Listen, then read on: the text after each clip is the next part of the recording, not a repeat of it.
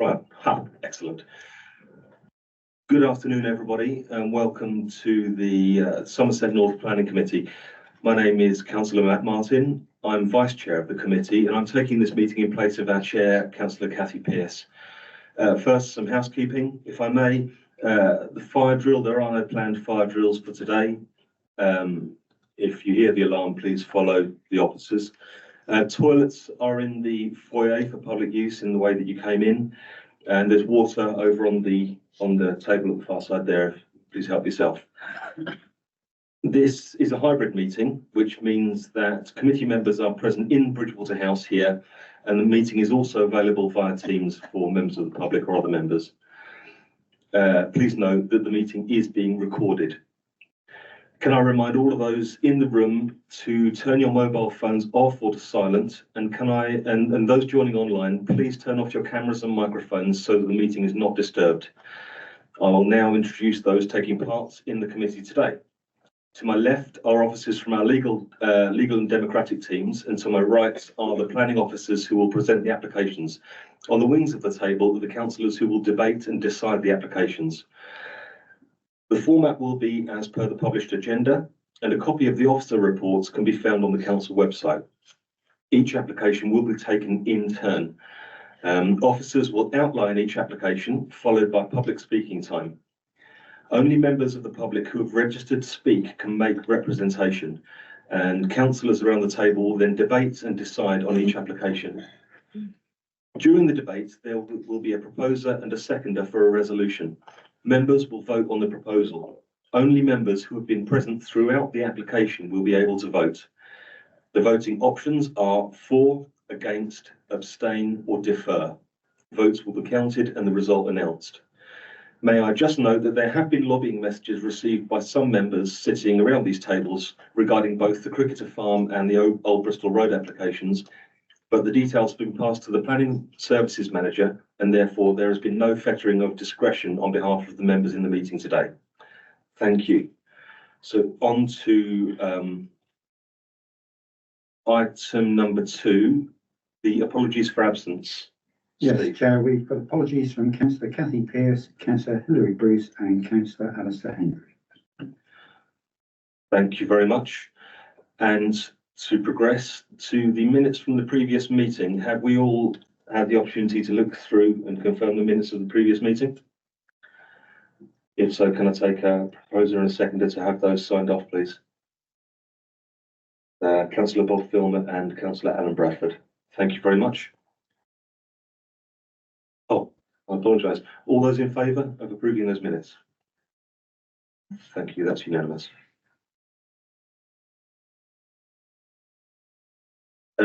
There is now public question time. This is with regard to items that don't directly affect the agenda. For each individual item, you'll be brought forward to speak as we go through the items. So there are no registered speakers for public questions, are there? No. So the public will be brought up for each other application. So thank you for that. And straight on then to the, oh, I do apologise, declarations of interest. So members, can you raise your hand if you have a declaration of interest, please? So Councillor Filmer. Yeah, I've got a couple if I can. They relate to the application in East Brent on page 21 and the application on page 143 in Breen.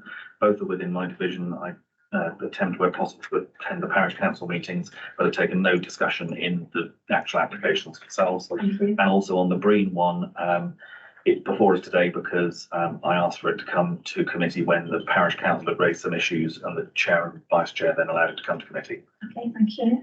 Councillor Grimes. Thank you. Yes, actually the same as Councillor Filmer, page 21, 143 in my division. Also taking no discussions in any part. Thank you. Councillor Bolt. The cricketer applications, they're on my division, but I've taken no part in any discussion. And Councillor Murphy. Thank you. Yes. Thank you. Yes, I have an interest in the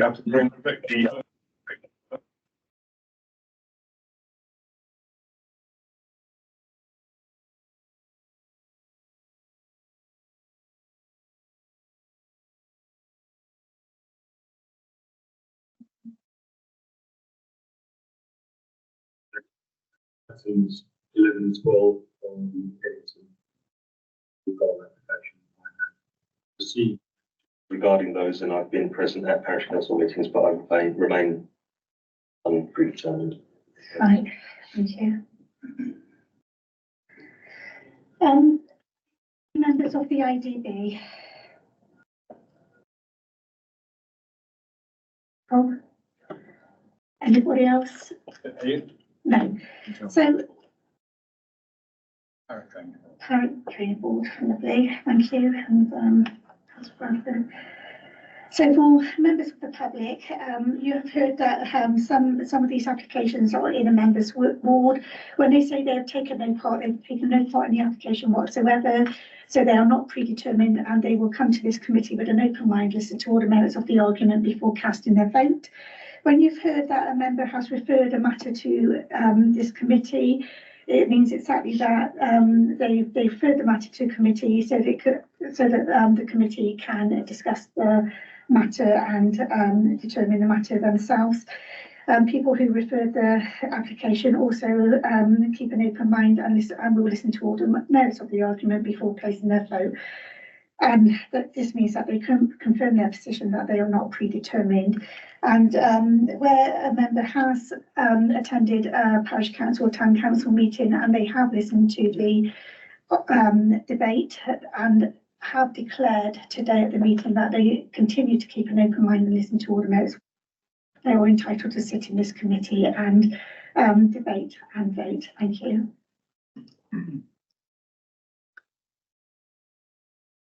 Thank you, Dawn. Okay, so to move on to the major part of the meeting, then we can start with item number 5 on the agenda, land of Northvale Bristol Road, and that is to Dawn, please.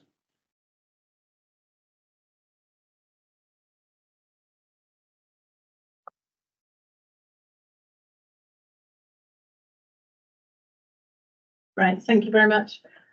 So this application was deferred from planning committee on March 12th to allow for confirmation of the affordable housing officer comments and the location of the affordable housing, some further clarification on drainage matters and consideration of the location of the play space to enable a greater degree of surveillance. So this application is approval of reserved matters. There is already outlined planning permission for this site, establishing the principle of development, which includes provision of 40% affordable housing. And there's also a standalone consent or a couple of standalone consents for the access into the site in terms of the main access into the site and the construction access. So for confirmation, this slideshow is an aerial of the site with the A Road sweeping to the right and Old Bristol Road immediately to the south of the site. And this site shows the site in greater detail, so you can see the properties on the opposite and the same side of the road and more clustered cul-de-sac developments to the west. So just in this area here. And a separate application has authorised the construction access, which is a direct access onto the A Road, which would minimise impact on the residents during the construction of the site. This is the red outline for the site, and the finger towards the rear of the site is proposed for landscaping and drainage. And this was the illustrative layout from the original outline permission, showing 3 main clusters of development with landscaping edges and a central sort of green corridor through the site. This is the approved off-site footpath, which was consented as part of 24, 22, 26. And the approved access in terms of pedestrian and vehicular. And the detail of the proposed pedestrian and vehicular access. And then this was the construction access that has been permitted straight onto the A Road. This shows the amended layout, so it reflects the original illustrative design for the number of properties. A number of the units have been updated because there were some questions about national space standards for some of the affordable units. So they have been updated, so all of the properties are now compliant. Consideration was given to the relocation of the leap, but there was insufficient space to locate the leap more centrally. without a significant redesign of the scheme.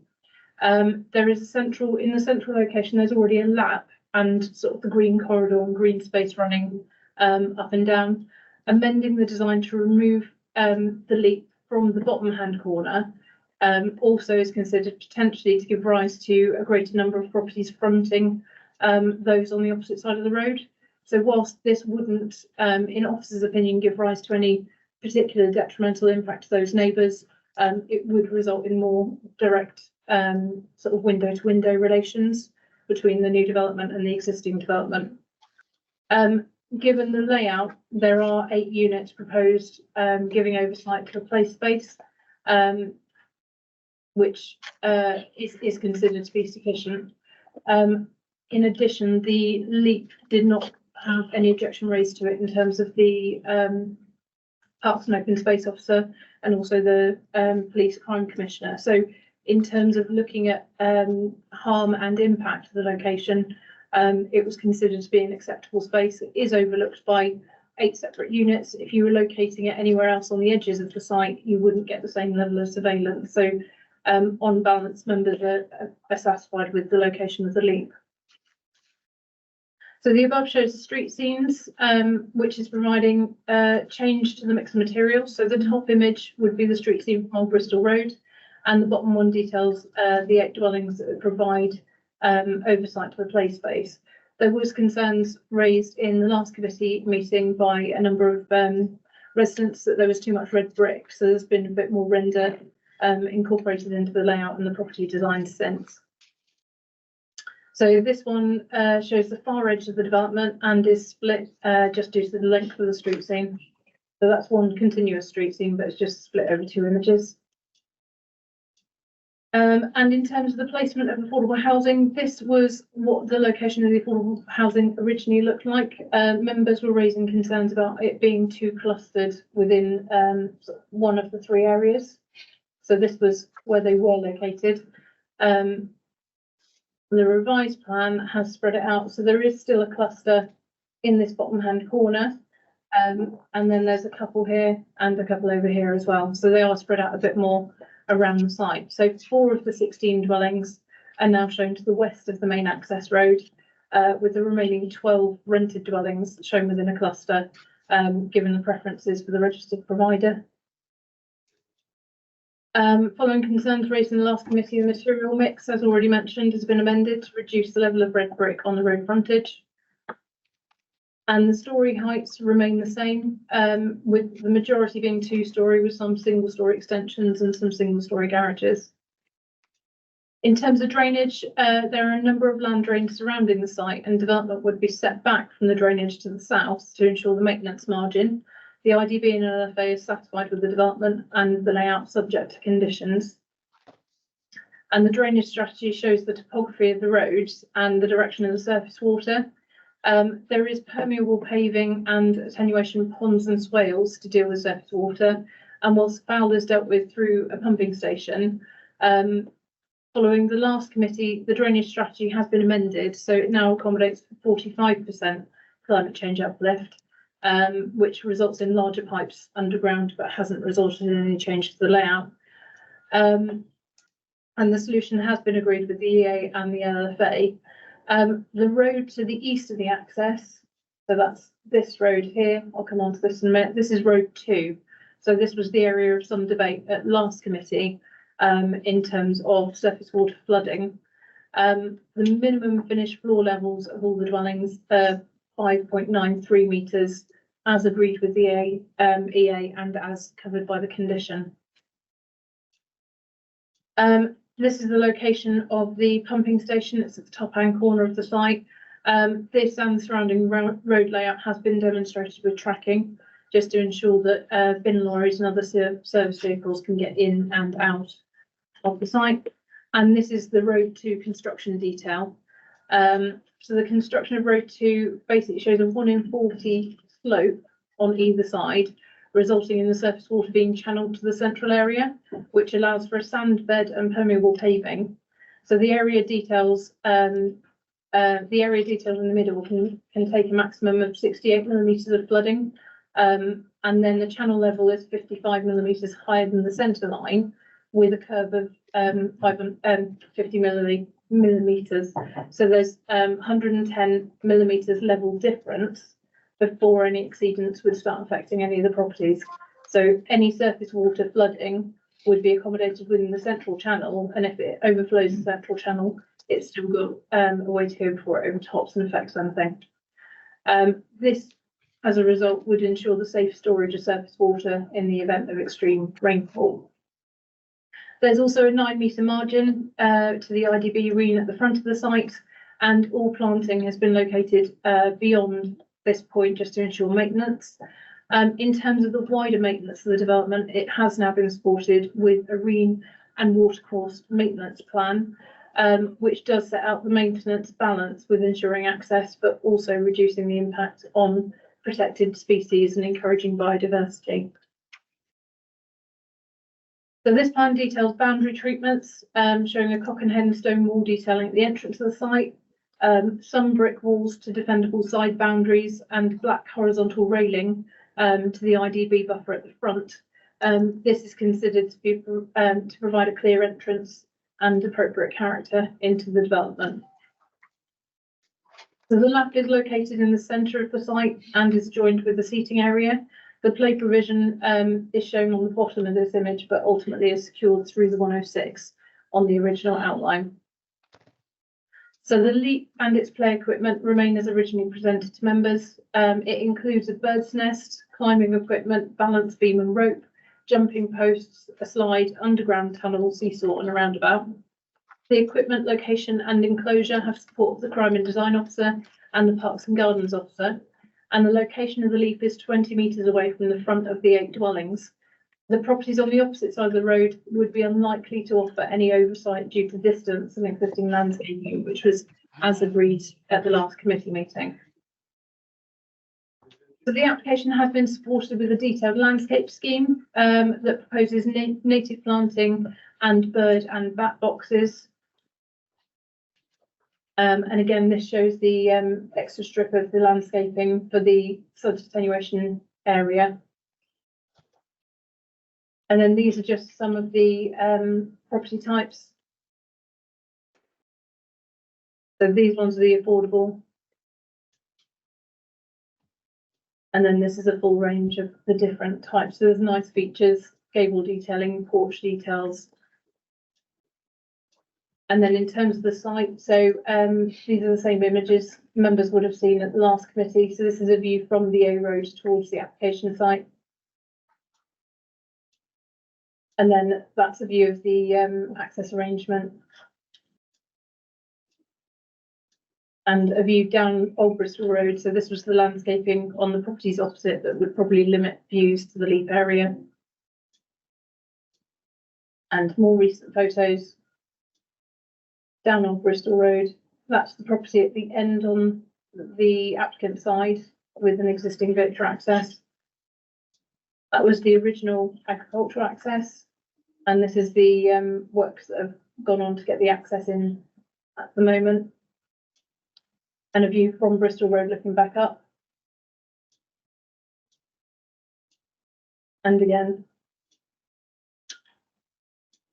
showing sort of similar designs of gable features on properties opposite and within the site looking back towards the properties on Bristol Road.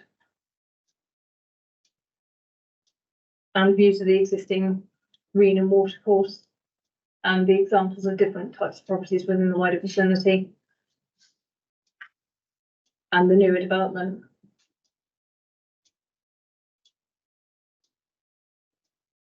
Okay, so the application was deferred due to questions regarding drainage. This has now been covered and is set out in detail in the report. The location of the affordable housing was amended to allow for the wider distribution, albeit the clustering of rented accommodation still in the bottom hand corner. So the number of dwellings were also substituted to ensure that all properties now comply with space standards, and the Affordable Housing Officer has confirmed support for the amended property sizes and locations. So the LAP and LEAP were specifically placed in differing areas of the site to ensure appropriate use of equipment with the older children to the southwest of the site, and the current location enables the greatest level of overlooking whilst minimising impact on adjoining properties. The technical consultants support the application and the proposal is not considered to raise any objection. So the application is being recommended to members for approval. Thank you. Thank you very much. So we can now take the public speakers. We have an amended list. So can I invite Miss Jane Watkins to come to the table, please? When you're ready to speak, you can press the talk button on the machine. Make sure you speak into the microphone, please, and keep an eye on the clock here being monitored by Steve. Thank you.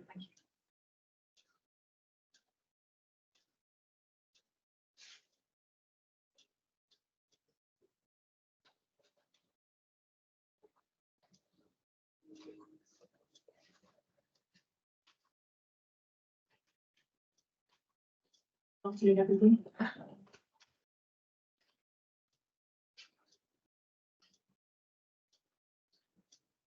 Duncan Harvey, the Affordable Housing Manager, reminds us this development secured planning permission by exception to deliver affordable homes. His consulting comments raise issues concerning lack of integration, no justification for monthly shared ownership homes, and a failure to apply the most recent HNA criteria.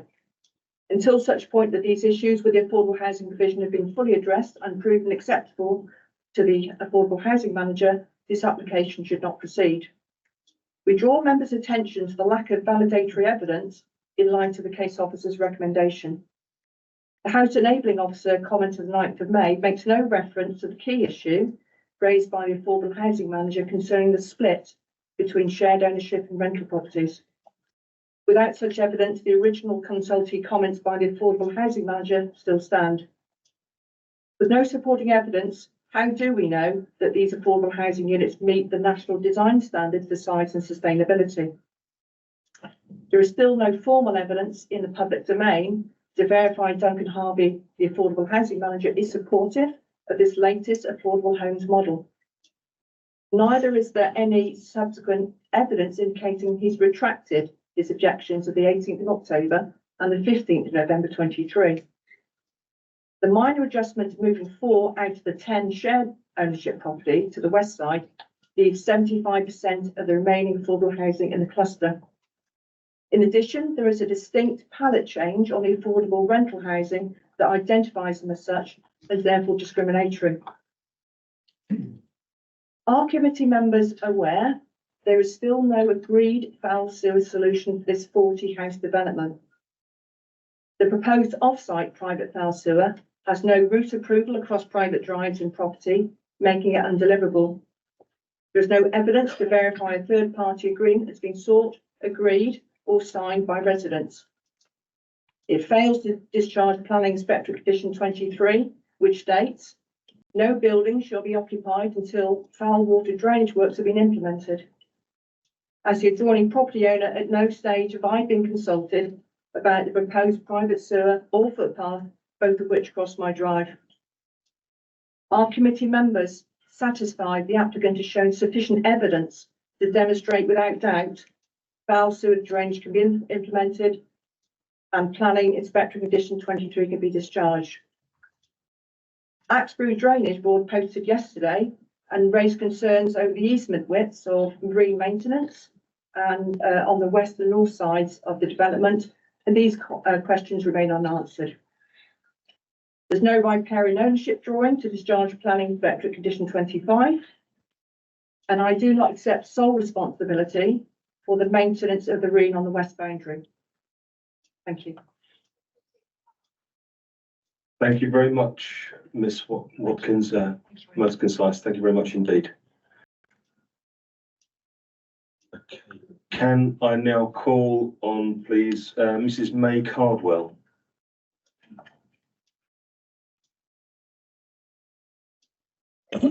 Once again, Mrs. Cardwell, just press the start button when you're ready to start speaking and make sure you speak into the microphone. Thank you.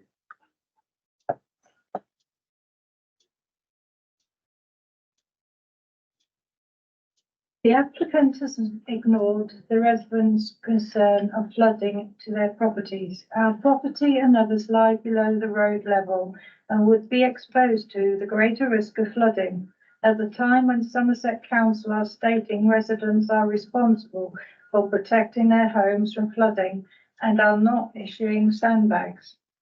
The draining infrastructure and a tension basin at the depth of 1.5 places drainage pipes on their joints permanently below the table level, increasing their risk of failing. The discharge into the Reen is shown at 4.8 below the winter Reen recorded level of 5.6. Therefore, the swale will not empty, leading to localised flooding.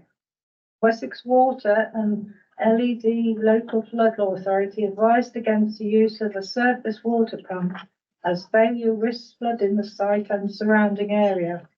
The previous case officer on the 12th of March meeting commented that the use of surface water pump was not ideal. The exceedance route draw shows flooding will occur in the southeast corner and the main adopted road, with 3 climate events on the increase and rainfall this February alone to have doubled. The design fails to meet the flood resilience criteria if 1 in a 100-year event. The Civil Contingencies Officer recommends a condition for a flood warning and evacuation plan for the site. Their surface water strategy fails to meet the latest planning inspectorate conditions.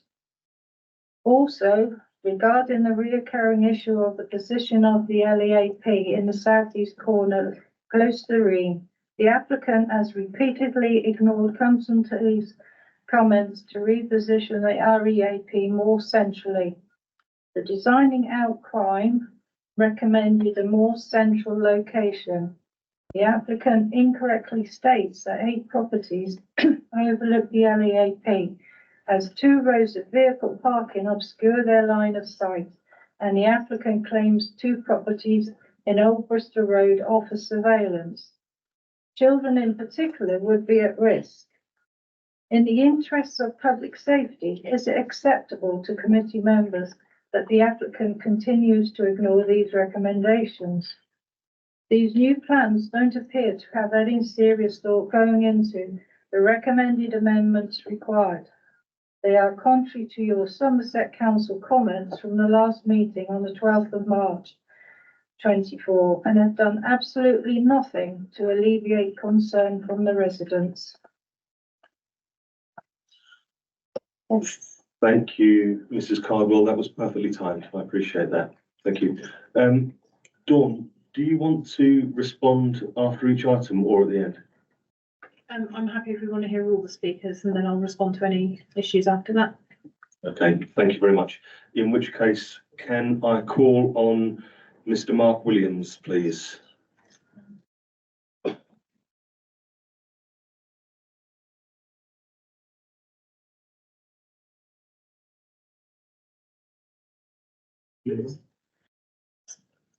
There is still a question over the ownership to provide, over the ownership of land to provide the permanent access to the development.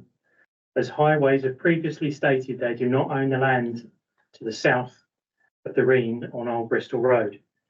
Therefore, according to their advice notes on section 38 of the 1980s Highways Act, they will not adopt the road, and therefore there'll be, or nor would Somerset Waste Partnership.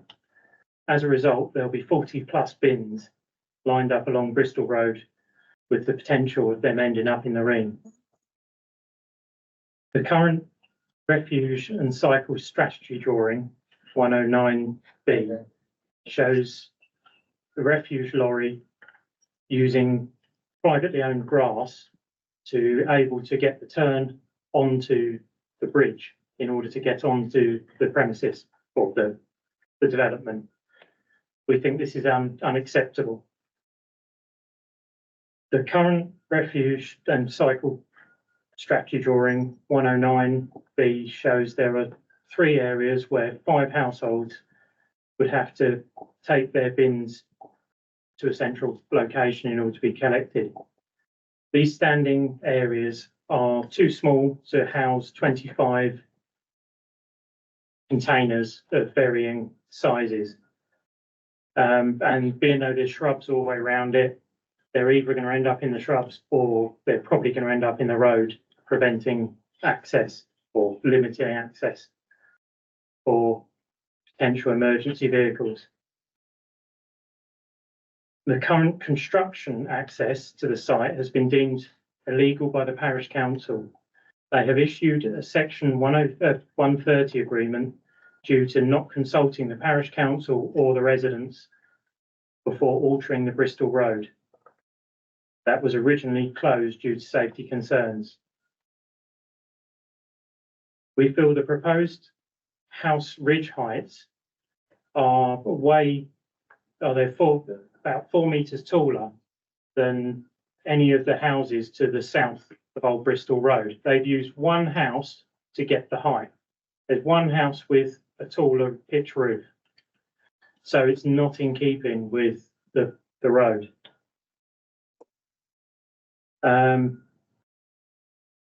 The documentation fails to mention about the area that is still owned by LVA, how they're going to access it, what's going to happen with it, as there's no access to it, and there's chances of vermin breeding on the site and causing problems to residents.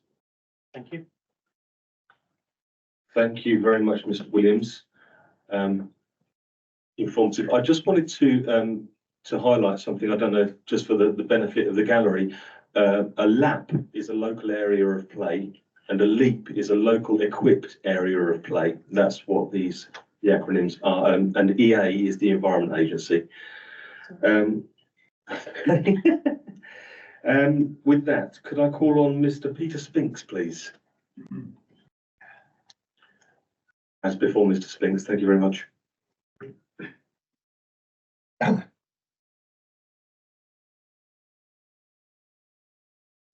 Thank you.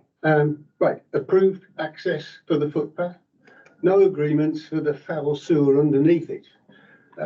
Old Bristol Road was originally a turnpike road between 1910 and 1915. The authority took over from the Turnpike Trusts and laid curbs, edges, defining the extent of the highway and its metalled surface. This quote is from a legal document regarding road ownership in court from the Attorney General in 1969. All land beyond the edges was not deemed as highway, including roadside verges. Sedgemoor and Walshingham have previously been informed of this condition. As normal, it's been totally ignored. We engaged with Somerset Highways over a 9-month period to clarify verge ownership along Old Bristol Road. Eventually, Highways backed down from their statement of ownership of land beyond the metal surface. This prevents the construction of the footpath and drain on the verge of Old Bristol Road. A full footpath in the road will reduce the road width to 3.7 metres. The properties of Eastville, Cloverdale and Sunnybank all have documents showing red line boundaries over the verge to the edge of Old Bristol Road. Again, all ignored. As the previous case officer stated, this is a risk for the developer to take. Another dumb ball offering? Furthermore, finding a site plan dated 1888, obviously prior to the road surfacing, we find the entrance to the field, reference TIE 547, the applicant's field to the southwest of the site, as the entrance to the site and for the site footpath and foul sewer. This being the case, the applicant is claiming ownership. As they are making that claim, then the same must apply to the existing ownership of the property driveway entrances from Old Bristol Road. The entrance of Cloverdale particularly, which has the original entrance to the orchard field referenced TIE 511, as shown again on the 1888 plan. This carries the same situation as the applicants. Consideration must be taken of the other driveway entrances. The Grange, ownership 102 years. Eastfield, ownership 58 years. Also, consider the property owner's maintenance of the grass verge during those times. At no time have highways ever claimed or notified legality of the verge to the property owners. Thank you. Thank you very much, Mr. Spinks. Thank you. Appreciate that. And finally, we have Mr. Bill Walker, who is speaking on behalf of Mr. and Mrs. Doyle of Capella, Old Bristol Road, East Brent.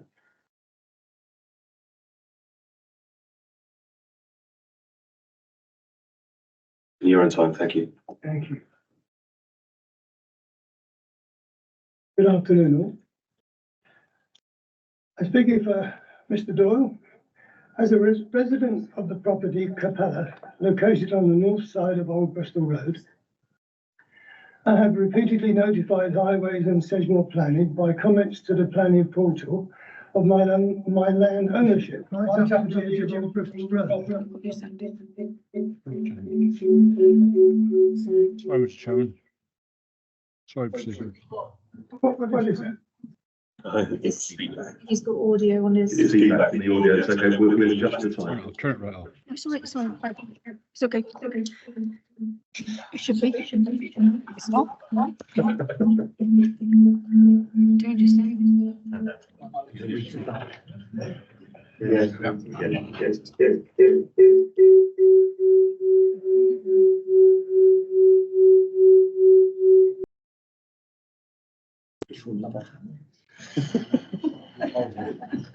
Sorry. I'm high chair, you can see that. Okay. No problem, Mr. Councillor Bradford, that happens to me on a daily basis.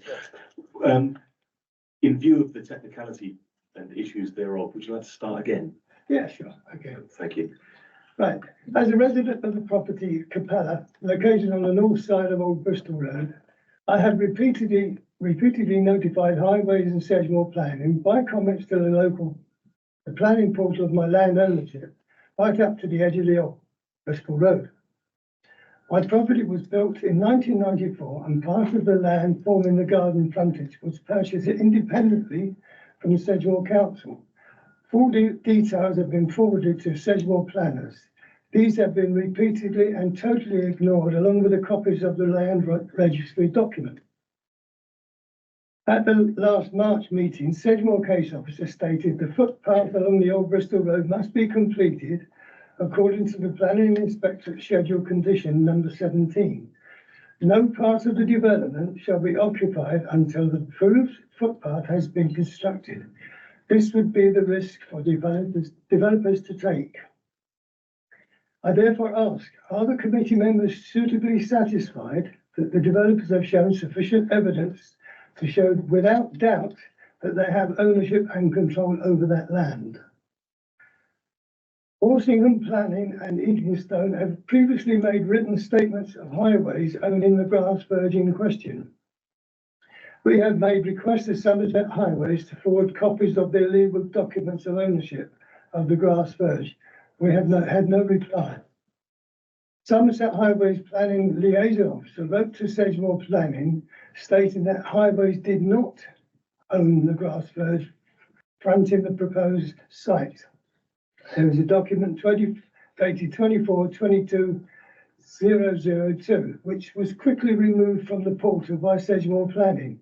Indeed, they stated that any inaccuracies that come to light regarding land control and ownership, including highway works either on or adjacent to the existing public highway, may ultimately seriously affect the delivery of this scheme.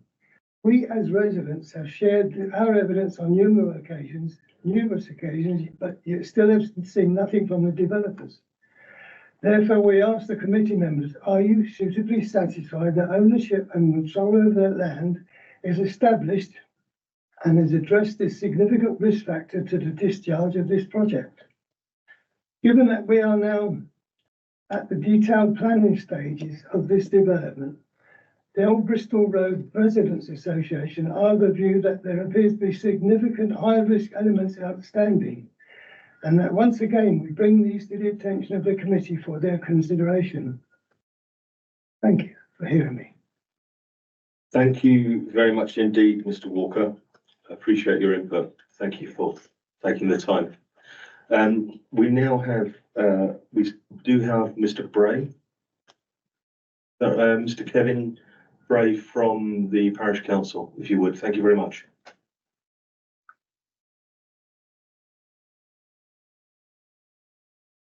Thank you, Chair. Afternoon, committee. The planning officer states in their recommendation that the council's affordable housing officer has accepted the proposal and that it's in line with the 2018 and 2023 housing needs assessment. That's not a correct statement, as the 2023 requirements say in all cases parking has to be adjacent to the house, as well as each home should have its own personal garden space. In addition, there is no evidence present that the housing manager, Duncan Harvey, has retracted his rejection of the affordable housing proposals as stated in his letter of the 15th of November 2023. The planning officer also states that the recommendation of the LEP location has been reviewed by the designing out crime officer. However, the crime officer's letter of the 17th of August 2023 stated he was not happy with the LEP location, and there has been no evidence to the contrary that he has retracted that statement. Neither is there any evidence from Parks. Finally, on highways. On the highways letter stated the 16th of April 2024, under traffic management plan, they state, we continue to have concerns that the submitted CMP states that the existing field access located off Old Bristol Road will be utilised during the initial stages of the development.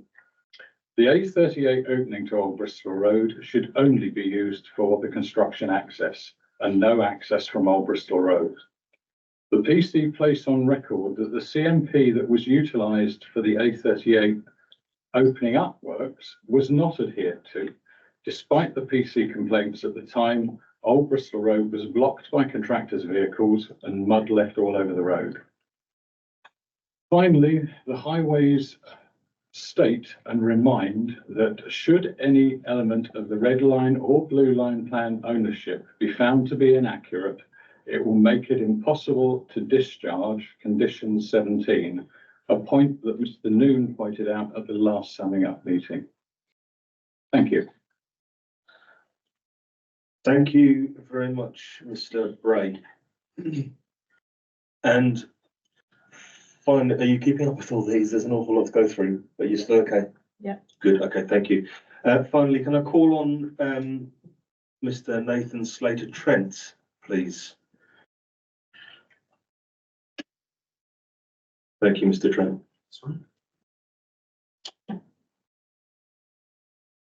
Good afternoon, councillors, and thank you for the opportunity to speak again on this application.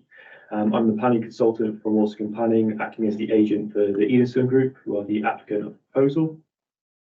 As already previously mentioned, the application was discussed at the March committee, where the council has determined to defer the application to allow the applicant to review the scheme. Following which, we've reviewed the location of the affordable housing and looked over at the LEAP location again, as well as clarifying the points on drainage. And for our representation today, we want to focus on the changes and the positive steps we've taken as the applicant to address them. So in terms of the location of the affordable housing, this has been amended in collaboration with the council's affordable housing team.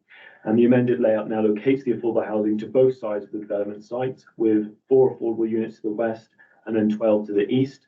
So the 12 to the east then reflecting the accepted clustering policy as mentioned in the previous committee meeting. The affordable housing is considered to be well located alongside the market dwellings, benefiting from good access to all the on-site facilities, including the public open space.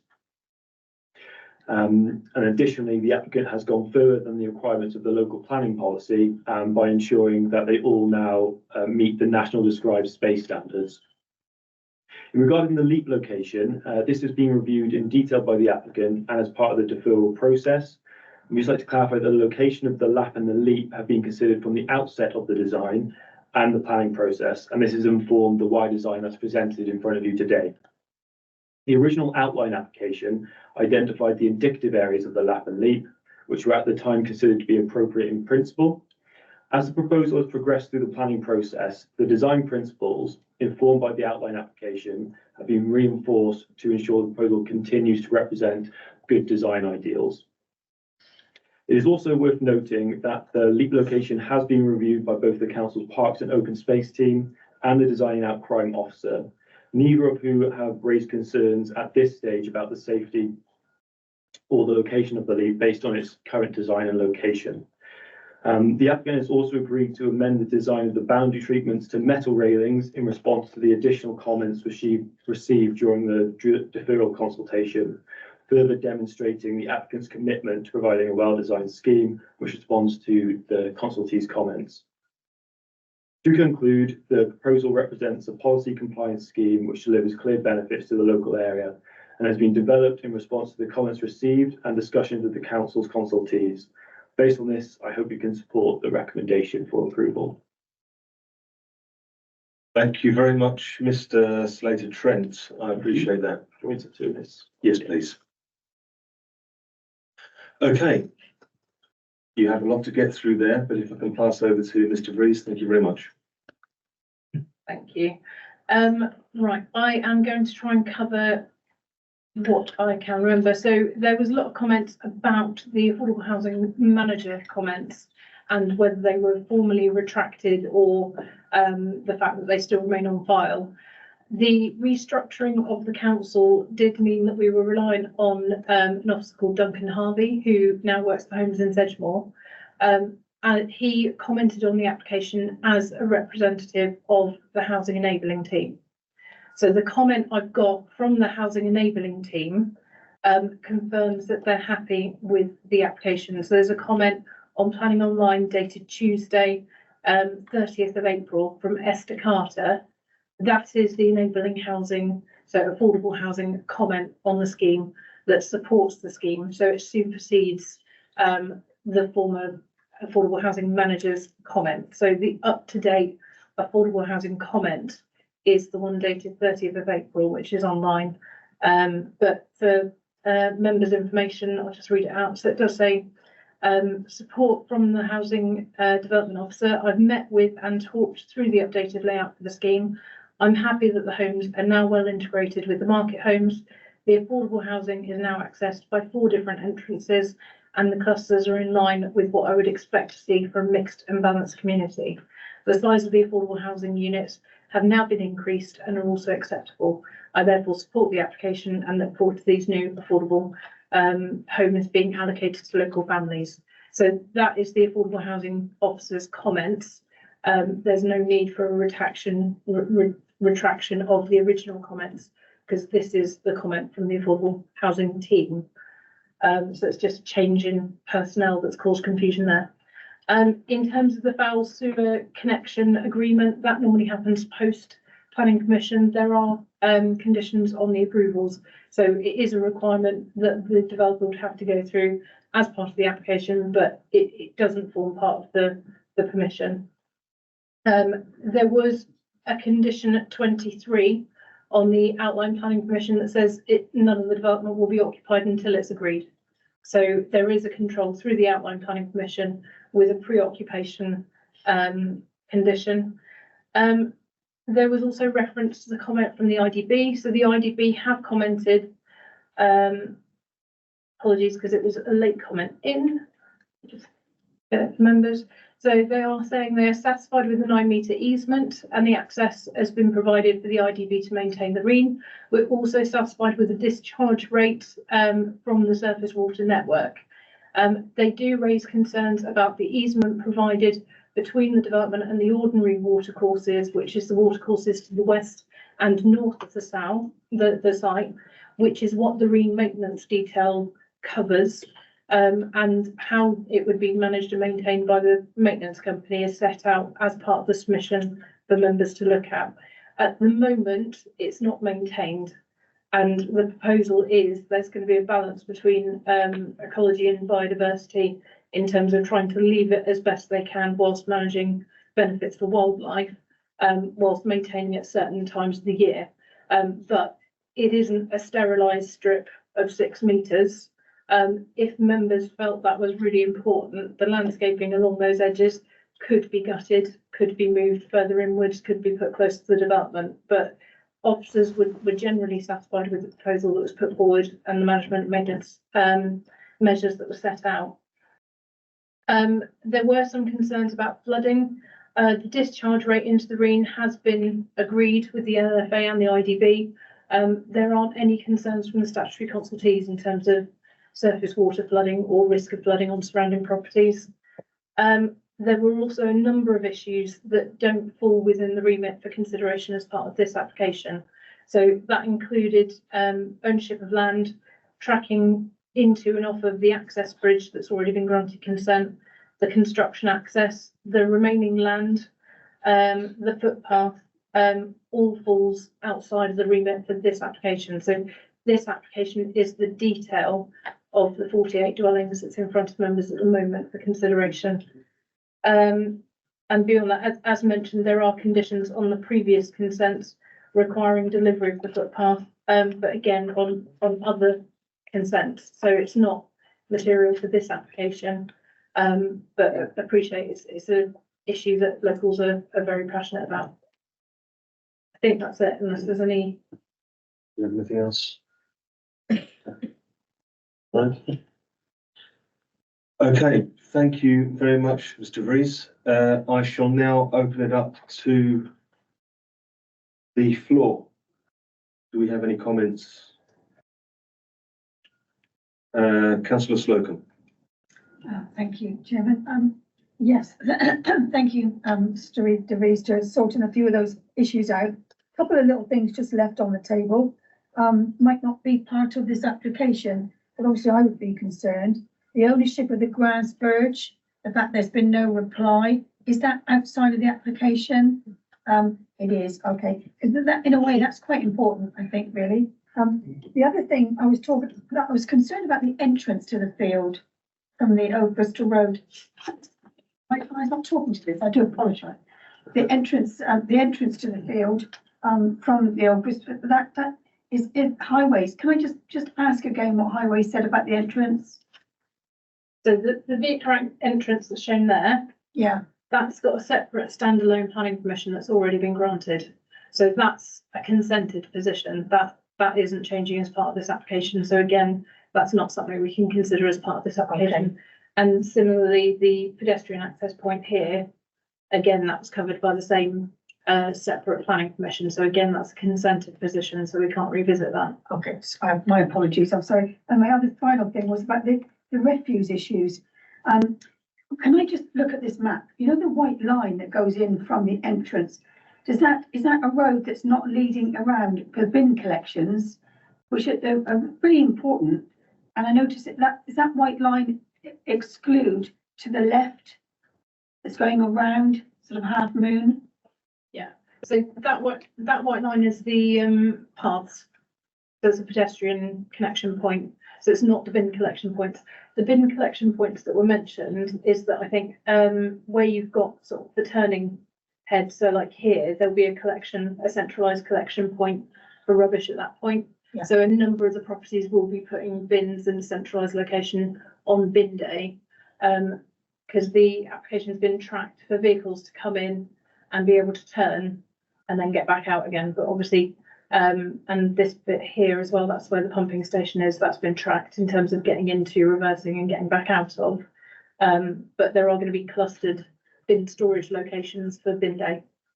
I was just thinking of the green bin. I know I can never pull mine at all anywhere. I wouldn't be able to, and that would mean that as well. Would it mean that kind of bin? I'm just thinking about the weight of one of these.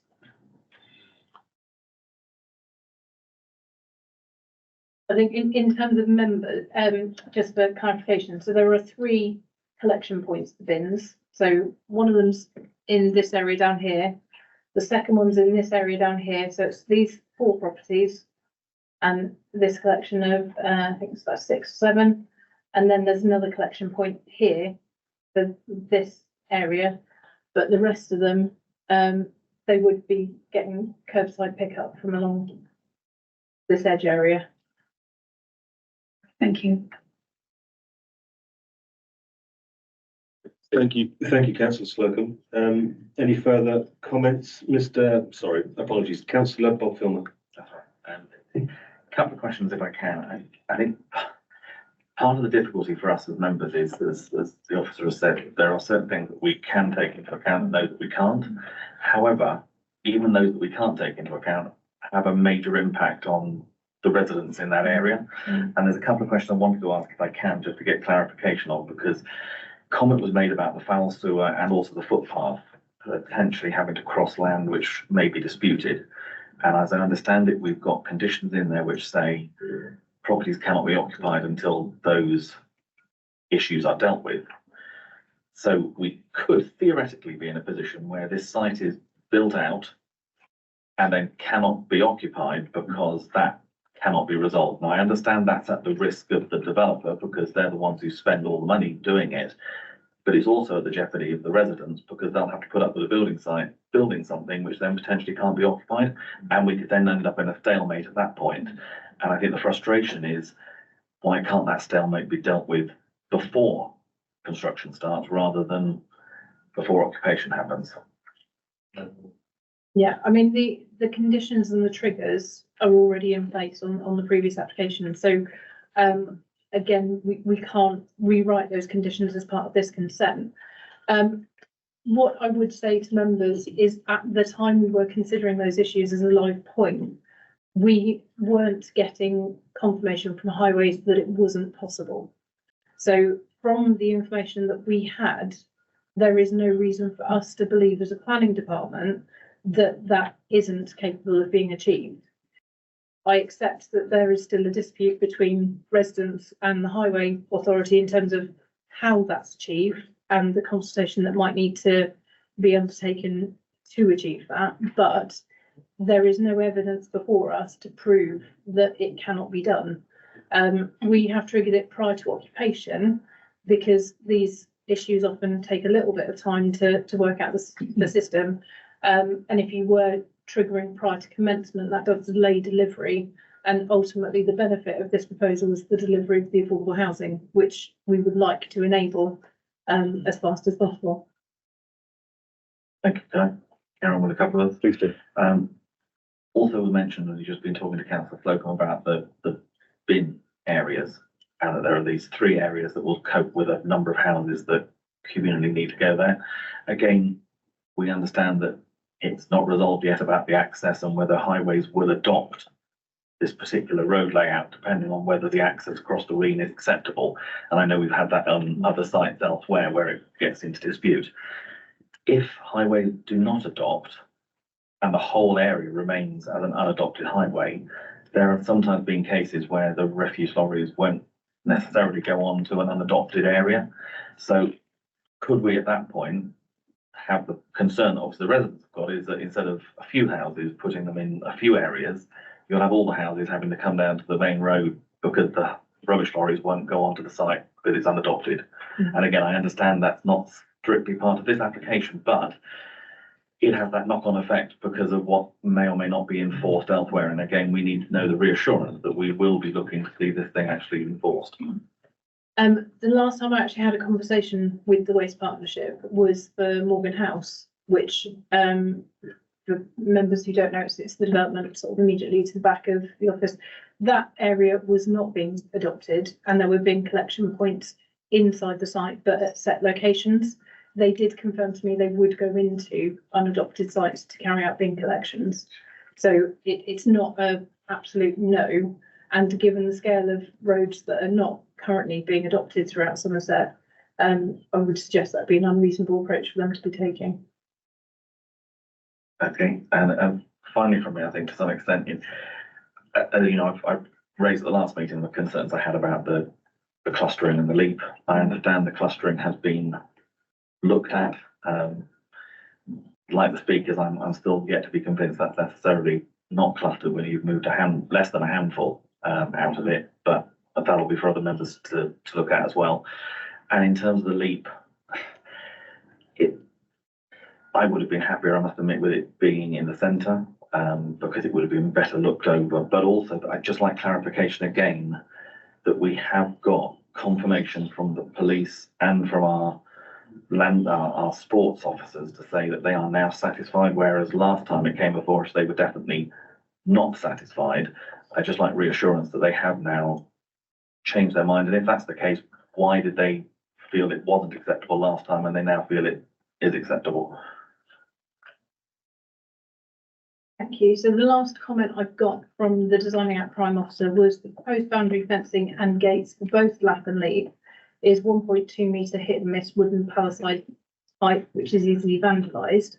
I recommend this to be replaced by round top metal railings and gates of the same height, which is more vandal resistant, easier to maintain, and aesthetic in appearance. Those amended plans were subsequently submitted by the agent, and they confirmed they were satisfied with that. Just to come back on that, I understand that about what the surround of the leap is, and that obviously what they put forward is better because you can see through it rather than it being the cross board. But that doesn't address the location of the leap, which is something they had previously raised as an issue. It wasn't just what it was surrounded by in terms of fencing.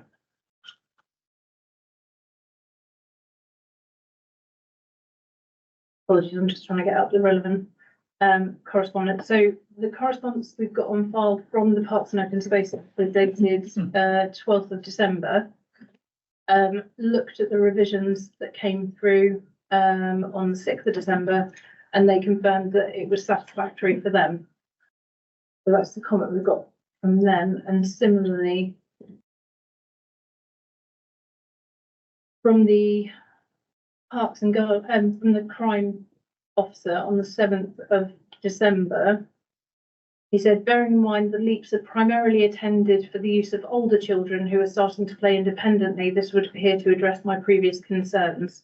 The leap should be capable of being secured at night to reduce vandalism and graffiti after dark and have a single dedicated entry and exit point to the gate.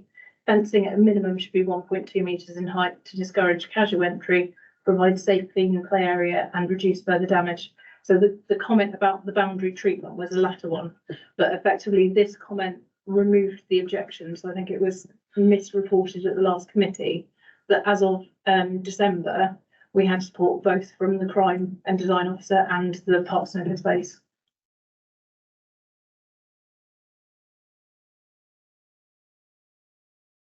No comments there. So we have Councillor Bold, please. I had to get my head around when we talk about ownership, especially after the estate up at Junction 23, which I can quite happily say I've been dead against allowing it to continue there without the proper entranceway in there, and I can understand why Highways wanted that. Highways, I haven't heard anything back from them really, or seen anything from them to say that they're happy, but it's just been told that, you know, they're not going to be doing that entrance anymore. Are we going to get into the same position here when over the footpath, when the ownership there is going backwards and forwards, the housing estate's built? Is it going to be enforced or not? Because that was an enforcement issue at Junction 23 and everybody shied away from it. And I don't want them shying away from this. Yeah, I think the developers in the audience, so can hear loud and clear members' comments in terms of ownership and the difficulties or challenges they have before them. As you say, it would be an enforcement issue. There are triggers on conditions that will stop them occupying any of the residential units until these issues are resolved. And then if it becomes an issue and they cannot deliver it and they are constructing or have constructed, it's an enforcement issue for further investigation. Yeah, if I could come back on that. What is the format for the people here that have actually spoken and obviously passionately? Where do they go when they find it's all built and then they see written down in the local paper, well, it's there, there's houses there, we need houses, we're just going to ignore the fact that they don't own the land that they've built things on. The conditions were put on for twofold. So the first reason for the condition was to ensure safe access for the pedestrians. So if it were delivered without that access, the question would be to County Highways, is there a highway safety issue with the potential occupation of this development without that connectivity? The second point was because we were looking at how well connected and related it was to the settlement, because under the exceptional release policy, it needs to be well related to the settlement. So we were satisfied with the connection points that it was compliant with that, and ultimately that's what the inspector concluded as well on the appeal decision, because it was approved, as you know, by the planning inspectorate. So the requirement for those conditions come under the highway safety policies, and they come under the T2A, T3, but one of the local exception release policies. So that would be what we'd be reviewing in the event that it couldn't be delivered, in terms of what the balance would be against that. So just trying to push on, because it might come up another ones maybe later. Whose decision is it? Is it the inspectorate, or is it subjective by one person within the council? If it hasn't been demonstrated and they start occupying, we could serve the breach of condition notice. So that's enforcement through us. They can then appeal the breach of condition notice, and it's down to the inspectorate in terms of the case put forward. If they know they can't comply earlier, we would be encouraging them to submit a section 73, which is a variation of condition, which would be a public application that would be setting out why they can't deliver, what the obligations are, and then it's for the planning officers to make that balance against those policies as to whether it's required or not. We did consider it necessary as part of the outline planning permission. Yeah. So there's no condition to say, if it goes down that line, that they've got to put the land back to as it was, that we can apply. As in after they've built out? If they find that they've built out and they still haven't got the permissions through because of ownership, Yeah. and so that they can't occupy it, and it gets to stalemate, is there going to be a time constraint on that? Yeah, so if they are breaching the condition and we haven't approved a variation of condition, then we could take enforcement action. And if we are taking enforcement action, they do not have permission for the development as currently consented. So it's then a decision for the council in terms of degree of impact, degree of harm, and sort of nature of the action. Okay, thank you. We'll take Councillor Slocum, then Councillor Grimes, please. I just wanted to ask, if I may, about the leap. I see the laps in the centre, the leaps on the edge, because that's meant for older children. No doubt the land area that's empty will no doubt be developed on later at some stage, obviously. Does that mean, I just don't like the location. I'm a bit concerned about the location to the roadway. But I can actually, I don't know any other, I don't know what a better alternative would be. And that's what I just wanted to ask, if there's any chance, because it just feels to me, if it is built out as it looks, then it probably won't, it'll be in the centre, but it is to that roadway, and I'm just a bit worried. Is that the only area they've looked at? That's what I wanted to know.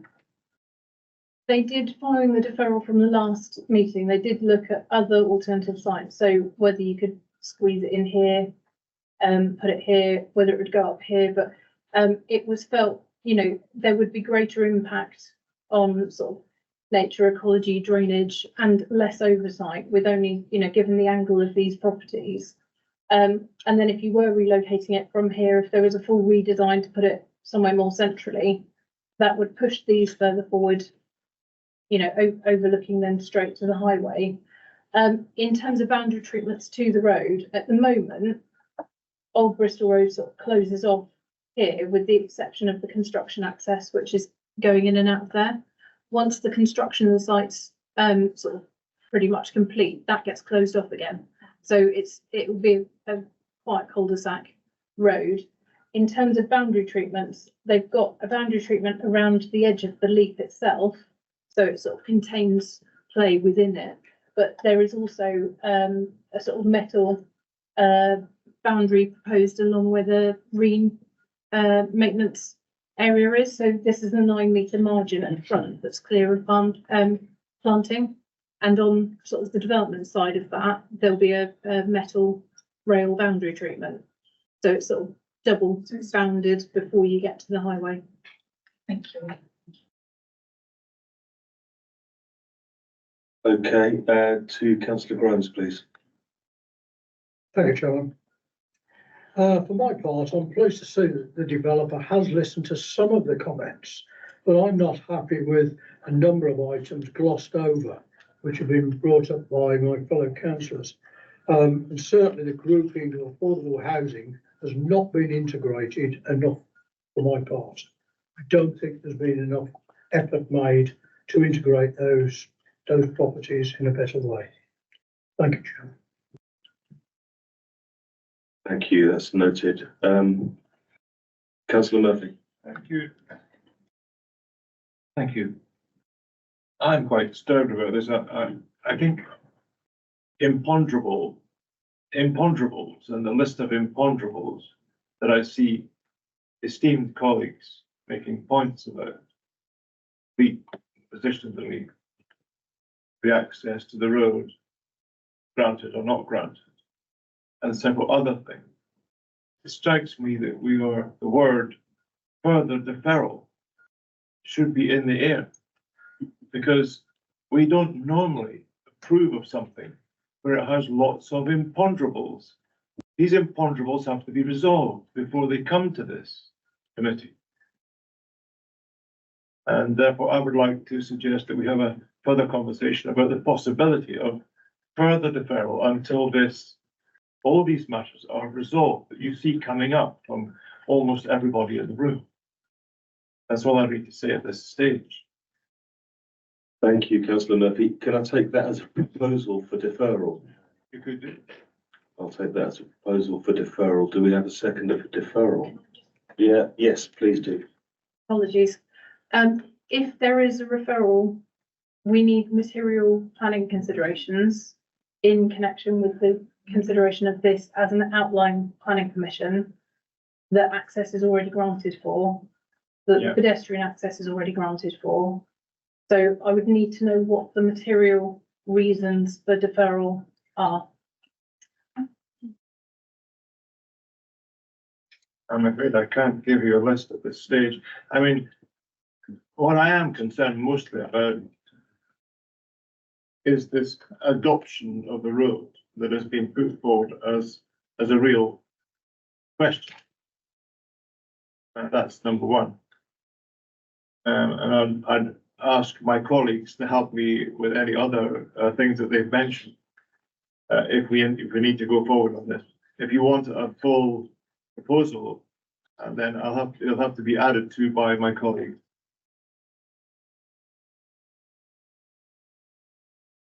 Okay, thank you, councillor Murphy. So at the moment councillor Philman. I'm probably not helping councillor Murphy here or myself, but the problem we've got is that the issues that have been raised about the highway, sewage, the footpath, are all things that are outside of this application in terms of we're not dealing with those as the matters in front of us. So if we deferred on those issues, we haven't got grounds to do it because they were part of the outline. The problem is we're still not convinced that those are deliverable, but that's only going to come out when this thing moves forward, were it to be granted. And that's the difficulty we are, and particularly the residents are in, and the developers, because there are these matters that are really going to be incredibly hard nut to crack. And I don't know that the applicants realise just how difficult the position is that they've got in delivering those things, which they've signed up to. And I think they will have got the message from today that those things aren't just going to be given up lightly because they were incredibly important when they were put into those conditions.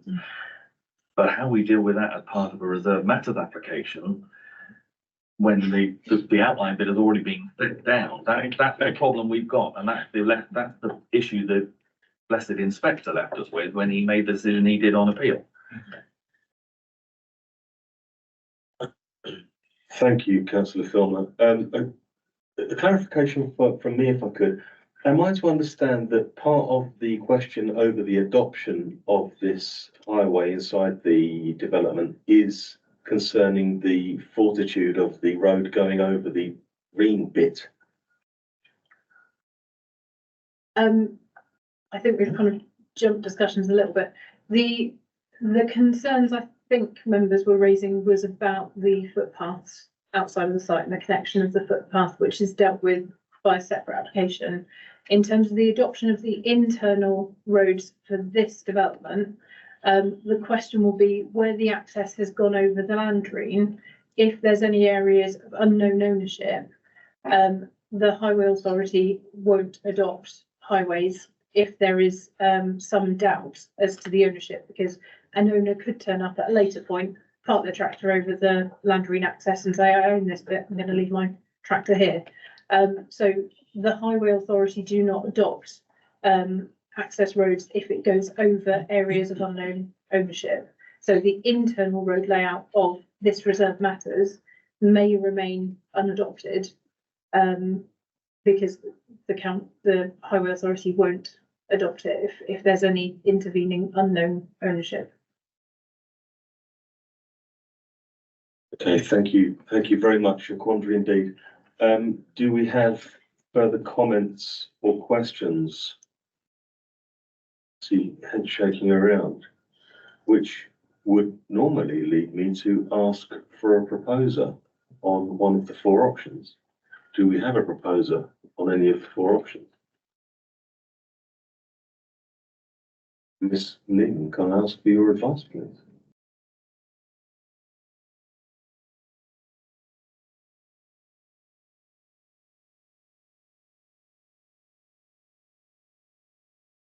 We're obviously going to have a decision.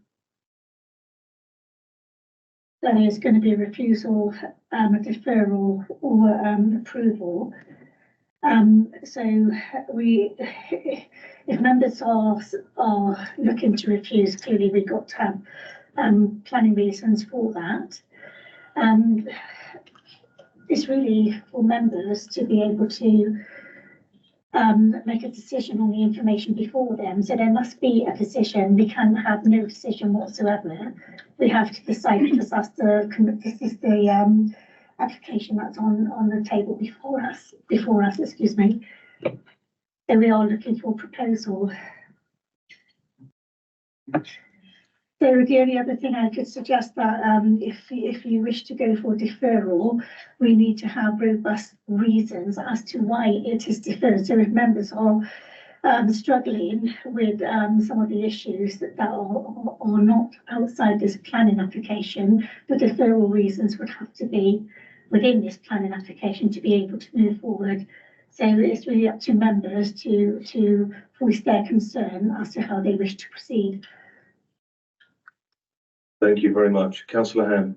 Can I just really ask a question? I mean, if we come up with a reason for refusing on a legitimate planning ground, the issues that we're really concerned about aren't going to be addressed at all. They're still going to be there. So how do we move forward on that one? I mean, how can we move forward? Is my question, really. That's a good question. Do you want to take that? I was going to say, for once, I'm actually pleased I'm not you guys. You, as a planning committee, you have got a very difficult role because your role is to look at whatever the application is in front of you, whatever the policies are in relation to that application, and make a decision based on material reasons relative to that site. Now, what's challenging about this site is obviously a lot of it is already established through the outline planning permission that was dealt with by PINS. There's a lot of concern about issues outside of the actual development in front of members for consideration at this point. The only thing you can look at is the detail of the 40 dwellings that's up for 4 members, the affordable housing balance, the detail of the construction, like the drainage. But the issue is you also have to take into consideration consultee responses. So on the consultee responses, you know, they are satisfied subject to conditions, and the affordable housing officer is happy on the revised layout. There are comments about the leap. There are 8 dwellings overlooking it. It's not an easy decision, and I don't envy the position you're in, because I'm just recommending it based on the policies that I've got before me and the recommendations that I've got before me. But ultimately, the role of this committee is to make decisions on applications, and they're not all easy and they're not all pleasant. If anyone does have concerns relating to the detail of the 40 dwellings, I'm happy to hear it, and I'm happy to work with you if you have concerns on it that you feel it should be refused on something material. But what we can't do is defer it or refuse it on something that isn't material to the application, because we would be unreasonable and then subject to costs. Can I ask then, as the affordable housing, the 8 houses overlooking the leap are all affordable housing? Yeah.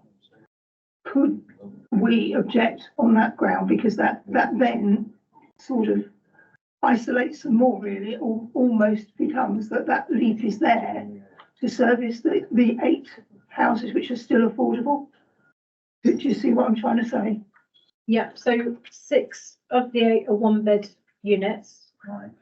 So there is accommodation either at first floor or at ground floor. So there's flats effectively over each other.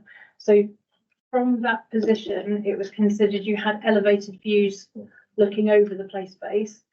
2 of those units are 3-bedroom family properties. So 2 of those units will have an affordable family in it that may have children using the play space. The other 4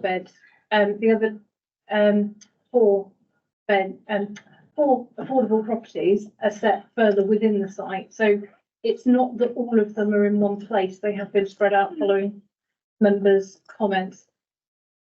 If it were a concern, you could raise it. But the question the inspector would ask would be what would the affordable housing officer say to it? And they are satisfied with the layout. Yeah, and it still wouldn't address the situation that we're worried about. Thank you, Councillor Ham. It's an interesting question, this putting the 1-bedroom properties overlooking the leap, but it has been approved by the officer as the appropriate officer, as we understand.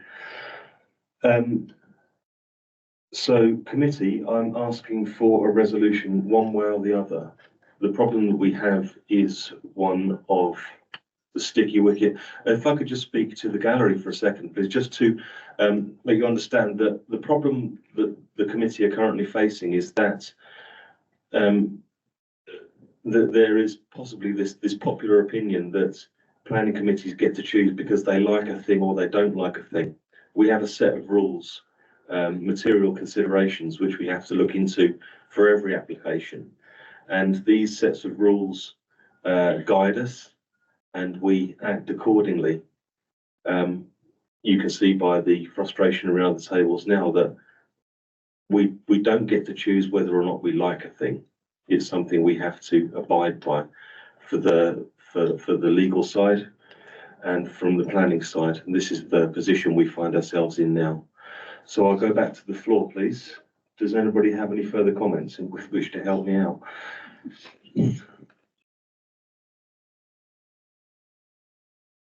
Councillor Bradford. I'm going to move the recommendation to support the operator's recommendation today. Right, somebody's got to make a move on it. You are proposing that we support the officer with approval of the application. Yes, I do.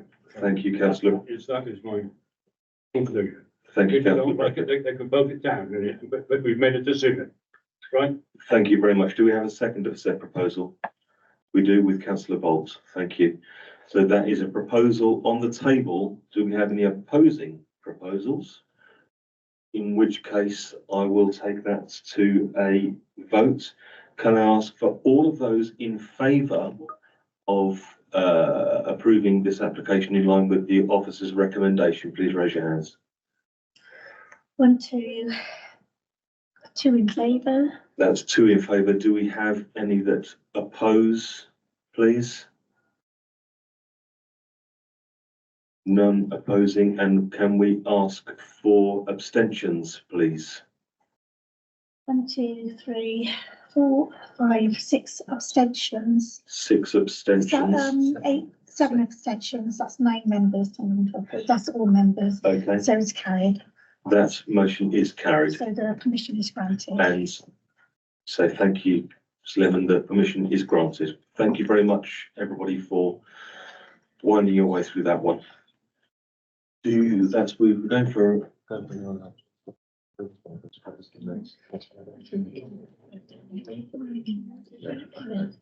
Okay, I'd like to call a 10-minute comfort break, please. Can I ask you all to be back in your seats by 20 to 4?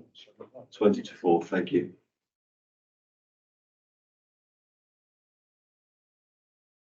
Okay, thank you, everybody. We're all back. So I'll draw us back to order if I can, please, and come back to item number 2. Sorry, I apologise. It's going to keep you going again. Yeah. So yes, the item on Beaufort House, which is being presented by Mr. Evans. And over to you. Thank you very much. Thanks, Chair. So this application relates to an existing care home located in the centre of Burnham on Sea. That is here on the map, indicated by the red symbol there. Just to the side of the, what's not showing? Just to the side of that, there's a car parking area. It's not coming up. Okay. So just to the side of the care home, there's a car parking area, laying flat standing, and with a number of outbuildings, mainly single story, but also 2-story in height, within that location.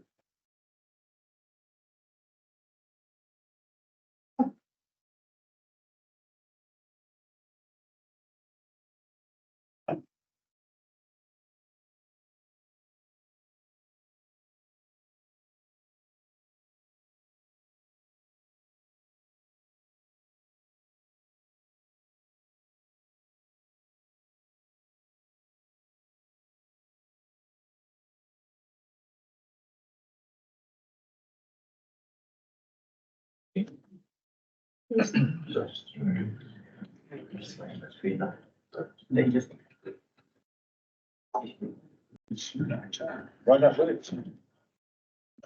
I'm sorry. Apologies to the gallery. We're just making sure that people online can hear as well.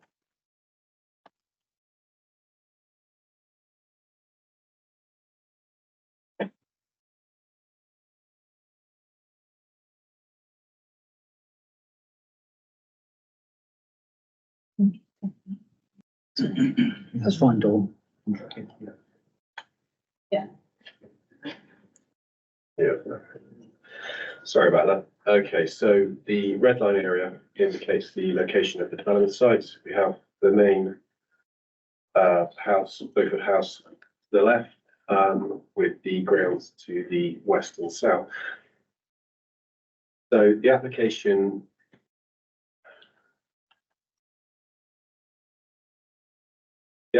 follows the submission of a similar scheme in 2023 for the erection of a new building providing self-contained residential units to be used in association with the care home, which provides elderly accommodation.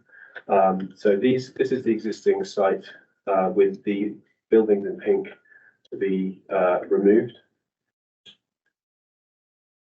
So as you can see, there are a collection of different structures, different heights, As I said, all use and ancillary capacity with the existing care home. The proposal is for the erection of a part 2-story, part single-story building, formed of an L-shaped footprint, close to the east and south boundaries of the hard standing area to the side of the care home. So this is a roof plan of the proposal. We move on to the floor plans. So we have single-story accommodation located along the south boundary, with 2-story accommodation located further along the east boundary towards the north of the hard standing area.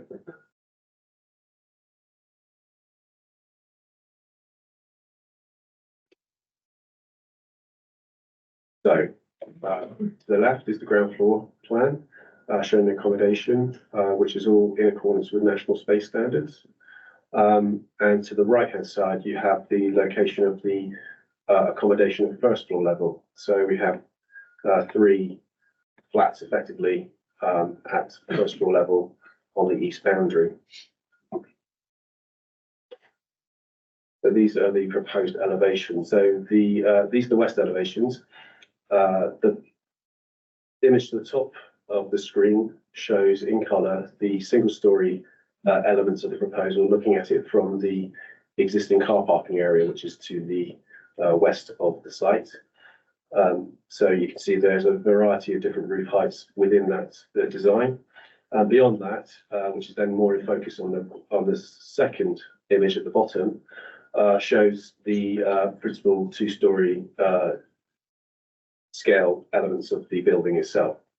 So we have a few gable projections with 2-story bay windows and finished in red brickwork and various detailing to provide a contemporary design and appearance. So this is a view looking back from the north elevation, looking at the north elevation of the proposed structures. So you have the 2-story element on the left-hand side of the top image, with the single-story facing into the site on the ground floor. On the bottom of the image there. So we have the ground floor accommodation located along this element here with various roof heights to break up the massing of the structure along that side of the site. One of the concerns raised within the previous application, which was refused on 2 grounds, was the impact on the neighbouring property to the south of the site. Previously, there were elements of 2-story accommodation located right on the boundary of that proposal. This amended scheme has sought to limit the amount of single 2-story accommodation to the east elevation. So if I run through these slides here, there was also concern over the replacement of the shared boundary with the external wall of the proposal. This element of the structure is now being set inside the existing boundary and has been reduced entirely to a single-story level, as you can see from the previous slide. So this is the rear elevation facing towards the properties to the south. This is the east elevation, which, as you can see in the red dashes, takes place of the existing structures that are on that boundary, which do form the boundary shared with that property. Dashed in blue is also a garage, quite a large garage, which belongs to the adjacent property. And this just gives you an idea of the scale of the existing structures, either to be replaced or those on the neighbouring sites. So as you can see, the massing of the built form is broken up with the roofs at various heights, but mainly replacing structures of a similar scale and height along that boundary. So we have some site sections which just illustrate the heights relative to the existing properties nearby. So we have Beaufort House, which is partly 3-story, with what appears to be a mid-20th century extension to its rear. So this will still remain a larger structure than what was proposed in the 2-story section of the building here. This is a view taken from within the car parking area to the west site. And again, you can see the neighbouring properties in terms of the context within which the buildings would be seen. And we run through the photographs of the site. This is the existing property. So you have the existing traditional frontage of the original building, with the latter extension to the rear. So you have the sort of mansard style roof with hanging tiles and brickwork. This is a view taken back from, so if you remember the previous section, this is a view taken from the west of the, within the existing car parking area, which is, as you can see, unaffected by the proposal. These are the existing buildings which will be removed, and these will be replaced by the single-story single-story section of the building, and the two-story element replacing here. As you can see, the sort of neighbouring garage in behind there, just for a bit of context with regards to the existing neighbouring gardens and properties. But these buildings to the fore of that boundary will all be removed and replaced. This is a view looking back towards the southern boundary with the two properties here. As mentioned, there was concern over the impact on the neighbouring properties, and it has been raised again within this current application. It's considered that the reduction in height to a single-story element only along the southern boundary will reduce the impact in terms of loss of natural light or visual domination, and the outlook from the windows on the rear of these properties and within the gardens should not be as significantly impacted as they were previously on the refuse scheme. So this area would be landscaped for a sunken garden, which would be used in association with the accommodation. As you can see, it's mainly tarmac, so the brownfield development we're looking at the moment isn't very well utilised at the moment, and it's considered that the proposal would be an improvement both functionally and visually over the existing buildings that are here at the moment, which are a bit of a mishmash of designs and styles. This is the existing elements of the building, which is used for ancillary storage and accommodation. This would be removed and replaced with the two-story elements that we saw on the plans. This is the view taken from the car parking area and entrance into the site. The proposal will be on the right-hand side, just out of shot of this existing, of this photograph. But as you can see, there's quite an extensive amount of car parking to the front and within the site. Again, this would not be affected by the proposal. Another view of the car parking area here. This is a view taken closer to the entrance to the site, and these existing trees, which are within the grounds of the site, will continue to provide screening, will not be affected by the development given the distances they are from the proposed building, and will remain unaffected. So in terms of the application, in summary, this is a second application with a view to overcoming previously refused scheme. It is considered that in this case, they've tried to address the issue of scale and massing that was apparent in the previous scheme in respect of its impact on the neighbouring properties. This has reduced the scale to the single-story height that it is on the south boundary now, as opposed to the two-story elements that were proposed previously. In respect to the design, visual impact on the character of the surrounding area is not considered that there will be a significant impact, given that the proposal was a contemporary form of architecture that will be in keeping with the character of the existing property, and will use similar materials. The other issue that was raised previously related to ecology. This has now been covered. The ecologist has raised no objection to the scheme subject to conditions being included, and also this would overcome the second reason for refusal that was previously given. So in summary, the application is recommended for approval, subject to the conditions stated in the report. Thank you. Thank you very much indeed. I would like to now invite the public speakers on this application, starting with Jenny Turco, please. Thank you, Ms. Turco. You have 3 minutes. Please keep an eye on the clock, and you can press the speak button on the machine in your front and talk directly into the microphone. Thank you very much. Whenever you're ready.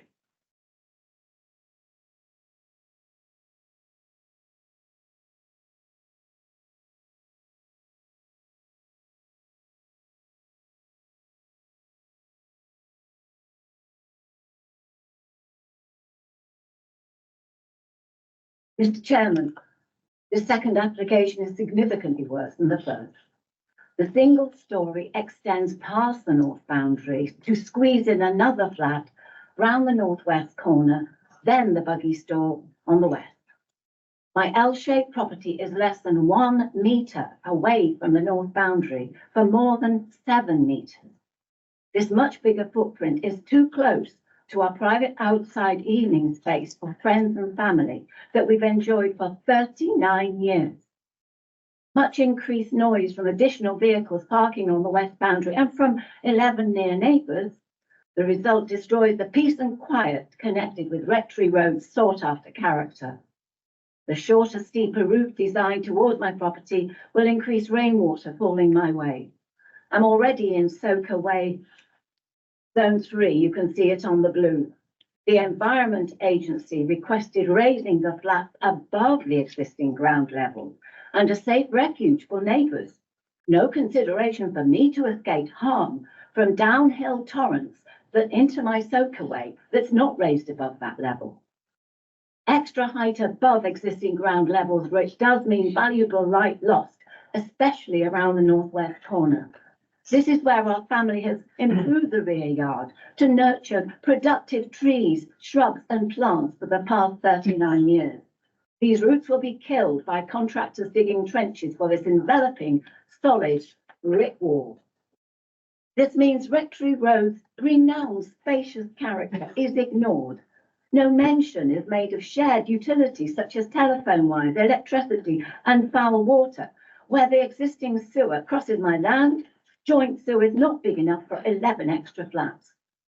Massive overload and unpleasant smells harm quality of life. Rights and privacy are ignored with no fire risk mitigation so close to my boundary. Report is silent about maintenance to the rear of the even more overbearing development. This would have to be done on my land because there's nowhere else to do it and no right to do so. Instead, a modern contemporary design, including zinc cladding, is imagined. The American Galvanizers Association advises avoidance of zinc in maritime zones as it rusts quickly. If doubts remain about this massive overdevelopment, you could defer the application until a site visit will definitely point out the confirmation of these facts and practicality. Thank you very much, Ms. Turco. I appreciate that. Thank you. Mr. Evans, would you prefer to take the items one at a time or all at the end? Okay, thank you. In which case, could I call on Mr. Graham King to speak, please? Whenever you're ready, Mr. King. Thank you.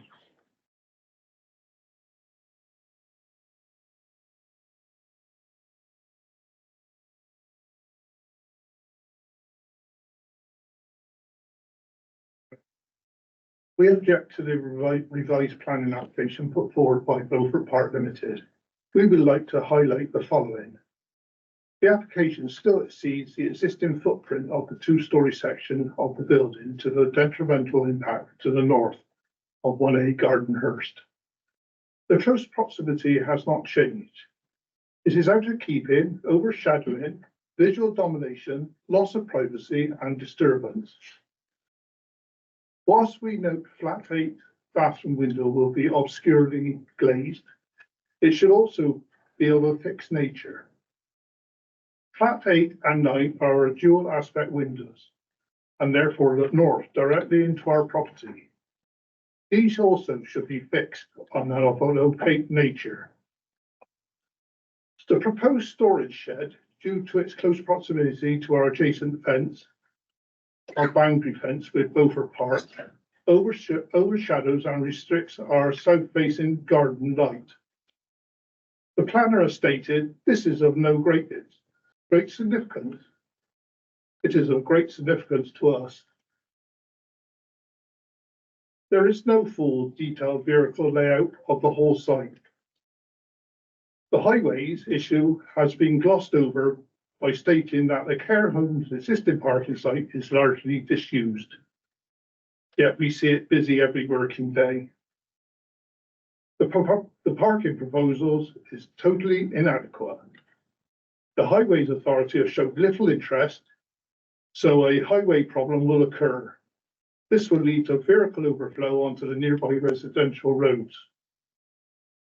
We note that the ground levels are to be raised. This is highlighting a flood risk and a concern for us all. I believe Sedgemoor's local plan D25 and D2 have not been fully addressed. The town council unanimously voted against the extension of 11 new apartments due to the adverse effect on residential amenities of neighbouring properties. The new build is out of character to the local surroundings. This revised planning application does not address the original reason for refusal. So we ask you to also reject this application.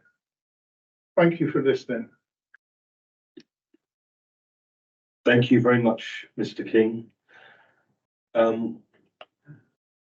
And finally, could I call Mr. Ian Stradling to speak, please? In your own time, Mr. Stradling.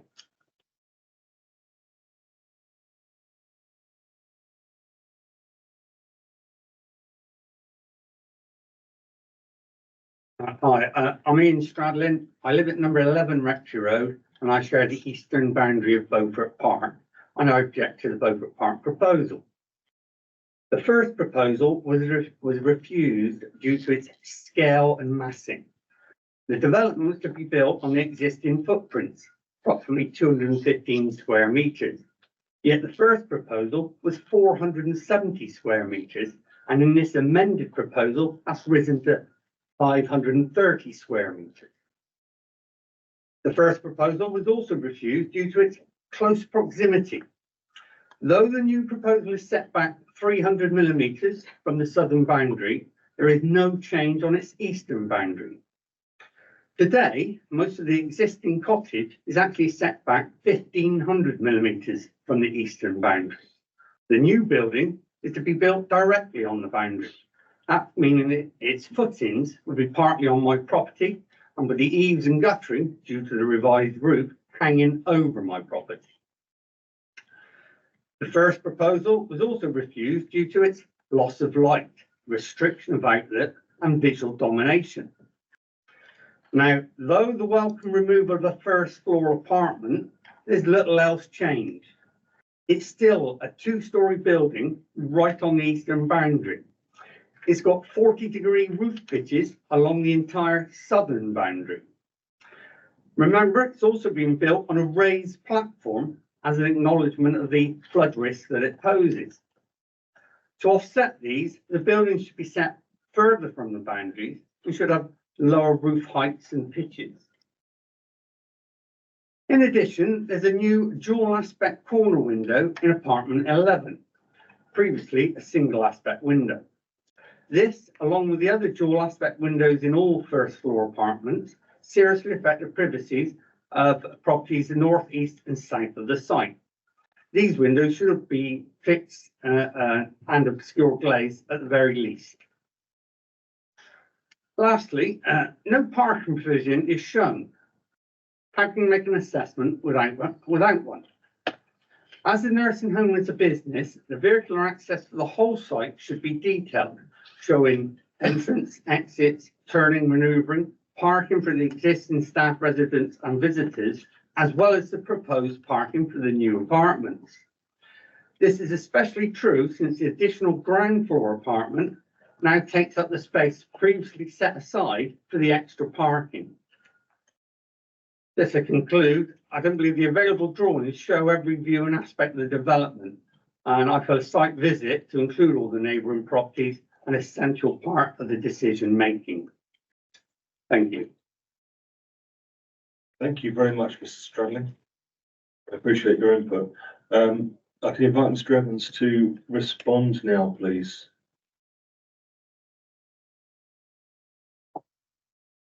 Thanks, Sharon.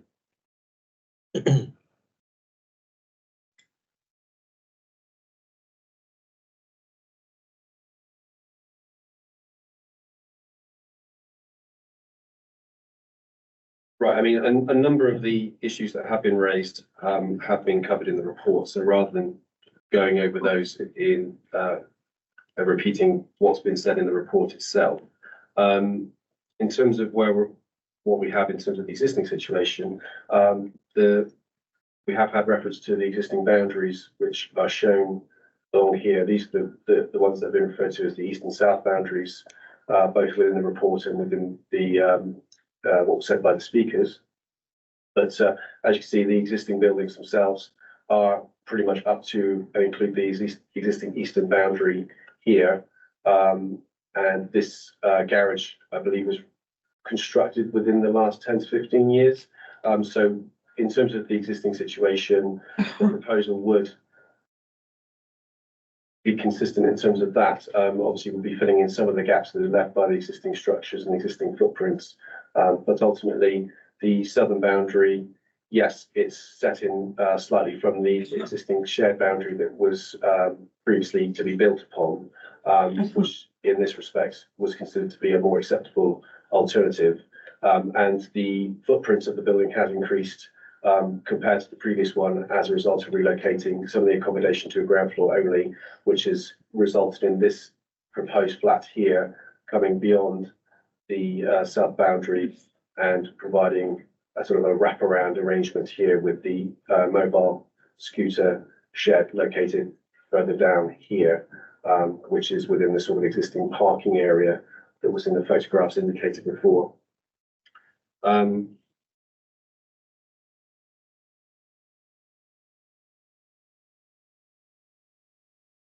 In terms of the window arrangements, there are, in terms of the north elevation at the first floor height, we have a window here which has been referred to in the conditions as recommended as being obscurely glazed.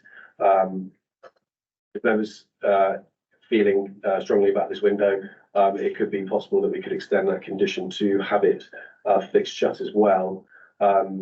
These dual aspect windows, I think, have been referred to within the report, but it was considered that based upon the footprints of the building, that while there may be some possibility of overlooking, given the size of the bay windows themselves, it's unlikely that it will result in undue overlooking going towards the north and south as a result, with these obscured and central within the existing site and obscured by the proposed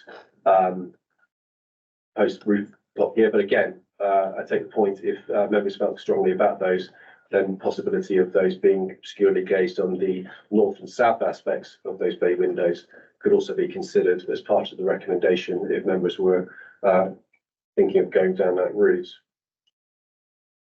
In terms of the parking provisions, yes, I mean, in terms of what we have, the existing hard standing area at the front of the site is to remain unaffected, and there are 3 spaces proposed to the south of the existing building here within this sort of landscape area here, which is shown on the plans just there. We've received no objection from the Highway Authority, who have recently confirmed that that's their stance this time round as well.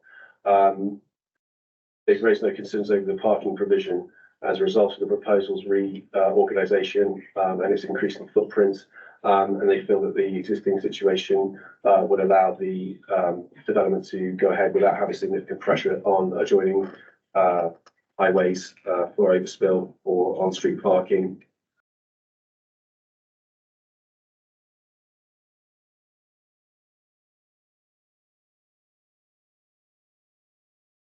In terms of the design itself as well,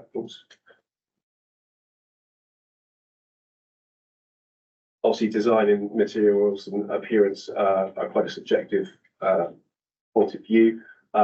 It was considered that based upon the design that we received, that it took certain aspects of the existing building and provided an element of a modern interpretation of what was considered to be the more traditional elements, such as the 2-story bay windows, with the existing 3-story extension at the back, which maybe not taken as the sort of template for any future proposal, but it incorporated aspects such as the hanging tiles and the brickwork as well.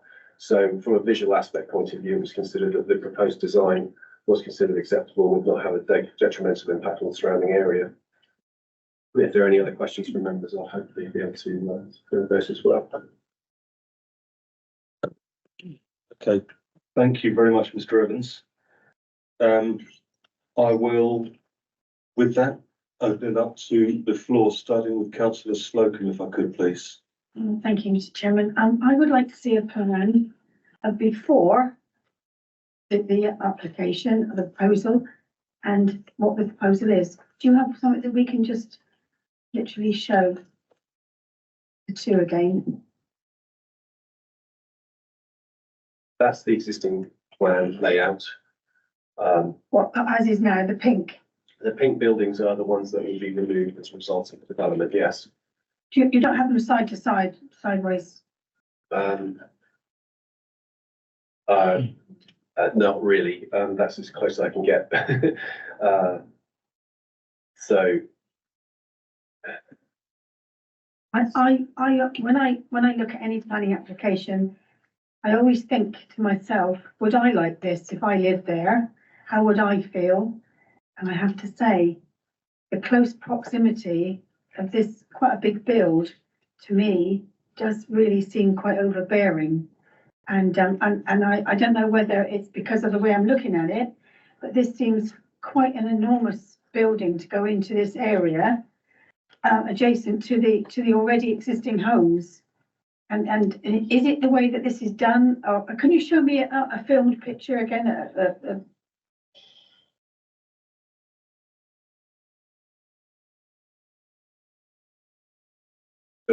Are we talking about the? Yeah, it's really hard because in a way I can see why people are saying, look at it, because it's very difficult, but this is actual homes back here, isn't it? So yes, we have one house here. So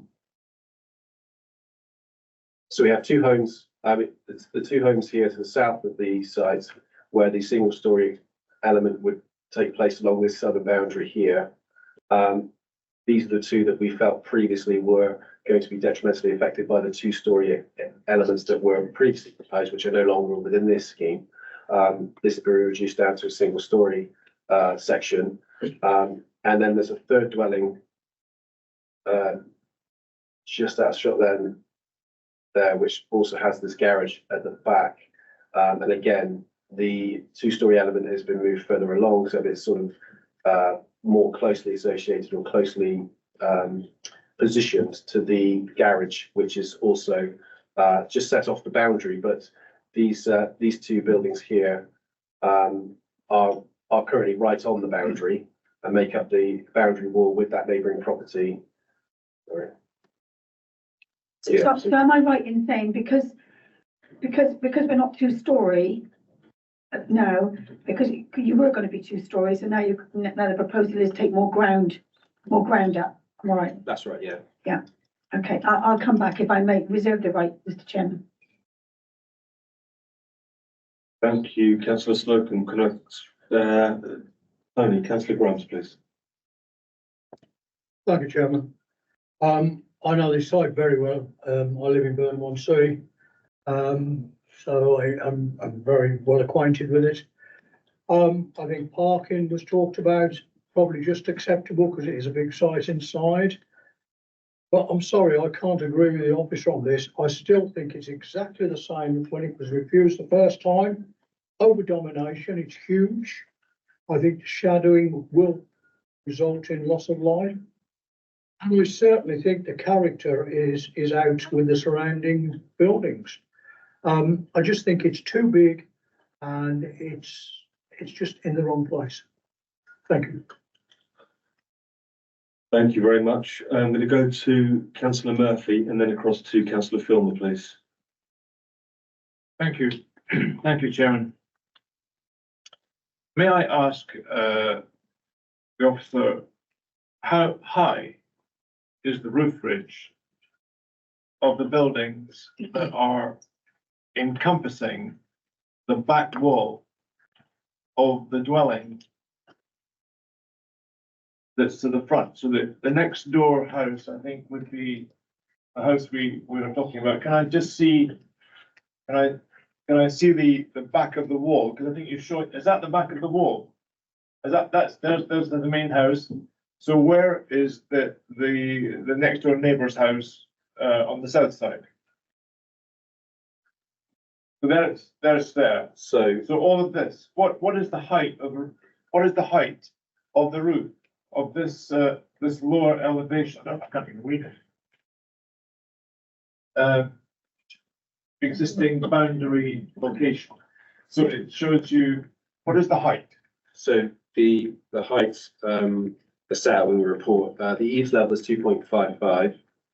So the top element here, the south element, About 5 meters, isn't it? 2.55 meters is the eaves, which is where the guttering is. And then the other elements, the ridge lines, which are slightly staggered, are between 4.4 and 5.85. So almost 6 meters, which is 18 feet high. I mean, I actually live not in Rectory Road, but I live a couple of streets beyond Rectory Road. I walk around, lots of people walk around this whole area as an exercise, an evening exercise, and I'm quite well acquainted with this particular area. And I think I have to say that I, first of all, agree entirely with Councillor Grimes that you have created here, or helped them to create, a much bigger footprint in that well of an area, pushing out any car parking that was there and developing up to 18 feet above the ground. And I think, I can't remember what the wall is. I don't know them very well, but I don't actually visit that area in that house. But it looks to me that the wall is what? No more than 2.5 meters. So we have 2.5 meters, that's 6, 7 feet up to about just over my head. And it's now 18 feet. And I would suggest, Mr. Evans, that that is not acceptable. It's definitely overbearing. It's not overlooking because there's no windows there, but it's overlooking to them inside it. And it's actually, I think, casting a shadow is without doubt. It's changing the whole aspect of a house that's been around for probably 40, 50 years, maybe more. The second thing I want to say to you is this idea, I was very interested in what the lady said. She mentioned this zinc business. Well, zinc is actually a sacrificial material. You may know that galvanized columns are galvanized with zinc in a zinc bath because zinc rusts first. It's sacrificial. It saves the rest of it underneath, supposed to be. And I can't quite understand the comment made by Mr. Evans, whom I, by the way, have the utmost respect for because he's a fantastic professional, no question about that. And this is a big deal for this project. It's a big deal to try and save this in the right way. And I don't see any reason why they can't have some form of expansion. But this bit here is definitely, it's what I would call, it's described in the book of good words here as unneighbourly. It's unneighbourly, you know. The whole, if you are living somewhere where you've got a wall that's 6 to 7 foot high and someone comes and builds a wall of 18 feet high, you've got to have a say in this. There's no question you have to have a say. So the next thing I want to talk about is parking. Because you are having to, in some respects, increase the footprint, make it a slightly bigger area, you are excluding parking internally in that whole area, almost excluding it. And I see you're trying to, and lovely, you're putting a lovely little roundel to make it into a nice community area, perhaps. I like that. But at the same time, you're excluding parking. And we have got, I don't know, I was looking at this, there's Allendale, Home Lane, and Beaufort, and Stratton House hotels, residential homes in that street alone. Plus, I think there's a Sky B&B in that street. It's this parking all the way along because of staff from these nursing homes. We call them nursing homes, residential homes, retirement homes, whatever you want to call it.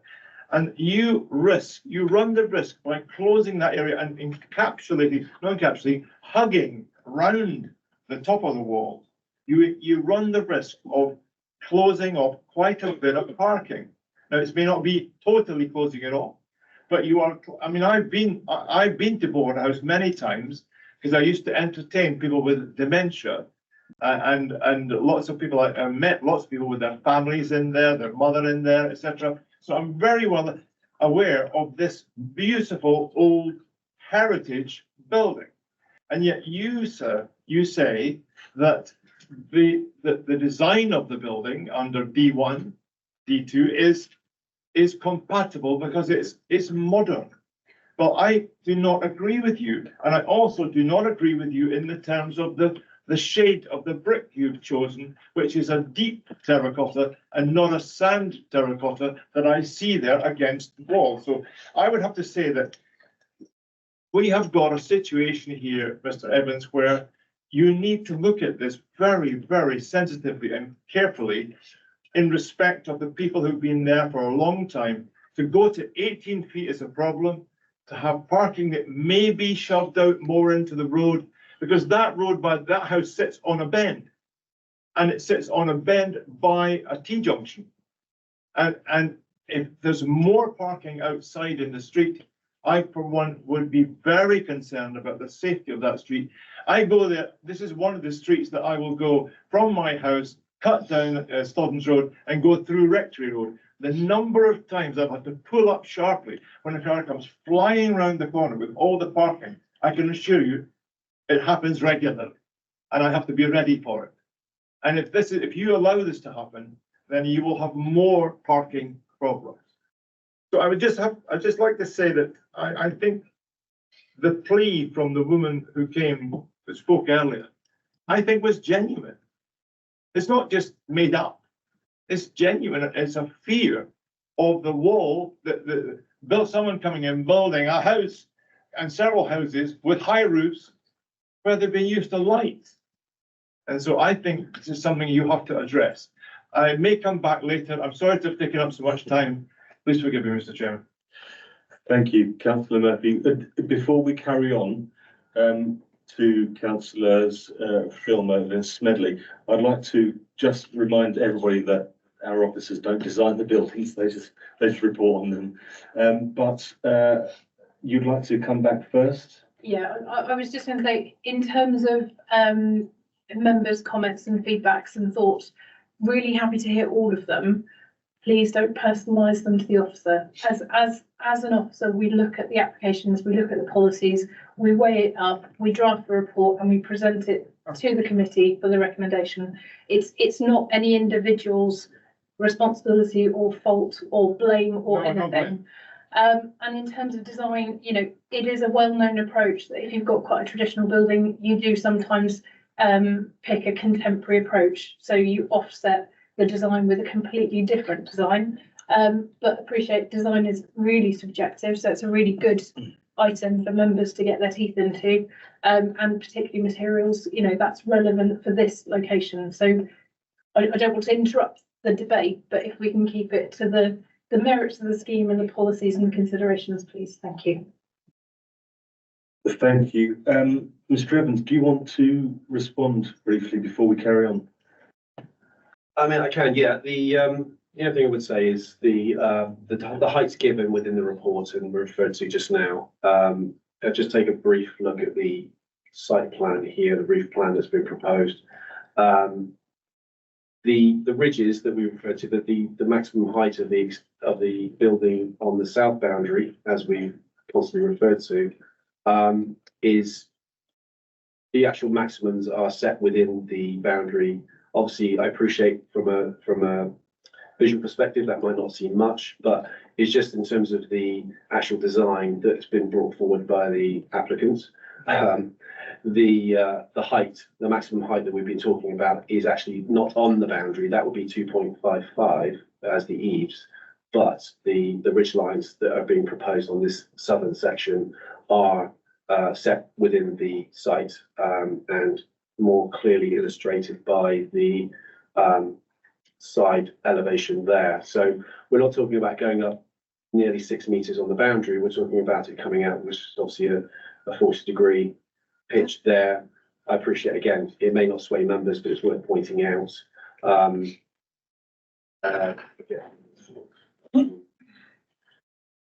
Yeah, so I just thought that'd be worth sort of sharing with members, just in case there's any sort of confusion over the heights that were given in the report. Thank you very much. Councillor Filmer. Thank you.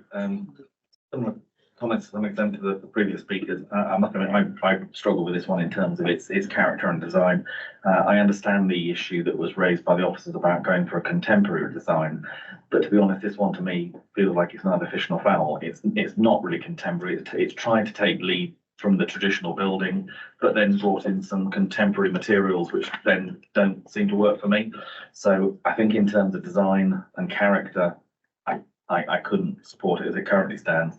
The roof line element, particularly on the single story bit, I am baffled by, because if you're trying to create a single story element so that you don't have an impact on the neighbouring properties, why would you have the pictures of roofs that they've put on there? I know they've tried to break up the line, but breaking up the line by sticking some pictures up that really end up with it being, I think you said 5.8 metres. I mean, for a single story building, that's pretty amazing when you're trying to keep it down to not impact the neighbours.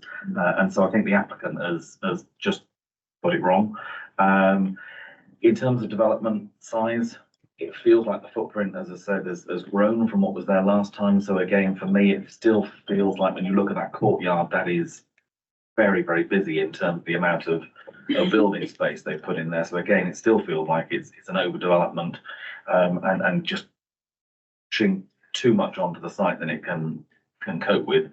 And I understand, although we're talking single story, normally you wouldn't talk about domination of a neighbouring property by a single story one, but I think in this case, the proximity of it to the neighbouring dwelling, it is going to have that perception of overbearing aspect to the neighbouring property. And okay, they've set off the boundary, I think, in old money by about a foot.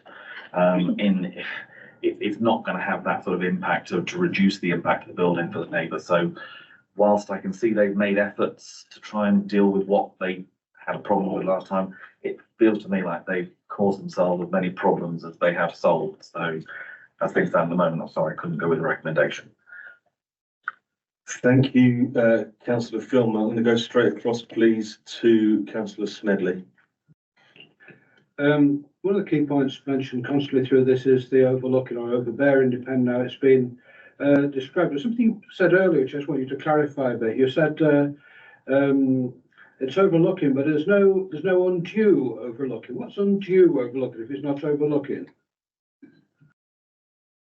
Maybe it was wrong sort of phrase. I was just trying to emphasise that given the limited space that were in the bay windows themselves, that the glazing that was facing north or south on the bay windows that are proposed on this scheme we have in front of us, particularly at those elevated levels,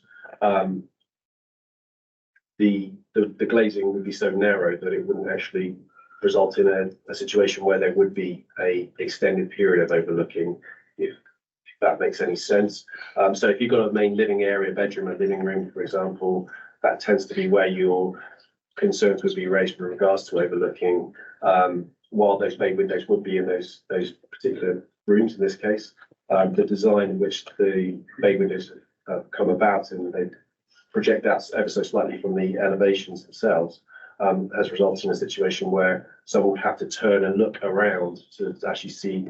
So that was what I was trying to get at, but I might have just sort of thrown it away with that sort of unfortunate phrasing.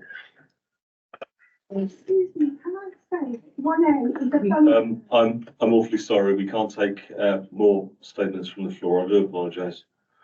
Do you want to come back on? I was just going to say, in terms of the window thing, if we're looking at overlooking, we look at, if you're stood in that window, what view have you got and what level of intrusion have you got looking through that window at whatever you can see? So the views were of the bay window. So predominantly, if you're stood in that room looking out the bay, you're actually looking towards the west rather than the north and south. So the predominant view would be to the west, not direct overlooking into the garden, you know, because of the angle and the distance. It was considered that the views weren't undue, but that was what the report was setting out. Thank you very much. No, I've got to go to, we'll come round to you. I'm going to councillor Slocum first and then councillor Bradford, then. No, no worries. Thank you very much. I think listening to what's been said today, I would like to make a proposal, please. And I apologise that Ms may not be, but I would like to propose that we refuse this application. On D25, protecting the residential amenity. On D14, managing the transport impacts of the development. And again, and D2, against the spatial strategy. I think this is overbearing, over dominance. And I think it just needs to be definitely rethought in massively again. This is not acceptable, not in my way, not in my thoughts. Hope that's enough. Go on. Thank you, councillor Slocum. We do have a proposal. Do we have, while we're here? Oh, sorry. Yeah, please come in. Apologies. From the discussion that I've heard from the committee, I'm more than happy in terms of policy D2, D25 in terms of size, scale, design, over dominance, potential impact on the neighbours. The bit that I'm raising a flag with the members to have a think about and see if you really want to pursue it is D14 for highway safety. We've got no objection from County Highways. So we haven't got any evidence that there would be a highway safety impact. So my nervousness of that is if we are defending that reason appeal, we haven't got evidence to back that up. In terms of size, scale, design, I've heard the debate round committee. I'm happy. Design subjective, the size and scale on the boundaries with the neighbouring properties. Again, I'm happy that can be weighted the way members have. But it's the highway issue. I just want members to think about a little bit more carefully as to whether you want it added as another reason for refusal. My other question would be, there was also quite a lot of debate about direct overlooking. That hasn't come through on the objection. So again, just a query, is direct overlooking something that members would like as a reason for refusal, or are you satisfied in terms of the balance that's been proposed? Because I just want to make sure we're tying up all of the concerns. Thank you. I feel that the D14, managing the transport impacts of the development, what I was trying to explain was that this development is going to affect the highways issues, is going to affect parking. If there's another, D14 is the only one I know of that was mentioned transport, so that's why I mentioned it. If there's another, anyone knows of anyone else, then I'm happy. I just wanted to bring about the fact that at the moment there is parking facility there, which is very, very paramount, and this will be lost. So if there's, I just think transport highway issue should be brought into it, but I don't quite know the best way. Could I suggest then maybe insufficient information in terms of scale of use, remaining parking provision, parking in connection with the development, because then it's an additional information process rather than us saying there is a highway safety hazard, because we haven't got a consultee response raising an objection in that respect. That's exactly what I was just about to say, what you said. It's just weird. That is so funny. That's exactly what I was going to say. Thank you. Yes. So councillor Slocum, are you happy for your proposal to stand with those 2D numbers and the insufficient evidence? Thank you, perfect. Thank you very much. It wasn't policy D14, I say it was just additional. It's D14 is the highway safety one. Yeah, it was policy D14 on that last one. Yeah. And 25? Just clarified. D2 and 25. And 2 and 25. Yeah. Okay. Where was I? Oh, yeah. While I'm there, does anybody, would anybody care to second that while we're talking about it? I saw councillor Bolt's hand go up first, which is, so councillor Bolt is seconding that motion. And we shall carry on by going over to councillor Bradford, please. Bit waste of time, Mr. Chairman, because I would have quite seconded what Councillor Slocum said. I'm not going to talk 5 minutes on something that a lot of sense has been talked already. We've got local knowledge that is paramount, and that's what I always go for. All right, excellent. So really, just 4 minutes, what to say straight away. There you go. Thank you. How very singular. Councillor Bradford isn't going to speak. So I shall go across to Councillor Murphy, please. I didn't realize I had something to say. I would like to respond to the previous lady speaker, officer, who mentioned this overlooking business. I didn't say that it was overlooking. I said the whole building was overlooking. As I have mentioned that there were no windows that were overlooking. It's the actual size of the building which comes up that I was saying overlooking. So just to clarify that point, and I apologise for this visual. Thank you, Councillor Murphy. Do we have any more statements, questions? So we do have one proposal on the table. Would you like to, do you have that proposal completely written down? Then Douglas would speak. Thank you. So the summary of the concerns raised is there's concerns regarding the development forming over-domination and overdevelopment of the plot. There's concerns regarding scale, design, character and materials, resulting in an adverse impact on the neighbouring properties, and conflicting with the design of the main building. There would be a second, I would have to work on whether that's two separate reasons for refusal in terms of impact on neighbours and then size, scale and design in isolation, or whether it gets combined. But the wording for that can be agreed with the chair post committee. And a second or third reason for refusal on insufficient information in terms of parking provision, parking requirement, and how that would be accommodated on site. Okay, thank you very much. So if there's no further deliberation, I'm happy to take the vote on that. Could I ask all those in favour of Councillor Slocum's proposal to refuse this application, please raise a hand. That is unanimous. Thank you very much indeed. Okay, the clock is ticking, so we will, if you don't all mind, move straight on to the next application, which is the land at Cricketer Farm, 3623-00011, which is Mr. Vries. Thank you very much. It's given a moment for everybody to sort themselves out. Thank you very much, and when you're ready.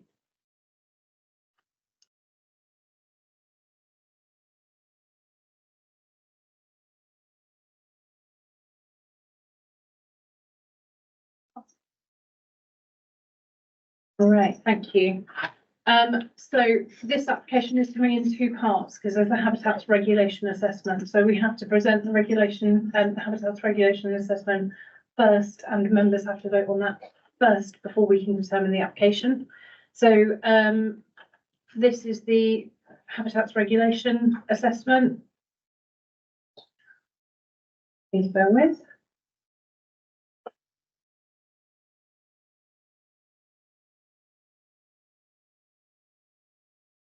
I'm going to get the presentation.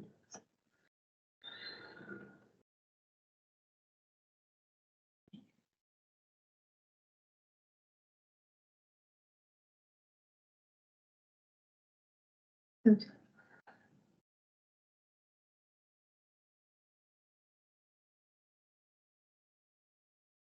I'm presenting slides for some reason. Oh.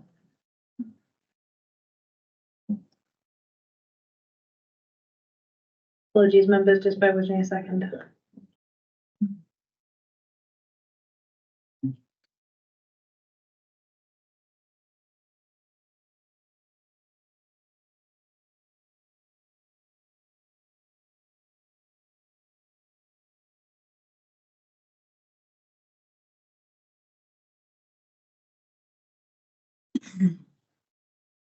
Right, back with you, sorry. Right, so this is the Habitats Regulation Assessment for Cricketers Farm Phase 2. It's erection of 58 dwellings, which includes 40% affordable units with access, landscaping, parking, public open spaces and associated works. The shadow HRA is attached in the agenda pack for members' information. So the application has been subject to Habitats Regulation Assessment, and as competent authority, the committee is required before determining any planning permission to confirm whether you agree with the conclusions set out in the HRA. So the application was supported with a shadow HRA in November, and this was updated subsequently in March 2024, prepared by Ethos Environmental Planning. So the shadow HRA is appended to the report and was circulated as part of the agenda pack. So due to the location of the site, there's been consideration of whether the proposal would result in any significant effect on the conservation objectives of the Exmoor and Quantock Oakwood Special Area of Conservation, which is a SAC.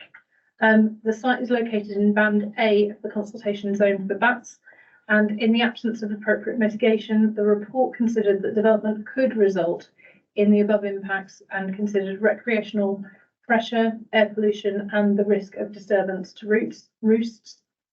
The mitigation is detailed in the development, including retention and buffering of commuting features for bats, net gain in respect of replacement bat habitat, dark corridors close to functional habitat associated with the SAC, and a landscape ecological management plan to ensure long-term management and replacement of the habitat. So that is proposed to be secured through section 106. In addition to the above, there's a need to control lighting through construction. So a construction management plan is also recommended. So the application has been submitted with a lighting strategy and has support of the county, of the council's ecologist. So the shadow HRA has been supported by Ecology and by Natural England, subject to the incorporation of the recommended conditions and securing the LEMP, so the Landscape Ecological Management Plan, through the 106. As such, the HRA is recommended to be endorsed by committee, which concludes that subject to appropriate conditions and mitigations, the development would not have an adverse impact on the integrity of a European site. So the recommendation is to endorse the HRA prior to considering the planning application. Thank you very much. Thank you very much. So I understand we'll go straight into the vote on this. We did discuss whether any of the speakers for the second application had any comments on this. We should just. We asked, yeah, okay. I just want to ask, because this is in two parts, we have the habitat regulations and then the proposal proper afterwards. Do any of the speakers, the two speakers, any comments on this? yeah, wish to make any comments on this before we carry on with the next part? No? Okay. In which case? Any members want to comment? Yeah. Members comment? Everybody happy with that? Great. Thank you. We'll just go to the vote then. All those in favour of endorsing, thank you. Endorsing this this first part of this application. Those one second, sorry, my fault. Yeah. Councillor Philman? Happy to propose. Thank you. Councillor Grimes, second. Thank you very much. All those in favour, please raise your hand. And that's unanimous. Thank you. Thank you. So on the basis of that, we'll move on to the application proper. So the application is before committee as the parish council are objecting on over provision of housing against minimum growth figures. Although support the change of tenure to affordable housing as it now matches the identified housing needs assessment. They do maintain an objection on increased traffic generation and raise concern in terms of conflict of the proposal with the local and emerging neighbourhood plan policies.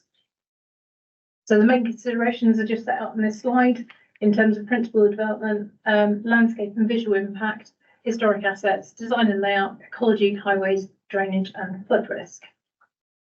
So before we come on to the detail, as part of the context, this slide shows the location of the site and an aerial shot from Google Earth prior to phase one commencing. So phase one is under construction. There was quite a significant access arrangement that went in here with traffic lights. Phase one is in construction under this blue section, and this application is for phase two. So it's this area here, and this was the former cricketers' farm and associated outbuildings. So the application site is this land parcel here. A slightly more recent aerial photograph from our records. So this shows the access arrangement going in and the first few houses that were under construction. They are now sort of increasing up this way. So it is under construction currently. So in terms of principle of development, there is a presumption in favour of sustainable development through policy S1 and the MPPF. Netherstowe is defined in the local plan as a tier 2 settlement, so the hierarchy does set out a minimum growth figure of 75. That minimum figure has been met. Under T2B, it does allow the release of sites, provided it's supported by housing needs assessment. So in 2023, there was a housing needs assessment undertaken that confirms the need for 23 affordable units and comprises 15 one-bed units, 4 3-bed units and 4 4-bed units. Under T2B, there is a requirement for the development to be of an appropriate size, scale, accessibility and character relative to the physical identity of the settlement. It should be well related to and complement the existing built form. The affordable housing should form part of the overall development and be well integrated in terms of market housing. It should support access to local job opportunities and maintain, and where appropriate, incorporate enhancements to the local environment, landscape and historic environment. So the development does match the property types and bed numbers as required by the 2023 HNA. And the 23 dwellings do result in 40% provision on site. And there are a number of surrounding rights of way within and around the site that I'll come on to later in terms of trying to encourage accessibility. And there is safe access through phase 1 into the main village settlement. The application also provides sort of appropriate habitat creation. So in terms of layout, the site is accessed from the main road, with the development served off a number of secondary roads or cul-de-sacs. There is a leap in the northwest corner of the site and footpath connections across the bottom in the northwest corner and surrounding, connecting to the surrounding right-of-way network across the top of the site and down Deer Leap, which is running to the fine here. So Deer Leap is this section here. There's a footpath running between phase 1 and between phase 2 here, and then a footpath that loops around the site. And this is the main play space here, and then footpath connections again to the public right of way up here, and again sort of down here. The development has been designed to merge into the existing. So a lot of the properties at the bottom here are fronting this way, so you've got active frontages facing each other, but you've got a good dividing green space and nice sort of public realm element that connects the two. And there's also robust landscaping to the edges, so Deer Leap and the boundaries to the top here is sort of retained and then supplemented by this additional planting, and again down here retained and additionally supplemented, so you've got a good landscape surrounding the scheme. So this is just a plan showing the surrounding rights of way. So as you can see, the layout connects at the top of the site. There's a route proposed along Deer Lap and connections to the north of the site as well. So due to the location of the site, the application was supported with an LVIA, which is landscape and visual impact appraisal. The top image is from the far corner of the site looking towards the church. The second for the northeast corner looking towards phase 1 and the Quantock Hills beyond, which is where the OMB is. And the 4 below images show the Deer Leap, which is the western boundary, the northern boundary, a view of the northeast corner and the view of the adjacent buildings, which fall outside of the application site, just to the east of the boundary. So following a recent site visit, apologies for some of these photos because they are a couple of images laid over each other, but I've tried to cross-relate them as best as I can. Within the site, this is sort of about halfway up. So this is the bottom of phase 1 down here. This is one of the 2 sort of agricultural commercial buildings next door, and then there's another agricultural building here. So along the east, there's quite a bit of built form already. This is a view looking sort of almost from the centre of the site looking up. So again, sort of the adjoining agricultural building, commercial buildings here. This actually is the rear boundary of the site running along here. So these green areas behind, they're not part of the application, because this is the boundary of the site, and then this then wraps round.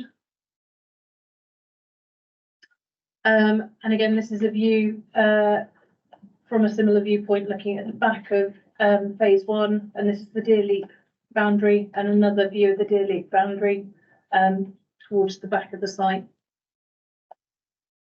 And again, from the far corner, looking across, so you can just see the back of the properties for phase one, Quantark AONB sort of beyond that hill at some distance. So, in respect of landscape and heritage impact, the application received an objection from the AONB. Views of the development would be at a considerable distance of over 2 kilometres. And the site would be seen within the main body of the village in the foreground. So the AONB is shown here as this green hatched area. The application site is here outlined in red. So views from the AONB go across Nether Stowey before you'd get a view of this site. So from that distance, it's considered that the development of that site would sit within the context of the existing settlement. So there wasn't any objection from officers in respect of the concerns raised by the AONB officers. The proposed site, it's not considered to adversely impact on the national landscape given the distance of the views. So the landscape officer originally objected to the application. Following the submission of revised details, the policy comment was amended to provide a landscape and heritage response. It did acknowledge that development of a greenfield site does result in changing character from the public rights of way immediately surrounding the site, but this has to be balanced against the wider benefits in terms of delivery of affordable housing. And it's considered subject to that and the significant structural planting to the east and west boundaries and the detailed landscape scheme. There wasn't considered to be any adverse impact to the extent that you'd recommend refusal. There is substantial mitigation proposed in terms of landscaping, comprising a wide landscape buffer along the western, northern and eastern edges of the site, which includes native hedge planting on the boundary, together with scattered trees and shrubs. The features combine to create a green infrastructure corridor, which itself links to the existing GI assets, so green infrastructure assets to the north and south.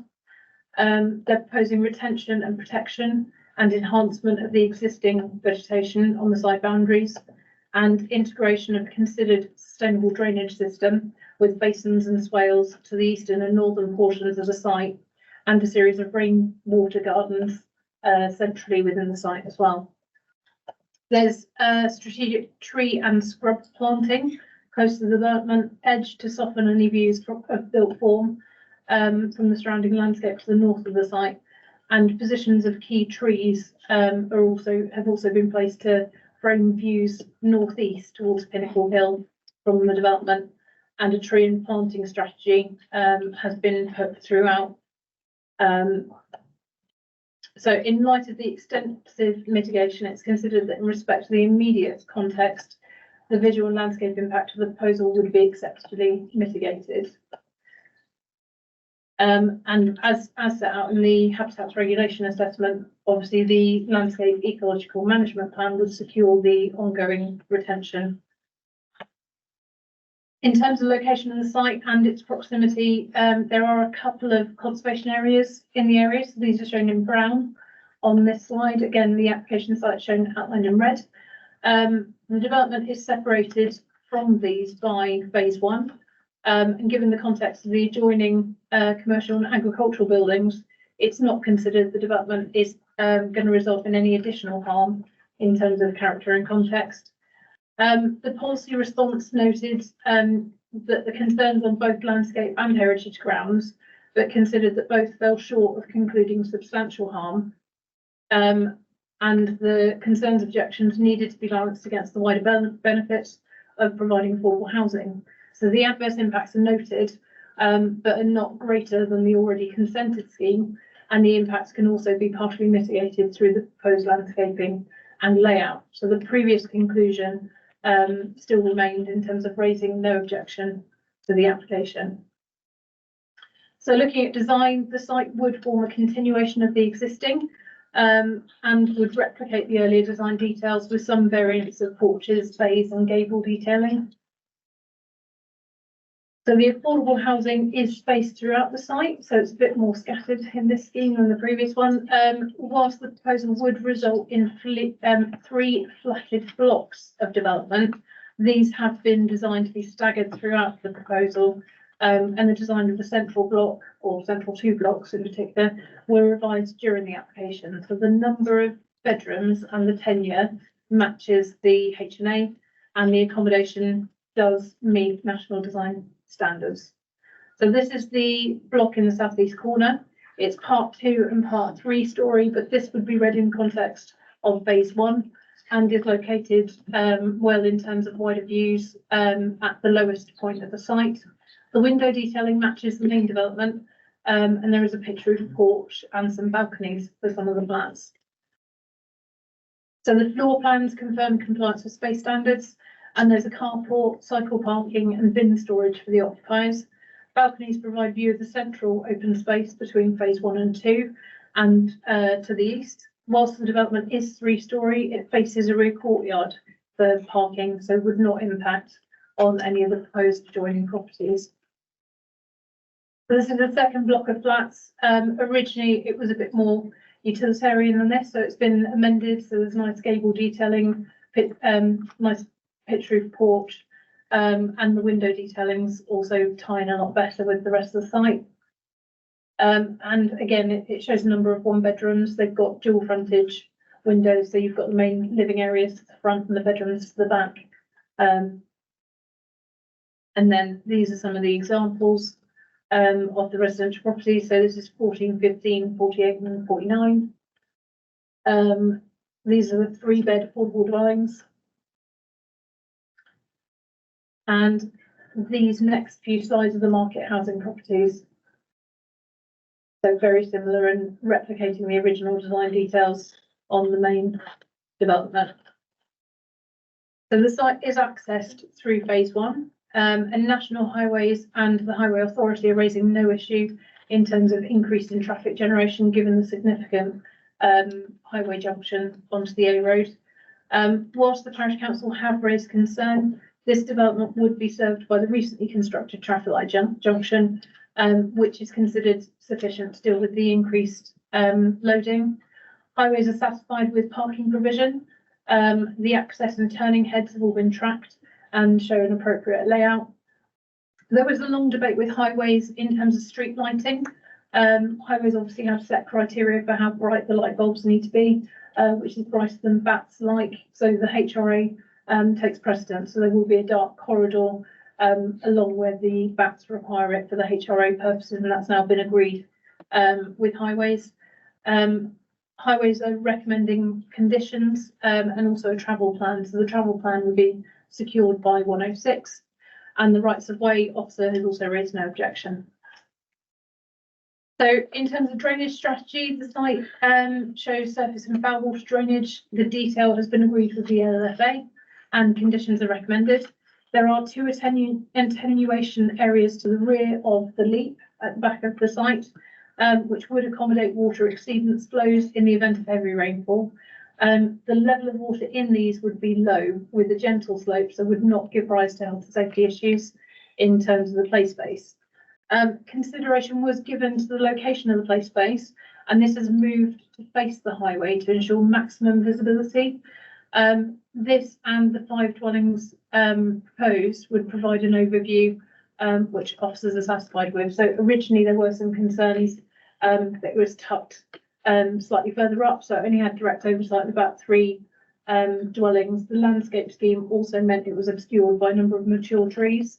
The leap's been moved down, so it's got oversight of the full 5, and the landscaping has been pushed back so you can get oversight.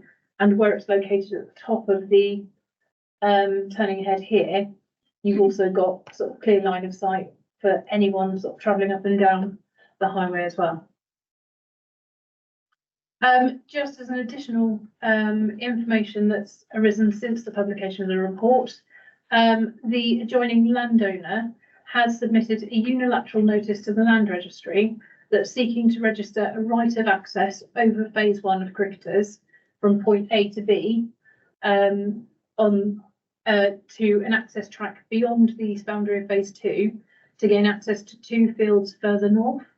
So effectively, they're trying to put on the title a right of access from here through to here to travel up a little access route that's on this side of the boundary up to sort of 2 agricultural field parcels slightly further up. That is being challenged by the developers. It's a civil issue that is outside of the planning application and has not yet been determined. There is also existing access arrangements to those field parcels from the adjoining neighbour's land. So it's not currently prejudiced or landlocked or blocked by the development, but currently they've put in a request to land registry for a right of access to be recorded over someone else's title, but that is being challenged. But it's a civil issue about access rights rather than anything to do with planning application. So it's accepted the proposal would bring significant benefits in terms of delivery of affordable housing. It would meet the need as identified in the housing needs assessment, and against this is set the minor to moderate adverse visual effects arising from the development of the undeveloped site and the increase in harm to the setting of listed buildings. So as noted, there's no other harms in terms of highway safety, design impact or residential amenity. And it's been demonstrated that subject to appropriate safeguarding conditions, the proposal would safeguard the conservation status of protected species. And in this respect, conditions are suggested as recommended by consultees to ensure the impacts of the development would be acceptably mitigated. In the absence of any other harm, it's considered that the minor to moderate adverse visual impact and the slight increase in harm to the setting of the listed building would be outweighed by the significant benefits in terms of delivery of affordable housing to meet the identified needs in the HNA. And as such, the application is recommended for approval, subject to the applicant entering into Section 106 to secure the provision as listed on this slide. Thank you very much.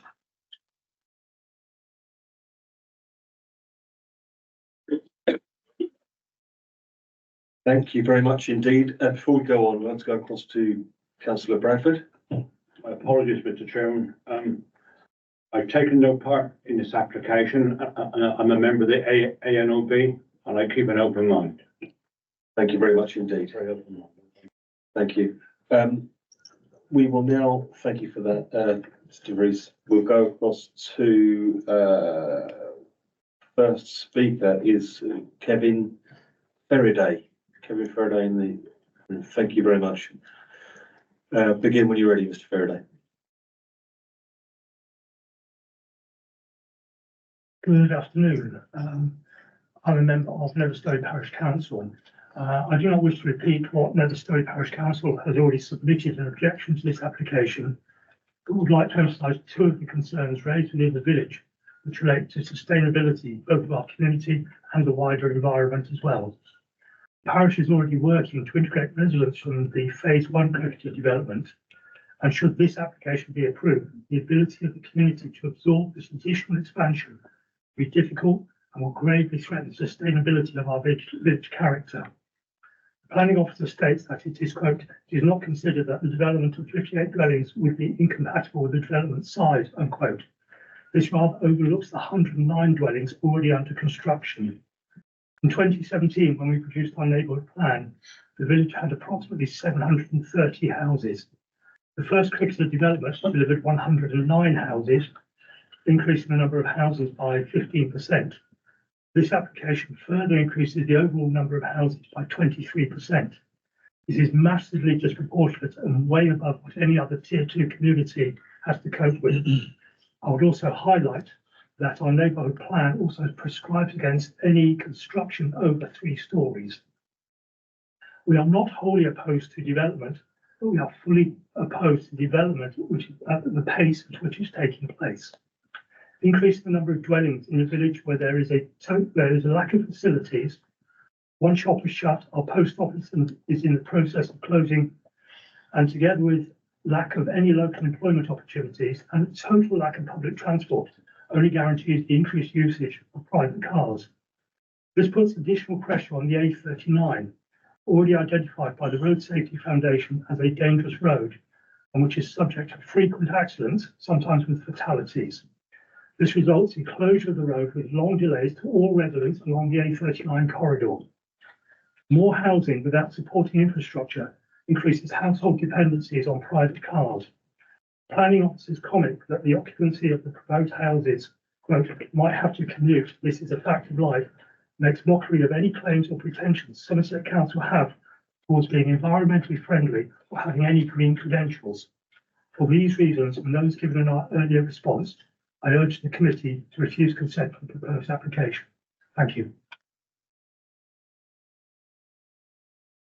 Thank you very much indeed, Mr. Faraday. Can I call on, please, Mr. Bill Richardson from Strongbox?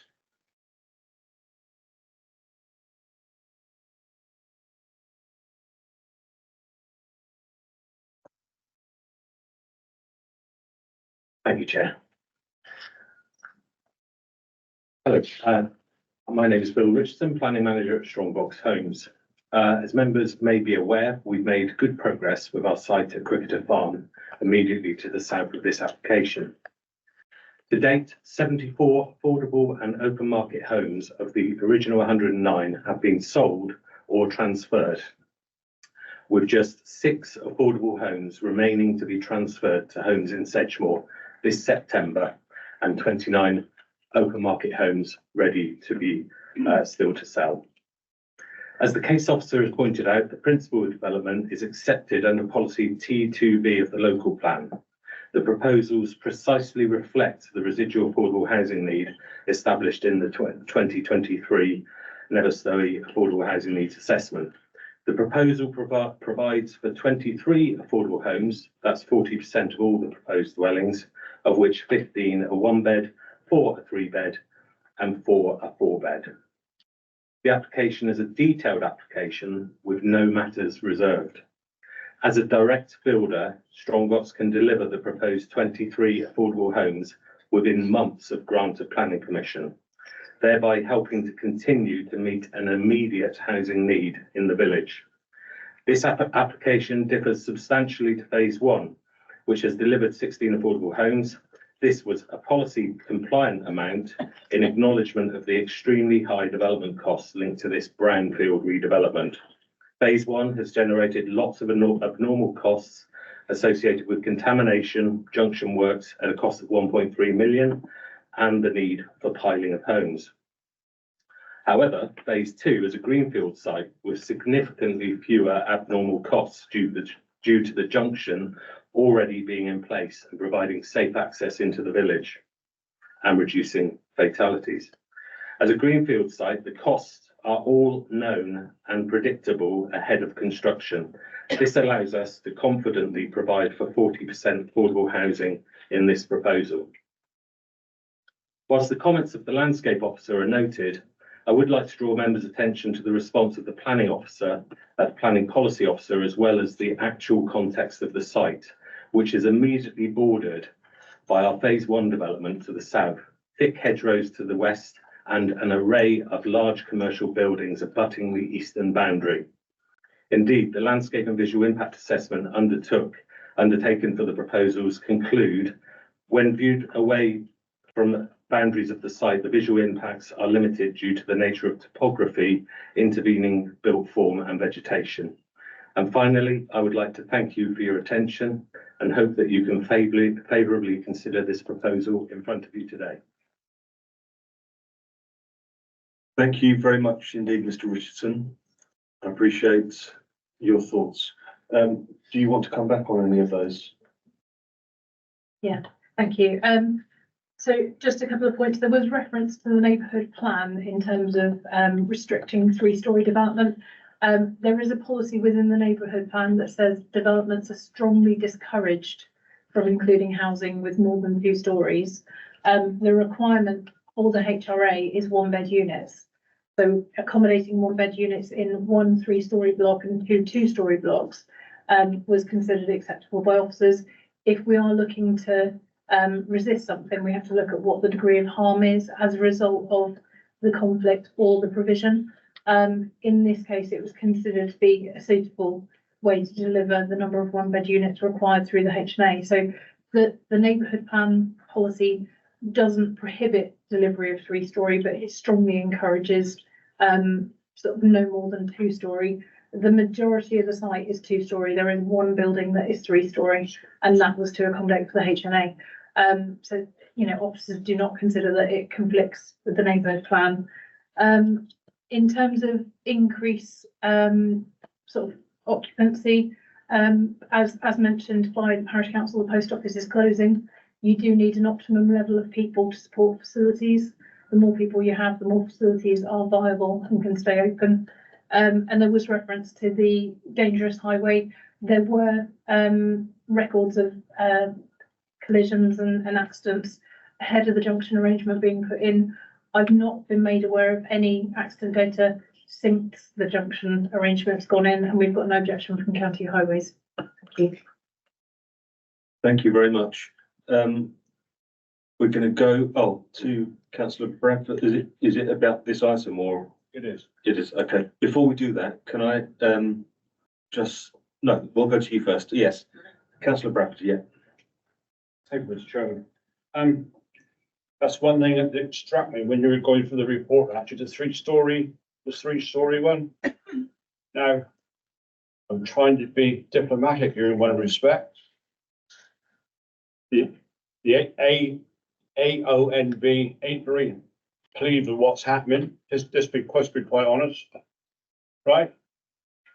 And if you really want to wind them up, go and put a 3-story higher building up, right? That's all I'm going to say. And the need obviously is great for Hinkley Point, but I can't also get my head around the fact that the parish council don't really want it yet.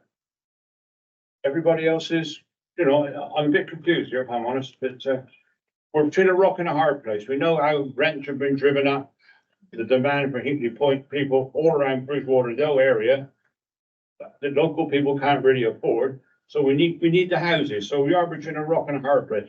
But I do ask that 3-story building be looked at again. I should get some stick at the next AONB meeting. I can take the stick. I've got no problem with that. But sometimes you've got to get a little bit of give and take in life, right? Okay. Thank you very much. To Councillor Bolt, please. Much along the same thoughts, that 3-story seems very much out of what's in around in the area there. It's like putting a block of flats in the middle of the countryside. But going on from that, I'm looking at the objections from the landscape officer and the conservation officer.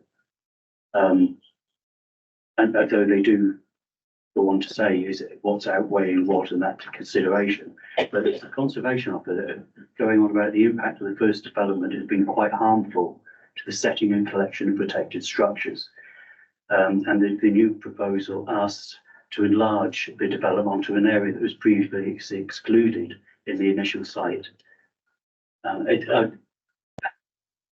I don't see any response from them later on in the report. I may have missed it to say, actually, you know, on reviewing it, we're very happy for this to go. But I've got to say, I totally agree with them. You know, I can understand the first development, but as a result of the first development, it is now proved that the impact of the first development is actually shown that it's been negative. That's how I'm reading his report or their report. Yes, please come back. Thank you very much. Thank you. So just in terms of location for members' clarity, so the 1 3-story block is down here, which is the lowest level of the site. So the site does go up and slope up in this direction. So this has been cited to have minimum impact in terms of location. In terms of bear with me, I just want to get you back to the site photos to show where that would sit in context with what's already on site. I'll stop on this one briefly. So this one shows the location of the conservation area, and the blue dots are the listed buildings. So you can see the intervening land between the listed buildings and phase one. So in terms of impact, phase one is actually constructed, and I think it's been done quite sympathetically, but it still is under construction, so it's not complete yet. If members had concern about this relationship, I think I would be encouraging a site visit so you could look at it directly. I think in terms of direct relationships and potential to have direct impact, it was phase one. You know, phase two is set so far back from where the conservation officer is and where the conservation area is and where the listed buildings are. It doesn't have the same degree of harm. In terms of the summary comment, it's combined in the planning policy response. So there's a landscape and heritage element in the planning policy response following on from that looks at degree of harm versus benefits. So that's where the balance is made. Sorry, in terms of position of the flat. So again, just trying to find site photos for you. So the location of the flats are proposed in, that's in the right place. So this bottom hand corner, next to two very sizable commercial buildings on the opposite site, which is outside of the application site, so isn't to do with the application site, and again, a large agricultural building there. So in terms of, and the listed building, you can just about see the turret of the church in the distance, but at that distance, it's not considered development of the rest of this land parcel has sort of any significant impact when you're weighing it against the delivery of the identified affordable housing. So, sorry, if I could come back, I'm sure the conservation officer is aware that the first phase is a lot closer to those buildings when they've made these comments, and that they've got the concern that of the negative impact on the first phase.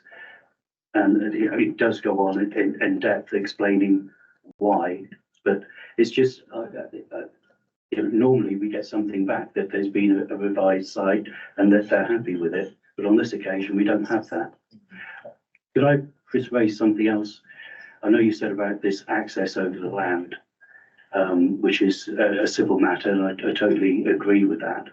But is that something that highways and everybody else are aware of when they made their judgment on this one? I've realised you might not have managed to get to them so that they can make their comment, so that we don't end up, if this does go through, with getting the same position we were up at Bernal. Sorry.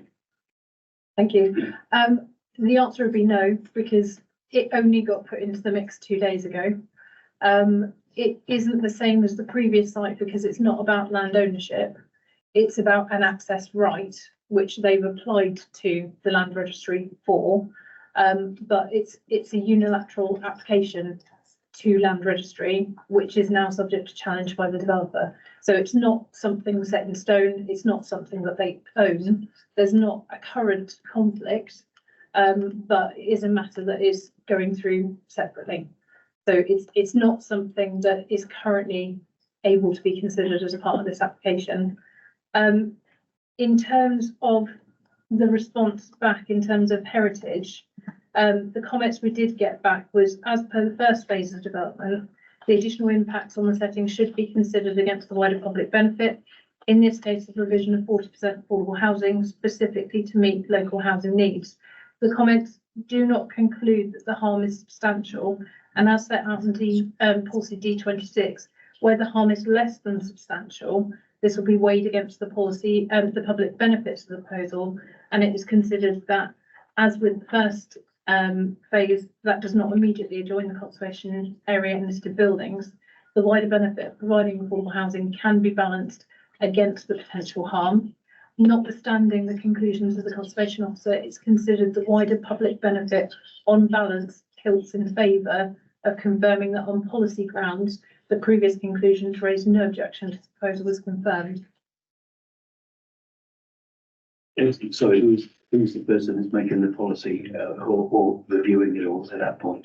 This is Nick Tate. So Nick Tate manages the specialists. So it provides the wider policy balance of the comments versus the other policy compliance. Thank you. Thank you both. Do we have any more oh, sorry. Apologise, councillor Filmer. Just when you thought it was safe. Couple of questions if I can. Yeah. First one is a more an in principle question relating to the policy T2B. Yeah. And the report says that any development has to be well related to settlement boundaries. I'd just like to understand what settlement boundary means, because in effect, the settlement boundary of this area is previously has been to the south of the road. We've allowed an exception site, or we've allowed a site the other side. We now seem to be allowing that T2A site to then become the boundary to allow a T2B site. And are we in effect saying that the policy allows us to march our way across the countryside by each time subsequently saying, oh, the settlement boundaries move because we built something already, so we can then move on to the next one? I'm not sure that was the way we were envisaging it when we were looking at the policy, but it seems to be the way we're implementing it. So I just like clarification on that before I've got a couple of queries about the application. Yeah, so the settlement boundary hasn't changed. So the settlement boundary does run on the Netherstory side of the A Road. So Cricketers Farm Phase 1 immediately attaches to the settlement boundary. T2B requires sites to be well related to.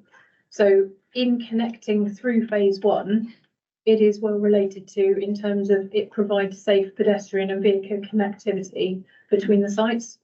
If we were looking at other alternative sites to meet the identified housing need, Netherstory is quite congested the other side of the A Road. There aren't any suitable alternative sites on the Netherstory side of the A Road. So there is the policy support for release of additional sites subject to the housing needs assessment, and the housing needs assessment does justify the scale that they're proposing at Cricketers Phase 2. Given that it's reliant on the infrastructure that's delivered by Phase 1, we were satisfied as officers that's reasonably well connected. It provides the pedestrian and safe vehicular connections through the site and through to the main village. So we were happy with that link, but appreciate your comment. You know, there is a big bit of white land between where the settlement boundary is and where this site starts. Thank you. The other couple of points, if Karen was, and it comes back around to the point that Councillor Bolt was raising. When I read the report, the comments both of the landscape officer and the conservation officer they weren't backward in coming forward in terms of what they thought. They were pretty blunt. And we've got a landscape officer referring to a major adverse impact and detrimental to the attractive and rural quality of the existing landscape. And we've got the conservation officer at the end of that comment saying, on heritage grounds and respect to the direction of national policy as written, this proposal should be refused or withdrawn as the scale and harm and increased ambition of the site into the surrounding countryside cannot be justified to be of any public benefit.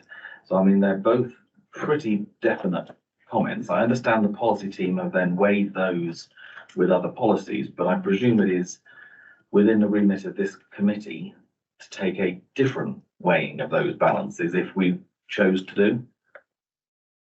I think if there were concerns on that basis, I would probably encourage a deferral to allow a reconsultation with a different landscape officer, because we lost our landscape officer shortly after this application was submitted. Well, this was the last ditch comment before she left, so I'm not sure it necessarily got a fair hearing. So if there were concerns about landscape, given the degree of landscape mitigation that's been put in and the supporting information in terms of the LVIA that's been put forward, there is a landscape officer still within the council that we could consult on the as completed finished details that might give you a fairer representation. similarly, you know, there were discussions between the conservation officer and construction of phase one with difficulties with granary barn, which I'm sure didn't affect his comment at all.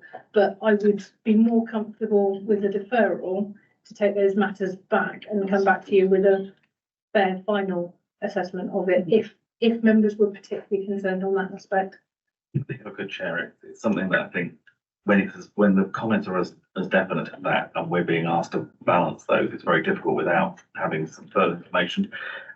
Like my fellow colleagues, when I saw, and I don't know whether you can put it back up again, the lovely aspect of the 3-story block of flats.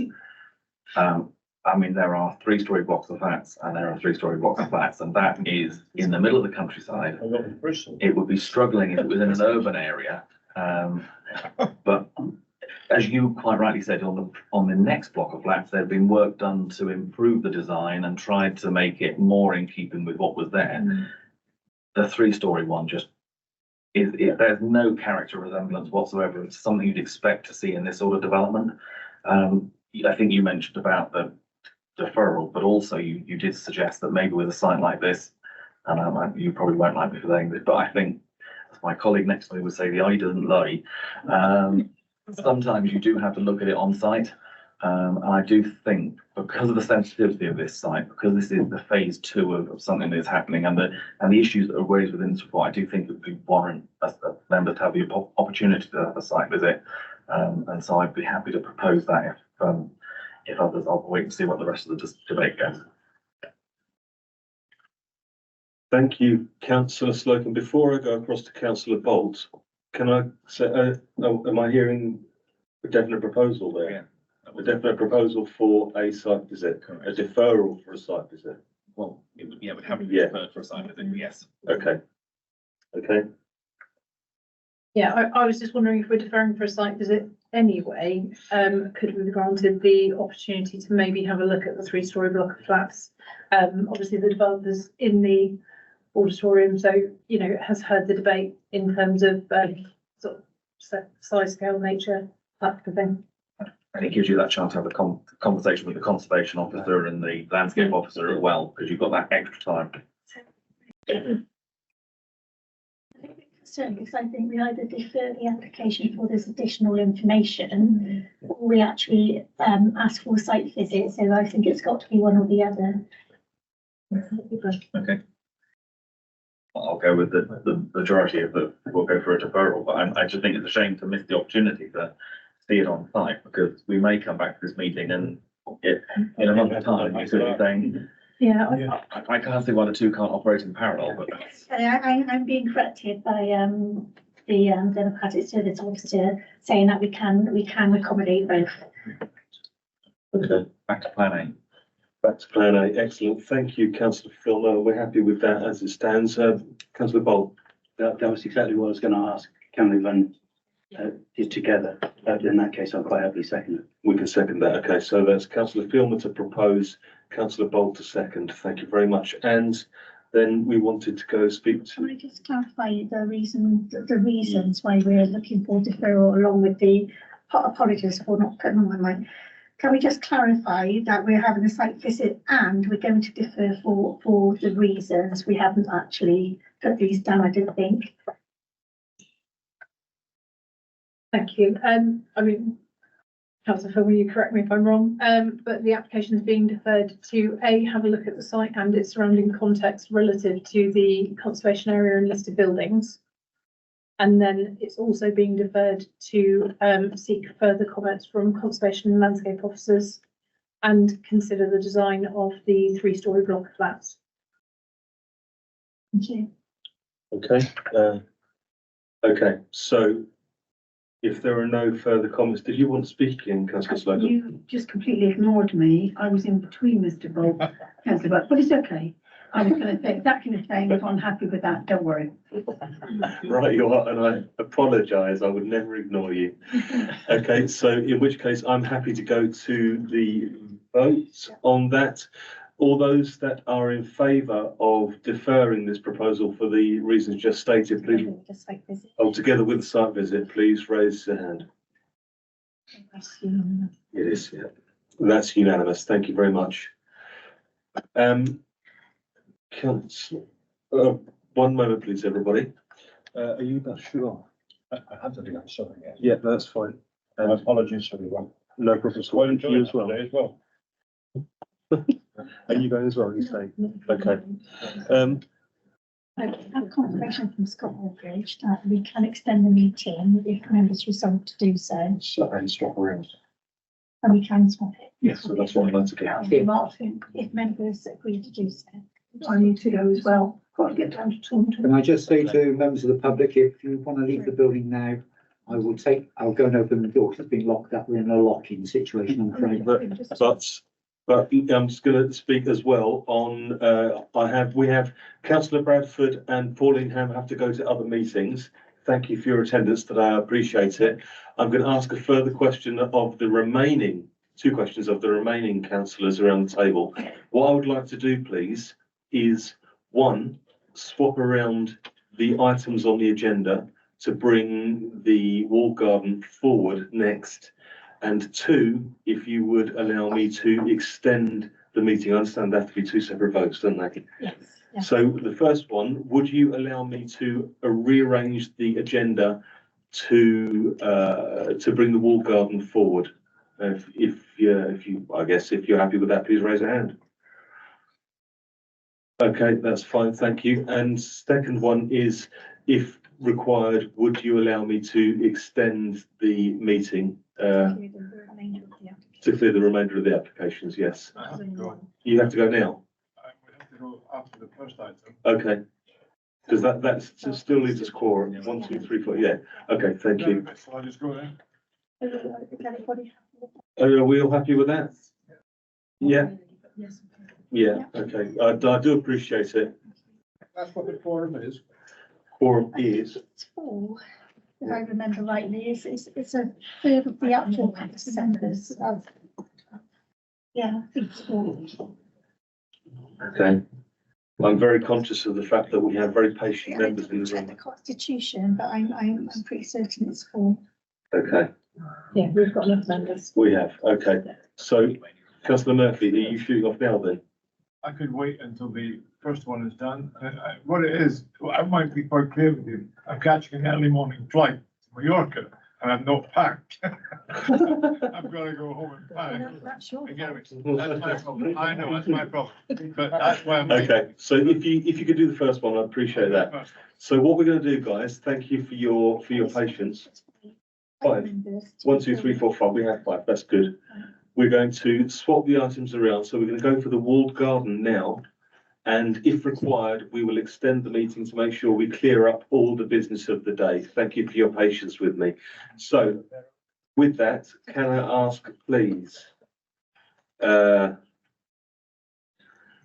Titchener, if you would like to lead us off into the realms of the wall garden. Thank you. Yeah, thank you. Thank you very much. So we've got two applications taken together. So it's supposed to be one single presentation, but then two separate votes. The reason there's two applications, one is for planning permission, one is for listed building consent for the works. The scheme is before the committee due to the objection of the parish council. So just to orient members, the site is within the village of Eddington, so just when the village is on Polden Ridge, is on the western side of the village. So just looking at the aerial images and with the site plan, site location plan on the right hand side, so the red line indicates the extent of the site. So that's the site area there. It's actually this sort of area that's delineated quite vegetated at present within here. It's for the erection of one dwelling. And then, the site is at the junction of Broadway and Broadmead Lane. So Broadmead Lane is sort of this lane that runs down the side, and Broadway is sort of road that runs through a number of the Polden villages. It comprises a Grade 2 listed wall garden that was previously associated with the Grade 2 star property of Eddington House, which is indicated here. The sites are in separate ownership. The wall garden is bounded by high stone walls as shown in the photo. So this photo is looking along Broadby Lane, sort of looking along the edge of the site here. And this photo here, you can see this is taken from inside the site recently, showing the extent of the vegetation and the wall. So there is a single pedestrian gate in the east boundary onto Broadmead Lane, sort of coming out of the wall garden approximately in this sort of location here. Internally, as you can see from the photo, and as you'll see from some of the other photos coming up, very overgrown at present.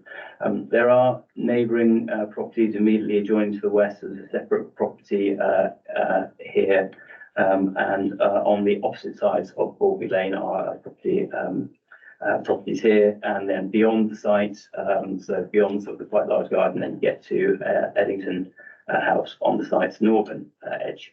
There is another residential property sort of more further on the other side of Broadway to the south. So that's the sort of context that the site sits within. This is a plan showing the proposal. So the position is sought for a single dwelling within the garden, and permission has been sought on a number of occasions previously, and I'll talk through some of the history. A number of these were either sort of withdrawn or refused planning permission, either on grounds of design, heritage harm, there's concern about lack of dedicated parking, and in some cases an absence of ecological surveying. So following sort of significant discussions over the lifetime of the application with Historic England and the Conservation Officer, a scheme of revised design, which is the one that's shown up on the plans, has been submitted. So this is the proposal. It is a single-storey dwelling to be positioned just off the inside boundary wall. So you can see the footprint of it is proposed to go here. So you can see that's it's in the sort of southeastern corner of the site, just set off from the wall. So it has a linear footprint. It's relatively modest in size and scale. So it has 2 bedrooms, a living room, bathroom, and kitchen. Its construction, in terms of its sort of appearance, is of random rolled stone under a sort of monopitch roof. Sorry, your mouth isn't showing on the. We don't know. Need to drag it across onto the screen. Right, so let me know. Yeah, I have got it on the wrong screen. Apologies. So in terms of so in terms of the materials, so it's a random rubble stone under a monopitch roof. There is to be a pergola erected. So that's this sort of structure here, just on the northern side of the unit. And then, just to clarify, in terms of the policy position, we are located within the settlement boundary for Eddington. So we are in the area where development is acceptable in principle, but subject to that detailed consideration of its impacts, including on the impacts in terms of character and amenity.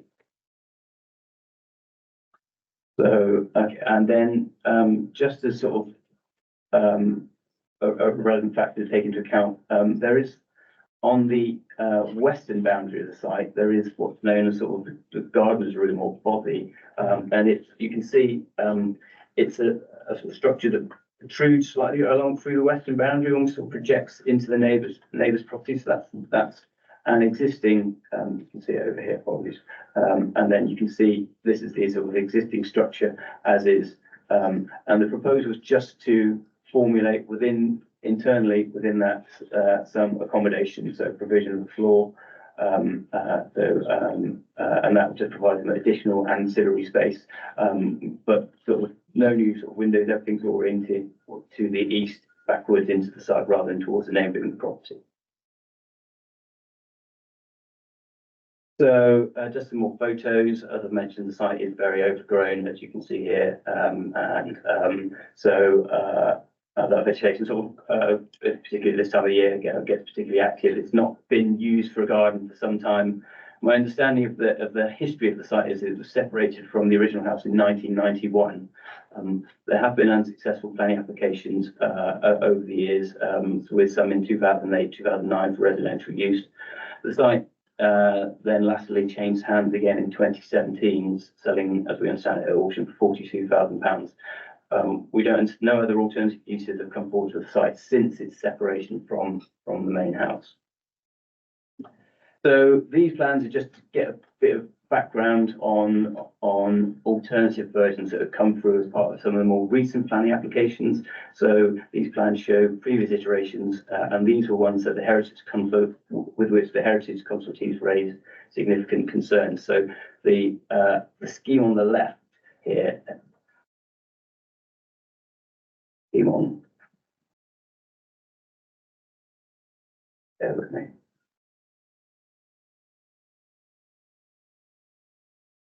To do the mouse, apologies. So the scheme on the left was going to be positioned more in the northern part of the site. So you can see its footprint would have been here. It had a much more grand facade, a much larger footprint. That was something that Historic England stated resulted in irreversible subdivision of the site and considerable harm to the significance derived from the setting. So following that, an alternative scheme came forward in 2020. So that's this scheme here, which was located in the southwestern corner of the site and incorporated the body into its design. So that was a two-story provision. All right, bit heavy-handed. So they get me a mouse, could you? Or maybe get me a mouse. So they reiterated their concerns about the subdivision.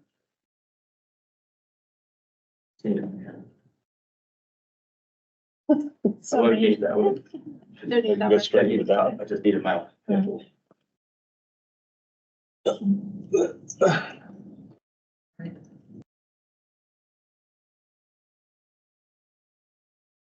Apologies, I was going to get one thinking I was last and that I would have an opportunity to go down there to get one, but I was put in a hot seat slightly before I anticipated, so hopefully that will.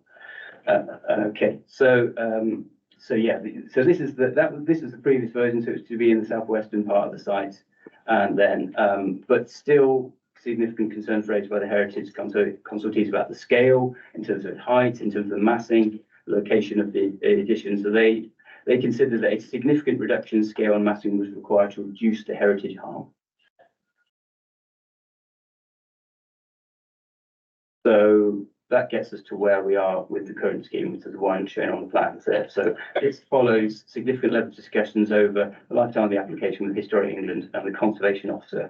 It's resulted in a much more modest single-storey building positioned inside the eastern wall. So the Conservation Officer's view is they consider this position, so this position sort of located within just down here, just offset from the wall, provides a means of limiting the footprint, extent, site coverage of the dwelling, and that the siting of the pergola just on its northern side will provide some sympathetic green screening between the proposal and Eddington House to the north, which is the Grade 2 style property that the site was originally associated with. The Historic England were of the view that the introduction of the new dwelling would erode the garden setting and alter its relationship with Eddington House, but they stated that it would significantly affect the significance of the heritage asset. But they also stated that the current design is taking steps to minimise the proposed harm in terms of scale, mass and design. So in their final response, they request some further changes to the roof, which have been made. So the roof, as proposed, is as reasonably low pitch as can be feasibly achieved, to keep it down beneath as much as possible beneath the level of the wall, and to remove any additions and protrusions from it in terms of flues and things like this. So those changes have been made. Now, Historic England's view as Heritage Consultee is that there is still some harm remaining from the proposal. But their view is that would need to be considered, or the council would need to consider whether the scheme is justified and whether the harm is weighed against public benefits, including securing the optimum viable use for the site. So just on that, so since the subdivision of the site in 1991, as I stated before, no other non-residential schemes for the use of the site have come forward. The proposed works would provide a means by which to secure the future of the asset, providing a viable use for the site that supports its long-term conservation. So this was secure its optimum viable use and is considered to be a public benefit to be weighed in the balance against any harm. And with the changes of the scheme, the resulting harm is considered to be less than substantial. The Conservation Officer's view is that the proposal has been approved to the extent that permission should be granted. So there are conditions proposed, and there's quite a number of them across the listed building consent list, which require submission of a number of details, including windows and doors, materials, boundary treatments, protection of the listed wall during construction, the gate entrance and the threshold. However, the harm arising is considered to be minimised through the changes that have been made and is considered to be outweighed by the benefits of securing its ongoing use and conservation.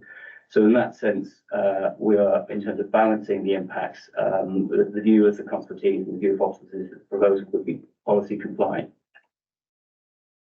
So, and then highways impacts, and I know this is an area that's been a particular concern to locally, is that the scheme as originally submitted had no dedicated parking provision. So the wall garden effectively goes around almost the entirety of the site. So there is no place to put a vehicle access without doing damage to the listed wall. So the scheme as originally submitted had no dedicated parking. It instead sought to rely on street parking on Broadmead Lane. So effectively relying on some parking sort of down here near where you can see the pedestrian gate and near where the vehicle was parked.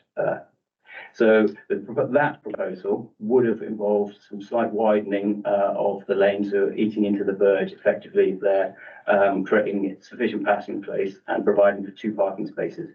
That did receive quite a significant local objection, but the Highway Authority said they would not support car-free development in a rural location such as this, so they had concerns about it as well. So the Highways Authority actually suggested alternative options in that case. So they suggested an alternative location for parking provision at the southern end of the site. So if I come on to here, the wall sort of cuts slightly along here, and then you have a sort of vegetated grass verge, which is currently contained behind existing fencing. So the suggestion of the Highway Authority was to run an access in off that point, take down the fencing, take out some of the vegetation, and you could get sufficient parking and turning in there. So as I stated, it lies outside the walls, but it does adjoin the highway. So that's what is shown on the plans here. So you have a proposal for a vehicle access formed in this location here, with a parking space for 2 vehicles. It is proposed that a pedestrian access door would be formed into the wall. So there would be some alterations proposed there in that regard. And that's the pedestrian access door you see here, sort of mirroring the design of the pedestrian access door on the eastern side. So that's likely to be the primary point which people would come into the site in terms of when they're trying to access it, rather than, I imagine, the pedestrian door further down on Broadmead Lane. The Conservation Officer has raised no objection to the provision of that door into the built fabric. So these photos show the existing fenced off area, and so you can see this is looking stood on the opposite side of Broadway, looking at the side. So you can see the existing sort of fencing. You can see some of the vegetation in behind. You cannot see any of the wall in there currently. So that's probably some of the most prominent view you get when driving along to Broadmead Lane. So that's where parking is to be provided. So some of these photos are stood where the parking would be proposed. So the arrows give an indication, sort of looking east and west. Just to give an indication of the visibility that can be achieved in either direction, the fencing, of course, would come out as part of the proposals. The Highway Authority has reviewed these proposals in detail and does consider them to be acceptable. I do note that concerns have been raised locally about the adequacy of the access. But the Highway Authority officer has undertaken a site visit and has made their own informed views, having taken account of factors on site. So they do note that visibility of the west is about 33 metres, so that's slightly below the recommended standards for a 30-mile-an-hour area. But their observations on the width of the road, its alignment, its status, the observed speeds that display is acceptable for its location. So subject to conditions to secure the provision of the access, visibility, consolidation and construction management plan, the proposal is considered to be acceptable in highways terms. And then just Coming on to some other matters, the Sunset Ecologists reviewed the scheme and submitted a ecology report, which was missing from the previous application, and they do not object. They recommend various conditions to protect species during works, plus controlled lighting and provision of biodiversity enhancements. There are a number of trees within the site which will be lost as a result of the scheme. A number of these are ash and will unfortunately therefore be likely susceptible to dieback. So the loss is not objectionable because they're likely short lifespan. The biodiversity mitigation enhancement condition, however, council appropriate replacement provision. And then just in terms of amenity, given the proposal single story, it's not considered there's going to be any unacceptable impact in terms of impact on neighbouring amenity. The windows on the proposal will look inwards towards the site, so there'll be sort of no overlooking horizon, given the single story nature of the scheme. So just to conclude, we do consider the proposal which give the optimum viable use of the site. And in terms of weighing that balance against the less substantial harm and the views of the heritage specialist, and with all the other matters satisfactorily addressed by conditions, we do consider the planning balance weighs in favour of granting approval. So our recommendation is that planning permission and listed building consent are granted. Thank you. Thank you very much, Mr. Titchener. I will now ask public speakers to come forward, starting. First one's online. First one's online. Aha. Is this? Oh yeah, Nicola Burley. Miss Burley, are you there? Yes, I am. Ah, hello. Ah. Excellent. I don't know if you can see us, you can see me, or you can see the clock down here. You'll have 6 minutes from, oh, 2 applications, okay, of course, yes. And you can start when you're ready. Thank you very much. Lovely. Thank you very much. Thank you for this opportunity to clarify and reinforce why the proposed development before you does not comply with historic environment legislation and planning policy, and cannot therefore safely be granted either planning permission or listed building consent. The recommendations before you do not fully detail the harm that the proposal will cause to the setting of Eddington House, listed Grade 2 star, where 2-star buildings represent only 5.5% of the listed buildings in the UK, and the National Planning Policy Framework, paragraph 206, states that substantial harm to a Grade 2 star listed building should be wholly exceptional. The harm caused by the proposal is considered to be substantial because the 18th century walled garden in which the development site is located is such an integral part of the setting and significance of Eddington House. Eddington House, listed Grade 2 star, with its gazebo listed Grade 2, walled garden including the bothy on the west side listed Grade 2, the coach house listed Grade 2 and its gates and walls listed Grade 2, all date from 1780, when the house was elevated from a farmhouse to a gentleman's residence. The classical detailing, quality of construction and the extensive group of high quality buildings which date from the same time is quite exceptional. Where else in this part of Somerset is there such a well-conserved grouping of fine, elegant, classically detailed 18th century buildings and spaces? Has the information that has been provided to you by officers with regard to the impact of the proposal allowed you to appreciate just how important the group of listed buildings at Eddington House is? If you are unaware of the true heritage significance of Eddington House and its associated structures, you will not be able to make an appropriately informed determination of the proposal. The proposal site is an integral part of the 18th century walled garden of Eddington House. It was only separated from the house in 1991 when the previous owner gained permission to convert the coach house to a dwelling, moved into the coach house and sold Eddington House and its garden, but retained the southern end of the walled garden as a garden for the coach house. Upon her death, the trustees of the estate sought to gain permission for 2 houses in the walled garden in 2008 and a single house in 2009. Both of the applications were refused. The trustees sold the truncated end of the garden at auction in 2017. Perceived development potential enhanced the value of the plot and made its cost inappropriately high for the new owner of Eddington House to purchase it in order to restore the walled garden. The applicant purchased the truncated end of the walled garden and first applied for permission, as you've seen earlier, for a dwelling in 2019. That application was withdrawn. The redesigned proposal was submitted in 2020. Historic England, as you have heard, raised considerable concern with the impact of that proposal upon the character and significance of Eddington House. The Historic England consultation states that the garden retains many of the components of a typical country estate, including parkland, kitchen garden, formal lawns and pleasure grounds. Historic England found that the proposal would result in the permanent and irreversible subdivision of the house from its garden, and that the principle of development to permit a new dwelling in the formal garden would alter the relationship of the house with its garden and the significance it derives from its surroundings. The application was subsequently refused by the council.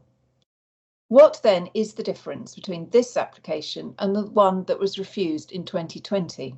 This application would also be a permanent and irreversible detachment of the integral southern part of the 18th century garden from the exceptionally fine 18th century house, and it would breach the listed wall. As with the 2020 application, this application causes unjustified harm to the significance of Eddington House and its associated structures. Your Conservation Officer finds that the proposal is acceptable because of a pergola and planted boundary between the plot and Eddington House, because the proposed dwelling is constructed close to the listed wall, leaving much of the garden space open, and because the proposed dwelling is screened by the wall. None of these matters takes away from the fact that the truncation of the walled garden harms the significance of a highly graded property, Eddington House 2-star, harms the significance of the listed wall and body, as well as physically threatening the wall through the proximity of the dwelling to it and through the creation of a new access in the wall. The site was created by a mere change of ownership, which took ownership away from Eddington House, and by the construction of a fence. The site is still the southern end of the important walled garden of Eddington House, but just in a different ownership to the house. Just because the southern part of the walled garden is in separate ownership to the house does not make it appropriate to develop the garden. Its optimum viable use is as the garden to Eddington House. In summary, the southern end of the walled garden was truncated and then purchased with a hope that it could be developed. It can be readily seen that the plot cannot be developed without harm to Eddington House, because its development as a separate dwelling reinforces and exacerbates the truncation of the fine 18th century walled garden, which is an integral part of the setting of the Grade 2-star listed building and its exceptional group of associated buildings and structures. Planning law states that local planning authorities must have special regard to the desirability of preserving listed buildings and their settings. This is a matter that is reinforced by extensive case law, not to conserve the settings of the highly listed building and its associated listed structures, where there is no justification or public benefit for the proposed development, can be seen to err in law. This application cannot, therefore, safely be granted planning permission or listed building consent. Both applications should therefore be refused. Thank you. Thank you, Ms. Burley. I appreciate your thoughts. I will now call Mr. Robert Sprawston, if I could, please.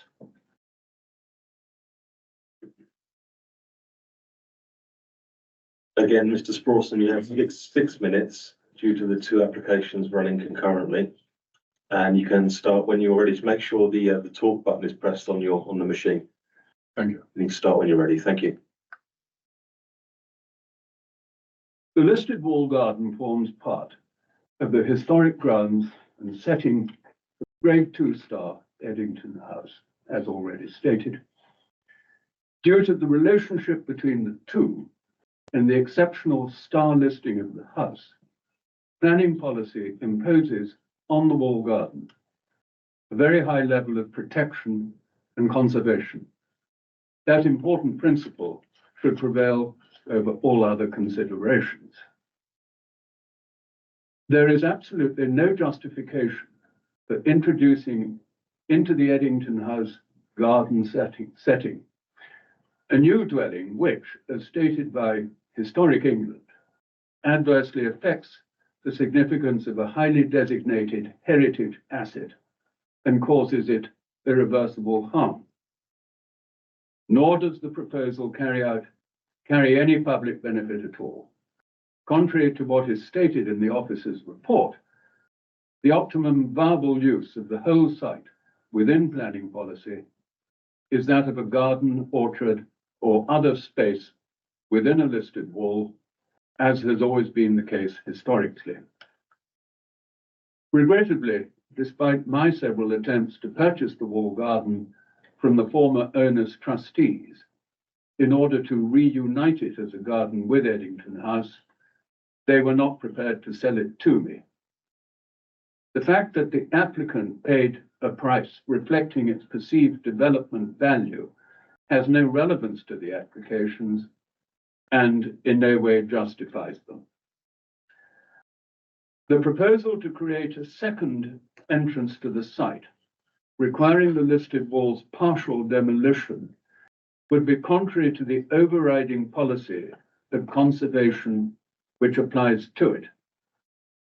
A previous proposal to create a second entrance and one to enlarge the existing entrance from Broadmead Lane were refused on the ground that the partial demolition of the wall would fail to preserve the historic character of the listed structure to the detriment of the appearance of the surrounding area and be contrary to planning policy. The same ground of refusal should be applied to this proposal, and there is no good reason for that precedent not to be followed. The proposed parking area bordering Broadway would create a serious road safety hazard. The limited visibility westwards would make it highly dangerous for all vehicles using and passing that area and worsen the already hazardous adjacent Broadmead Lane junction. The expert advice of LVW Highways is that the visibility westwards would be significantly less than the minimum of 43 meters normally required by highway standards. A previous proposal for parking in this area was refused on the ground that it did not incorporate the necessary visibility displays that are essential in the interests of highway safety. The same ground of refusal should be applied in this instance, and there is no good reason for that precedent not to be followed. The application documents fall significantly short of the standards one would expect. For example, the proposed dwelling is shown in some plans as being on the east side of the site, but in others on its south side. That cannot be acceptable. As another example, in relation to the parking proposal, LVW Highways expressed concern that the plan was of very poor quality and that a significant amount of information needed for a proper assessment was not provided. A heritage assessment was submitted by Nicola Burley of Heritage Vision, highlighting the irreversible harm identified by Historic England, and a highway safety report about the inadequate visibility display submitted by LVW Highways. The officer's report does not comment on either. The relevant council officers, Historic England and Somerset Highways, have had the opportunity to comment on these reports, but have not done so. I am sure the committee will have due regard to the council's statutory duty to protect the very significant heritage assets affected by these applications and the valid objections to the proposals in all other respects. Thank you very much, Mr. Sprawson. Very comprehensive comments. Thank you. Can I call Susan Seeley, please? Start whenever you're ready.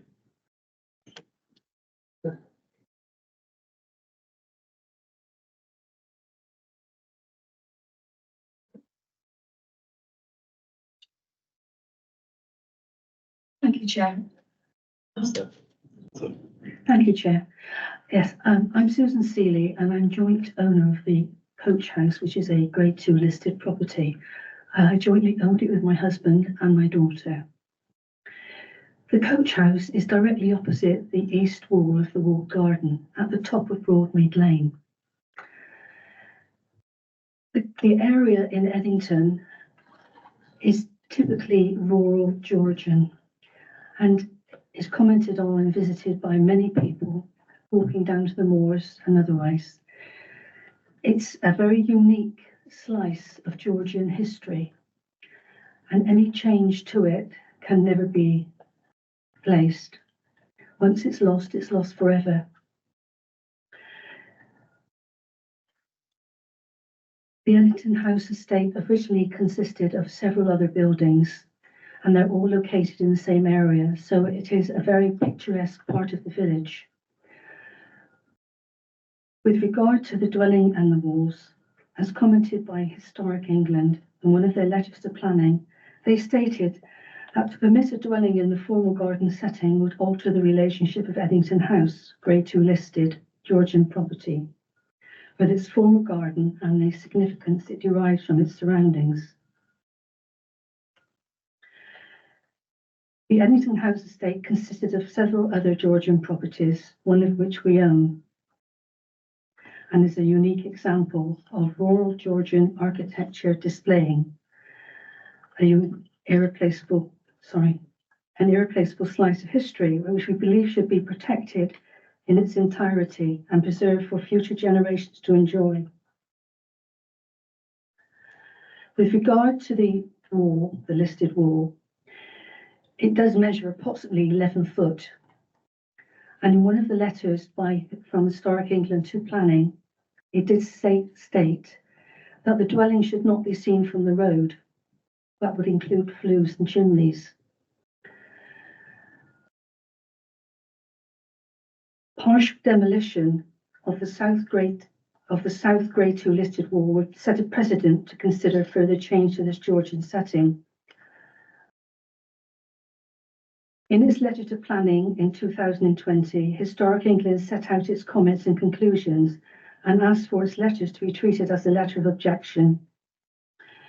With regard to the amendment to create the car park site on the Broadway, an earlier application by the previous owner was refused due to the very poor display of visibility, which planning stated that the proposed access to the Broadway does not incorporate the necessary visibility displays that are essential in the interests of highway safety, and the proposal is therefore contrary to policy 49 of the Somerset and Exmoor National Park Joint Structure Plan Review and Policy, TMI, of the Sedgemoor District Local Plan, 1991-2011, since safe access is not provided for the development shown.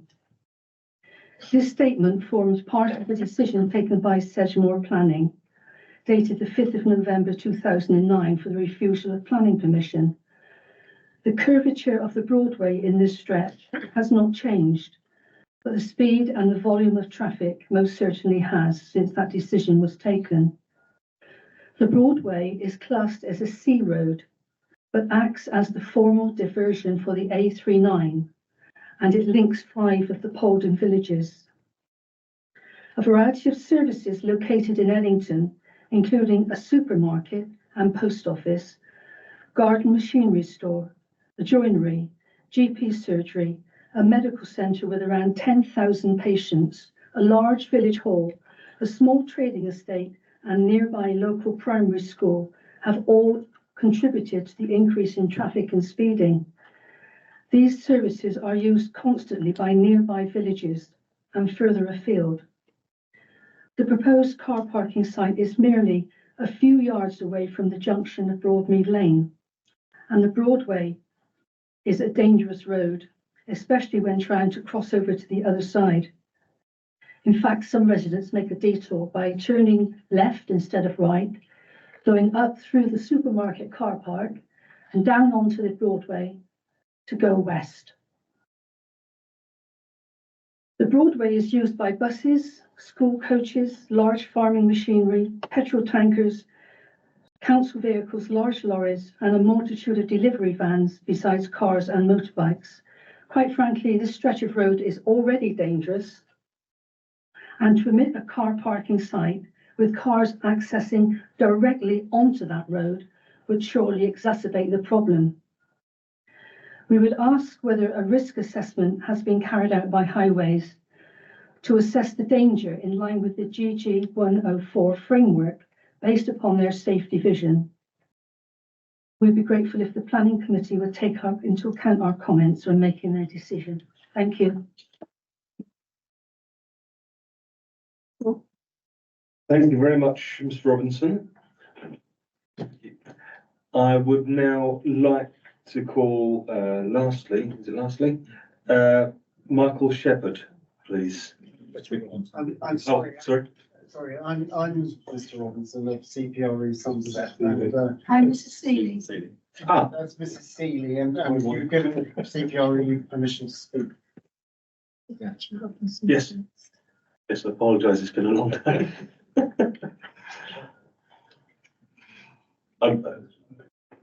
What? Where are we? Shall I speak? Yes, please do. Okay, Yes, sorry, yes, please do. I'm sorry.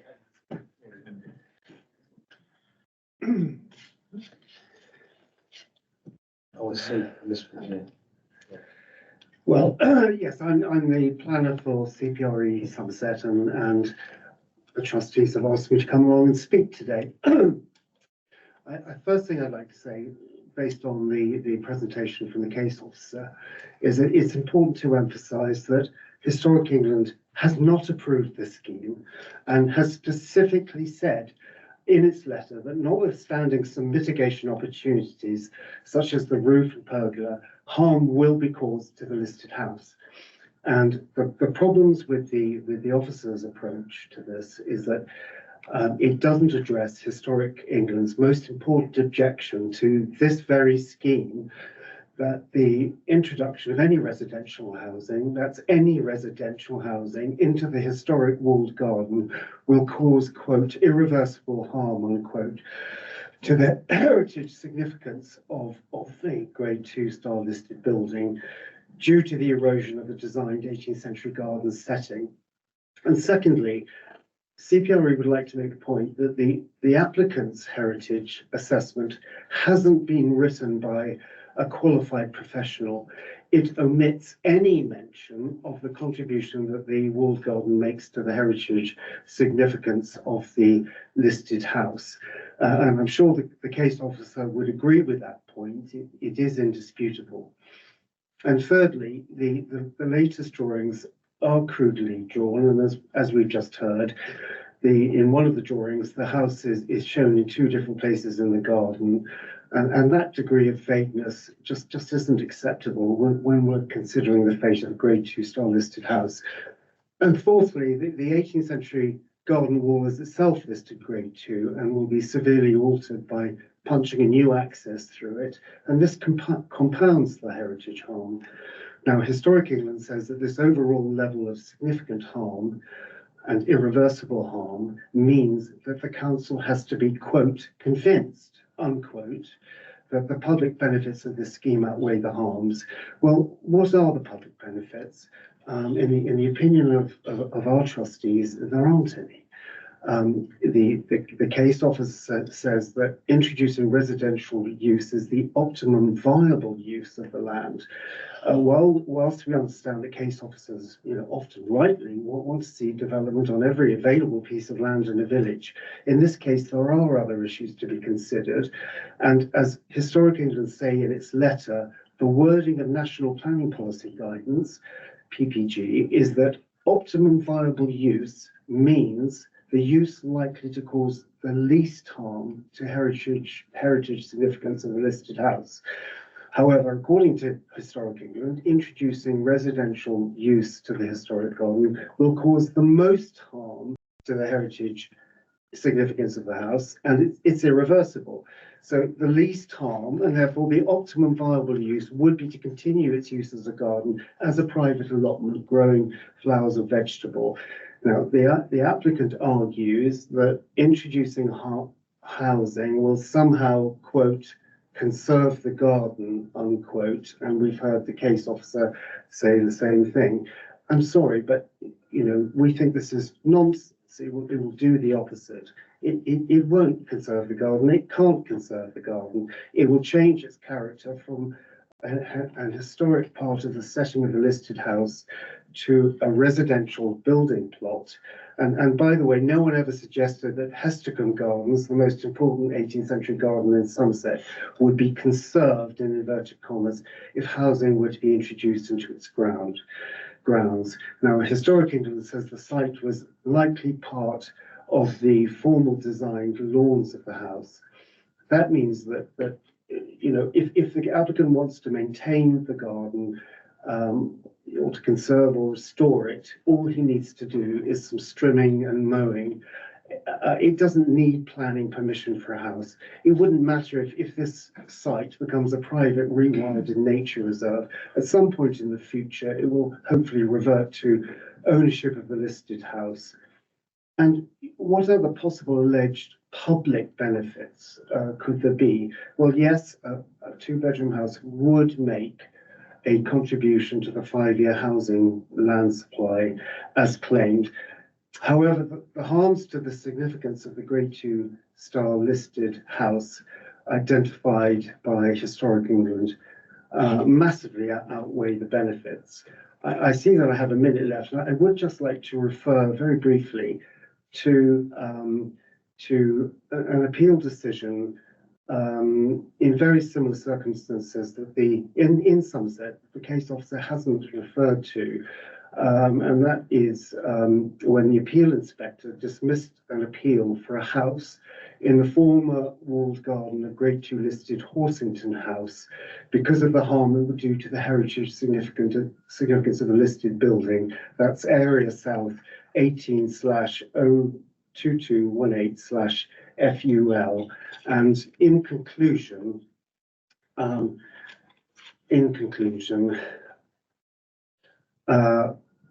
when important heritage assets and their immediate settings are irreversibly harmed, they are harmed forever, as we've heard. And the trustees of CPRE consider that this house and its immediate setting should be conserved for future generations, and we hope members will agree. Thank you very much. I apologise for the confusion. So now, can we have Michael Shepherd, please?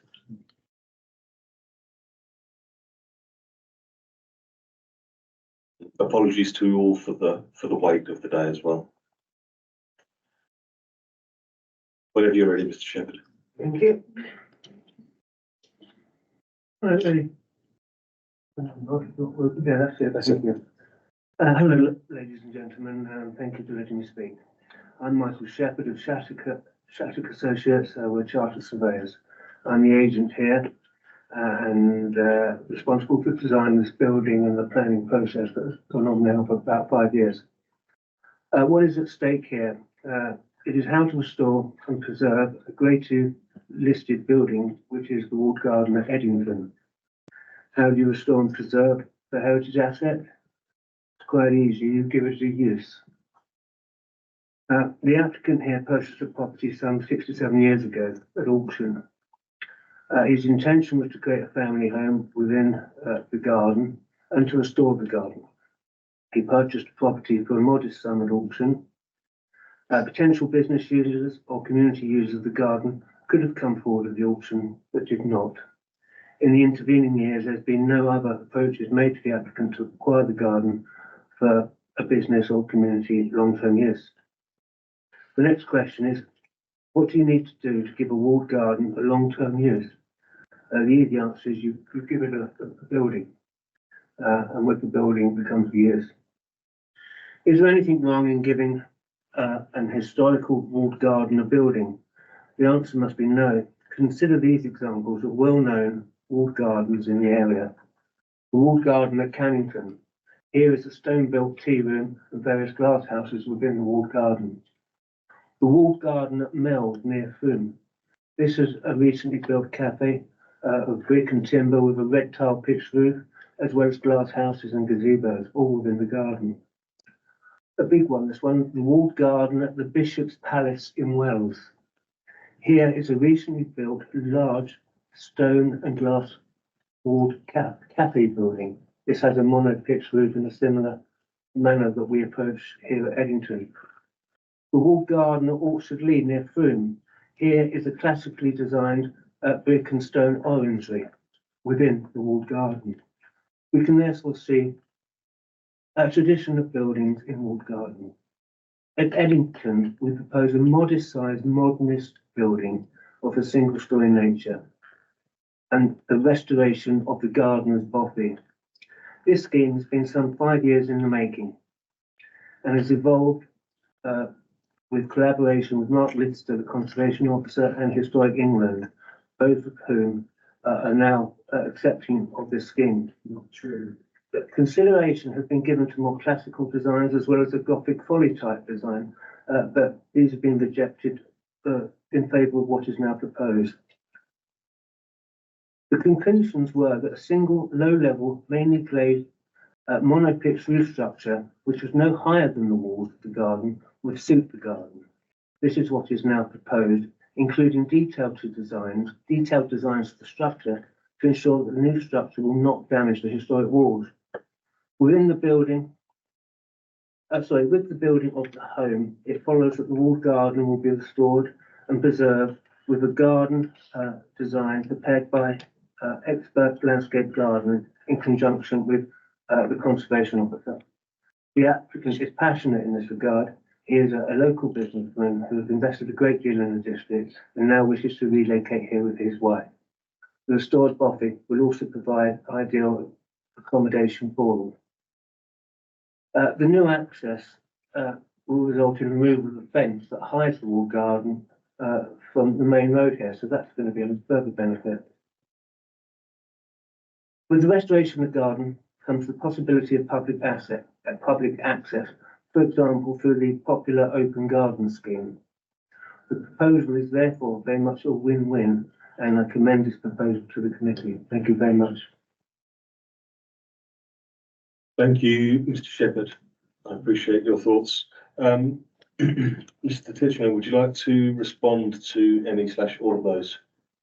Yeah, I'm happy to just pick through. There's a number of points that have been raised. I'll touch on the heritage stuff first because I think that's the biggest issue and one of the most concerns. Just about Historic England, their views throughout the scheme. So they have been involved in sort of pre-application discussions. So they've commented on versions of the scheme as it has evolved. And in terms of, the last response we received from them, they noted that the current scheme had taken steps to minimise proposed harm in terms of scale, mass and design in order to reduce the impact on Eddington House. At that point, they said there remain some opportunities such as to the roof and the pergola where the impacts could be mitigated further. And this is the point I think I made in my presentation. They say, however, notwithstanding these steps, harm will be caused to the heritage assets. I think we just need to be clear. We are saying there is going to be some harm, and that was the view of Historic England, the statutory consultee. So the council, in their consideration of the scheme, will need to be satisfied that the proposed change of use has been clear and convincingly justified. So where harm is identified, the council will need to ensure that any harm is outweighed by the public benefit of the scheme, including whether this forms the optimum viable use for the site. The MPPG recognises that the optimum viable use is a use that is likely to cause the least harm to significance, not only through the initial change, but also through the subsequent wear and tear and likely future changes. The council, in their consideration of the application, need to ensure that great weight has been given to the conservation of the heritage asset. The more important the asset, the greater the weight should be. So Historic England's final view was that they had concerns regarding the heritage impact. So that is their position. They had concerns. They recognised that the scheme had significantly reduced the scale and mass to create a more contextual response to the garden setting through the design.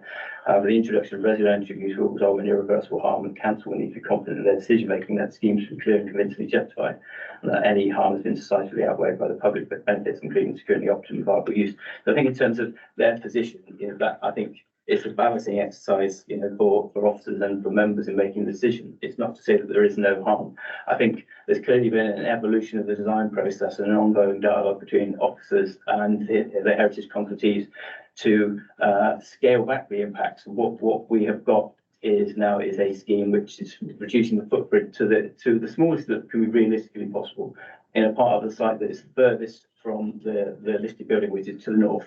So some of those concerns, some of someone who spoke said, you know, why are we coming to a different recommendation than the 2020 scheme? But the 2020 scheme certainly included a dwelling located very much on the northern boundary, very much between the site and the listed Grade 2 style building that it was associated with. So, you know, various options have been looked at about how to scale it back and how to minimise it. That notwithstanding, even with the scaling back, there is still some harm. We're not saying that there isn't, but it's about just weighing that in the balance against the benefits of bringing forward a use for the site. And clearly, there has been no alternative use on this site for quite some time. Yeah.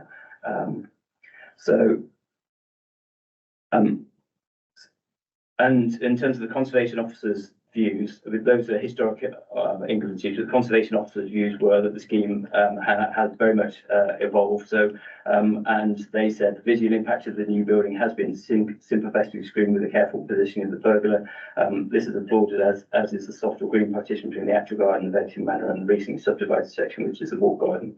Access to the walled garden will be via a small gate entrance, and there may be public parking. But this is one of the only options there to consider, but rather than adding conditions, there was some point they wanted clarification on about the roof, which we subsequently secured those changes to. So in terms of removing flues, which we proposed on it, but very much it's about how can you design something that sort of works within the confines of what we've got there. It's about keeping the height as low as possible, keeping the pitch angle as low as possible, tucking in, not having it attached to the wall, so it's just set off so you're not trying to undermine the structure, but reducing it back as far as possible. And in terms of, you know, when you play that balancing exercise, you've got it to this point, there's still harm. It's not substantial harm. No one's telling us we're talking about substantial harm, so it's therefore less than substantial harm. It's about weighing that in the planning balance. And that's what we've had to do as officers in bringing forward this recommendation about finding an ongoing use for the site that will secure its long-term conservation. I appreciate there are different views in the room, but that's the balancing exercise that we've got to. Just in terms of some of the other matters that were brought up, some of the highway matters. There was reference to previous highways reasons for refusal. Some of the schemes go back nearly 20 years that have been on this site. There's reference to refusals on highway reasons, you know, citing the structure plan and policies around of the time. Decisions must be taken in the context of the planning policy framework that exists at the moment, and that's what we're seeking to do. The highway officer has made their own informed view, having been out onto the site and made their own assessment from having been there. We note that there is a shortfall in the visibility display in one direction. So it's 33 metres. A normal standard required flow would be 43. Now, highway guidance says you can accept lowest place where it's justified. So in terms of Management Street's guidance, that is the exercise and the thought process that the highways officer would have applied when going out to site and taking a look.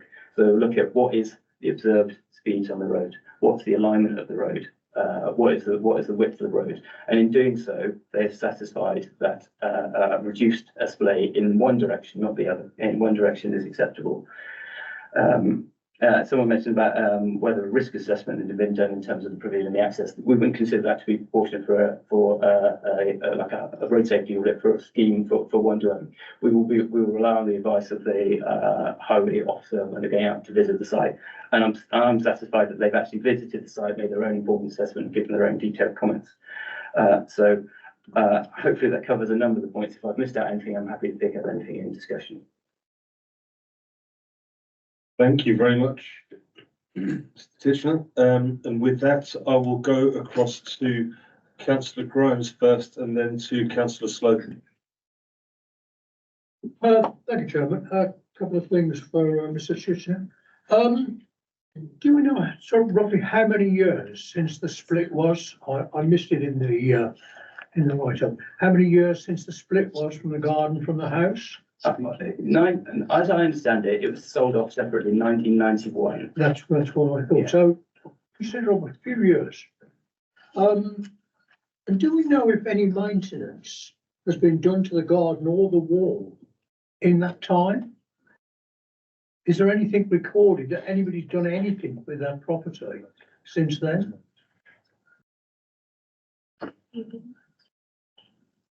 I can just go on from that. My reason for asking, if not, what's to stop this wall collapsing, the land becoming forever overgrown, in which case the garden would be lost forever anyway? And I know it's a very difficult thing when you've got some real old properties like this. But I think realistically, if nothing's done to this garden, surely the wall will collapse anyway. And we won't have gained anything. Thank you. Apologies, I just thought I'd come in. As a listed structure, the owner of the listed structure is responsible for sort of appropriate maintenance of the structure, and it is actually criminal in terms of if it enables sort of through disregard or disrepair to enable it to get to the point where it's collapsing. It would be a very significant enforcement investigation if that were to occur. Thank you. That was my question about whether any maintenance or anything had been done over the last, say, 30 years. As we don't know, then we don't know. I think what we haven't got is any planning applications other than the use of the site for potentially residential. Normally on the associated history, you'd get listed building applications if you were carrying out works, unless it was deemed appropriate repair. But the only thing we've got is the applications for residential use. Okay, thank you. Is it possible to speak? I'm just going to call a halt for a moment while my colleagues confer. One moment, I'm please. just looking into it.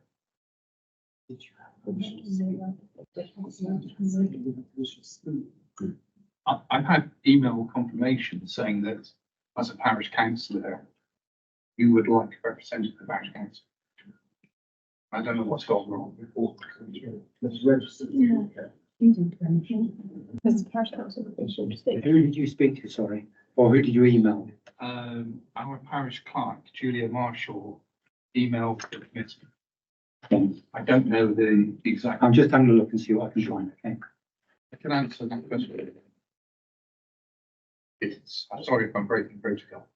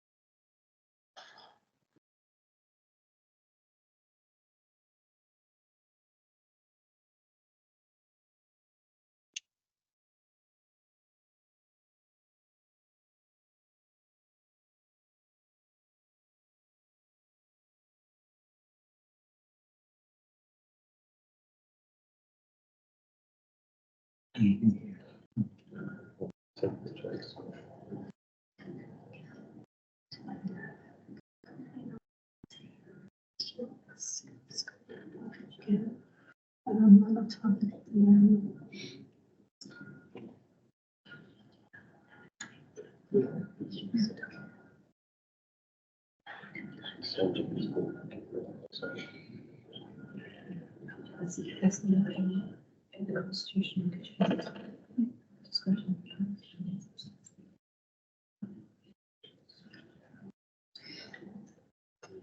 Just discretion to other districts.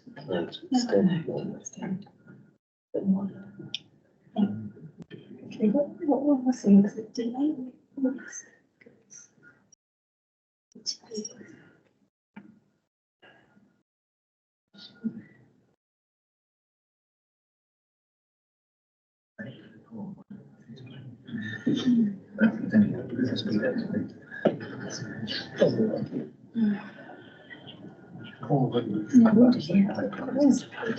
I apologise for the delay, everybody. We're just checking things from a legal point of view as with regard to the number of speakers. And we can't just make a decision on the hoof, as it were. We have to abide by the standing orders in the Constitution. So we will be back with you, I promise.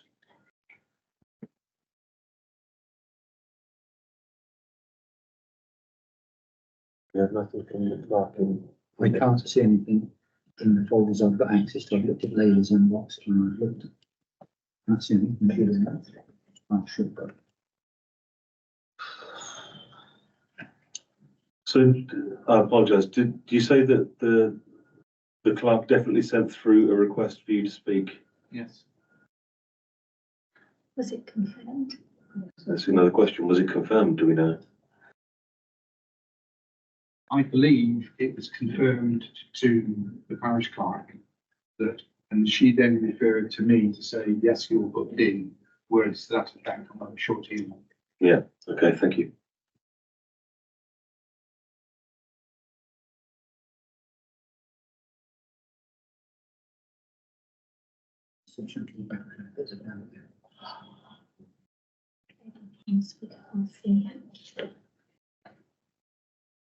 The issue isn't also the issue of whether he's registered or not. Because if he's registered, That's why I want to see what the policy said. yeah, if he's registered, it's fine, but if he's not registered, we can't accept it. So it's trying to find the emails. where they registered. This was in the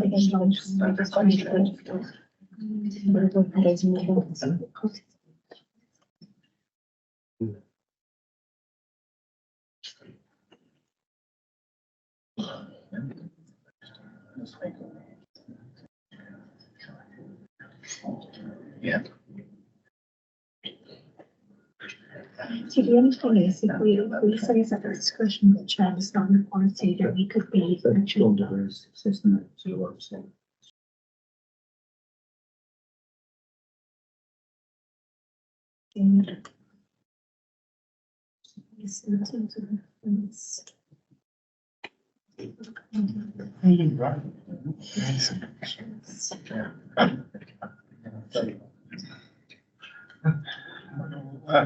Yes.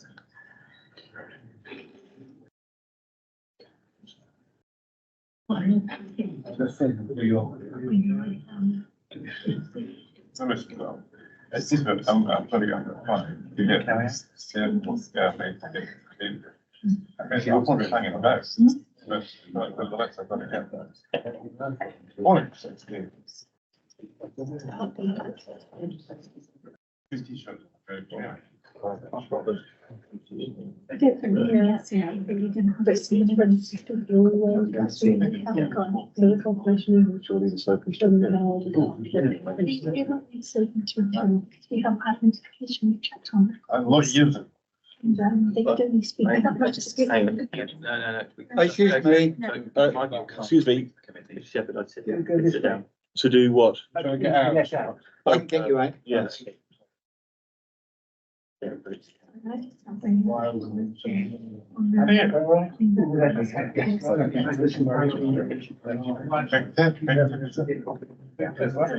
So sorry, yeah, wait.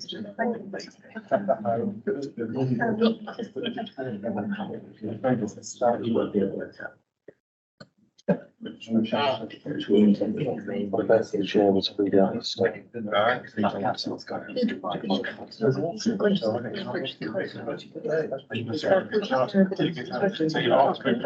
Yeah.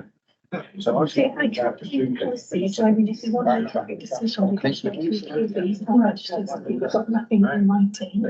And I mean, Steve should have that, Steve and Lane should have that, he's got access to the records. And then as a usual rule, is they have to register. I think that's still registered. He takes the. Because he was council, wasn't he? And the parish council need to register as well. Yeah. Yeah, so you don't accept anyone. So much not. You said that with his little bands. No,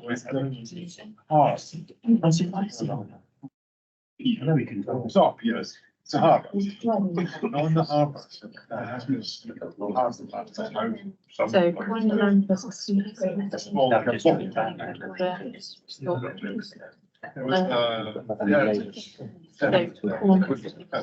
a court. I used to see the ceiling. It said, Lord, Four Horse Court. The only really what is true that was, yeah. So it's a matter of speaking order. Or horse call. Don't forget that.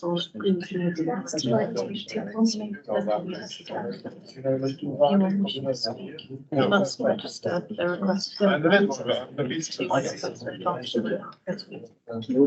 way. Near the mountain. So. Oh, nice. Actually, we haven't got them out because they're ready to make the cycle to they're not already. Speaking of that. Are you awake from No, But it could have been received by Steve. If Steve hasn't got it, we haven't registered with Steve. He's not registered, there's nothing in part the and you may also. Then it's been dropped at that point. There's nothing that even says change. I think that's right. And speaking to Mr. All those ways. Of the shop, a dual function and a portion. And a small. Just discussion. Read in the paper. Discretion. What? Yes, they could have nominated them. So I don't really know. Not from speaking. So these are memories. Yeah. Okay. Really nice. It's quite like it. I love the island. I love the whole thing. Okay, if I could call you back for a moment, please. The situation is that we don't have evidence of, I'm afraid, evidence of you being registered to speak via the parish clerk. And as a consequence, we are not allowed to grant you permission to speak. May I ask a question But with regard, with regards to this situation? Could not one of us read the notes on his behalf? no, I'm afraid not. No. So unfortunately, we have to abide by the terms of the Constitution, and it's very clearly written in the Constitution, you must be registered to speak. So I understand that you said you are registered to speak, but the documentation will be presented to the committee manager, and we have no evidence whatsoever that registration has taken place. So unfortunately, if we go outside the Constitution, we could be at risk of challenge. So unfortunately, we're unable to accommodate your request, and I really do apologise. I completely understand there has been some kind of administrative misunderstanding, mistake. I'm not here to cause a problem. I can answer question, but I'm not allowed to do that. Okay, thank you. If the rule but absolutely strict, in other words, because Yes. it doesn't have a discretion. No, it is absolutely, we've checked on the discretion of the chair as well. Yeah. Discretion, yeah. Yeah, I'm afraid it is absolutely strict, and the problem does lie with one of appeal. So, So we just continue. we continue as, yeah, so I'm sorry about that and apologise for the delay. Councillor Slocum. Thank you, thank you. I think today I just want to say to the officers, what a difficult decision. And I can see that you're both ways, and I want to thank you for how thorough you've been with this. Very, very thorough. I think grade 2 to me means grade 2 listed building. It means the preservation, it means the support, which is what you said. You said Historic England recognised the scheme has been reduced. However, the residential use result in irreversible harm. To me, that says it all. I cannot see the public benefit to this whatsoever. I cannot see it. I've gone through and you know, and I just say that I feel that we need to preserve, we need to make sure that we preserve, and I can see what's done. So therefore, I would like to propose that we refuse this application, please. For my reasons given, if that's good enough. Okay, thank you, Councillor Slocum. While we're on the subject, do we have a seconder to that proposal? At this time, not at this time. Councillor Filmer. Just want to ask if I could a couple of questions to get my head around where we are with this. Well, a couple of things. We've heard this comment about irreversible change. And we've obviously heard that the land itself was sold off 30 odd years ago. Fences have gone up between it and the main building, but that's not irreversible because that could be changed. The construction of this building, what constitutes irreversible change? Because if playing semantics, you could say, well, theoretically, at a future point, if this block was bought and the building was removed, you're back to where you were. So what constitutes irreversible change? Because I think we just, as members, we need to get it in our head, because we're being told there are legal ramifications here if we do something that is wrong. And I think we just need to understand what is irreversible and what isn't. My understanding of it is it's reflecting of the outcome that things are, heritage assets are not known to be set in aspect, and things will change over their lifetime. And it's reflecting the fact that actually, it might be a new era if the dwelling goes in there, and it will be there will be a difference on the site from what was there before. And that's, and you won't be able to turn back the clock necessarily on that. And it's just I think an acknowledgement of that. But then there's mechanisms for how you deal with that in terms of assessing the level of harm, where to go forward. So I think that's where the irreversible element comes in. If you build a house in the garden, there is going to be a change. It's not going to be a nil effect. I think that's my understanding of what that part of their comment is in reference to. Thank you.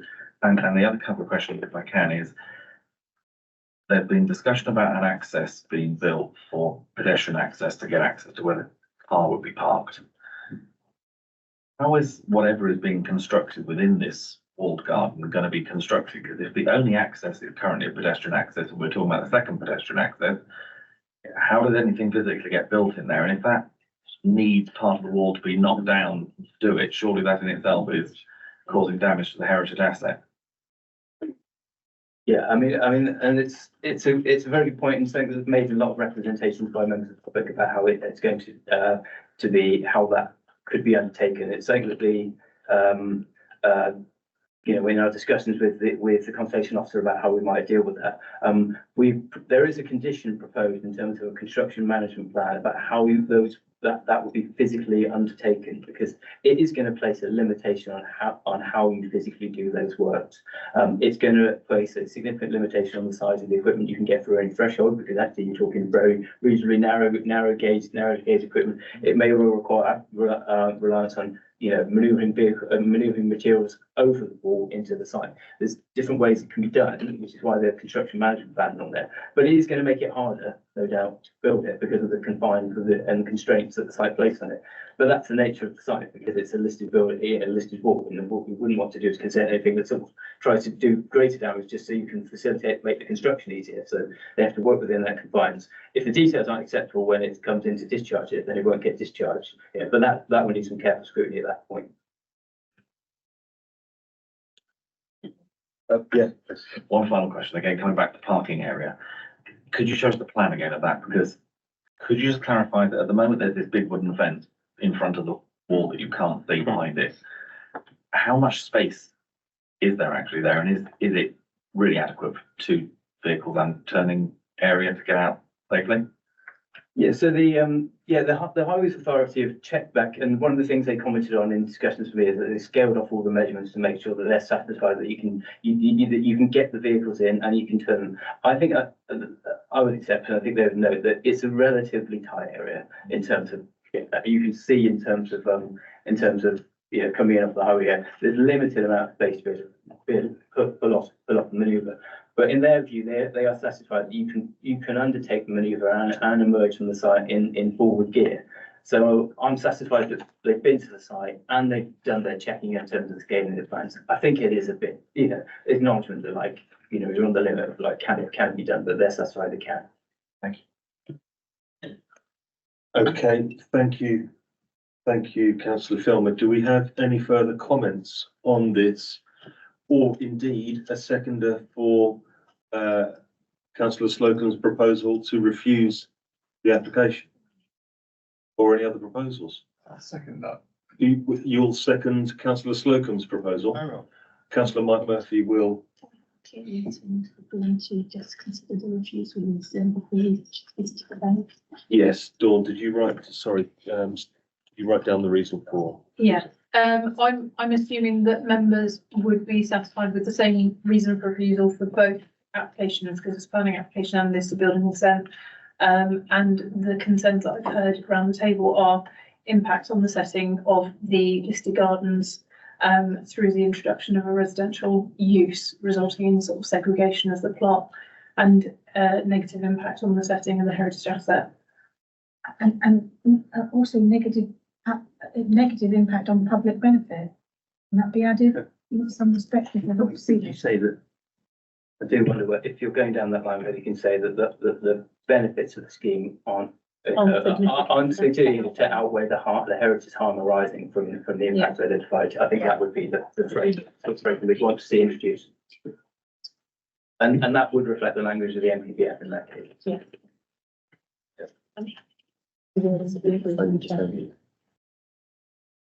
And just to make the point, that would be wording to be agreed with the chair if and so that happens. Yeah. Okay. Okay, thank you. That clears it up. Thank you very much. So with that, because there are two applications, we will have to take two votes. We do the listed building first. We'll take the same reasons, both. So just to clarify, the proposal and the seconder was in relation to the listed building consent and the planning permission with the same refusal reasons. So now we just need to take the vote on the listed building, and then we'll take the vote on the planning permission, because they're two separate applications. I thought we'd already voted on that. Sorry, I thought we'd already done it. That was, yeah, me asking for too many votes previously. I apologise. So if I could please, could I have those in favour of refusing the listed building consent on this application, please raise your hands. 2, 3. Feel like I'm really confused. I apologise. I'm really confused now. Two of them. Yeah. Really confused. Okay, that's unanimous. And then please to those in favour of also refusing the planning permission on this application, please raise your hand. That's unanimous. Also unanimous. Okay. My apologies, Mr. Chairman. I think it's because you took the vote previous. That's what confused me, so sorry. Yeah, you're not alone in the confusion. I'm there with you, right there with you. Okay, so that application is refused. Can we have a 5-minute recess? Yeah. Yes, I think so. Let's have 5 minutes before we carry on to the last one.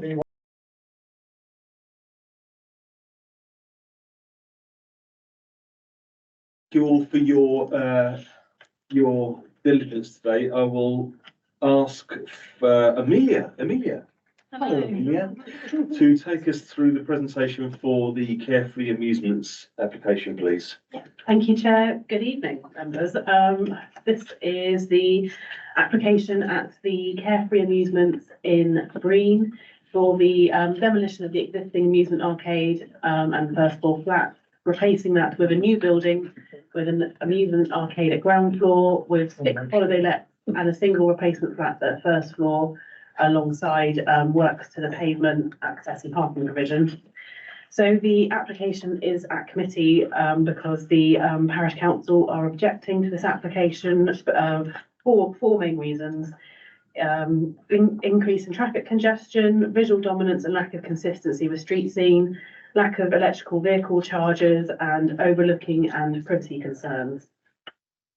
So these are the policies of the local plan that are relevant to this application. Okay, so the application site is within the main tourist area of Breen, to the west of South Road. Oh, it's late, isn't it? Right. Why is it not? Okay, so here is a closer view of the application site. So outlined in red is the existing building with the parking area to the front. To the west of the site, there are residential flats. There is a caravan site to the south, along with a shop, which is the sort of small detached building you see just to the south. And to the north is a small shopping parade. Sorry, I'm having technical difficulties. I'm trying to make it, because the notes aren't coming up.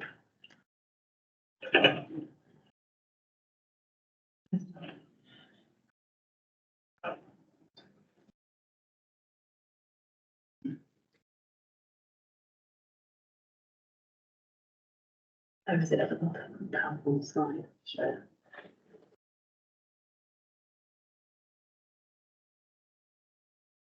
The bottom. Ah.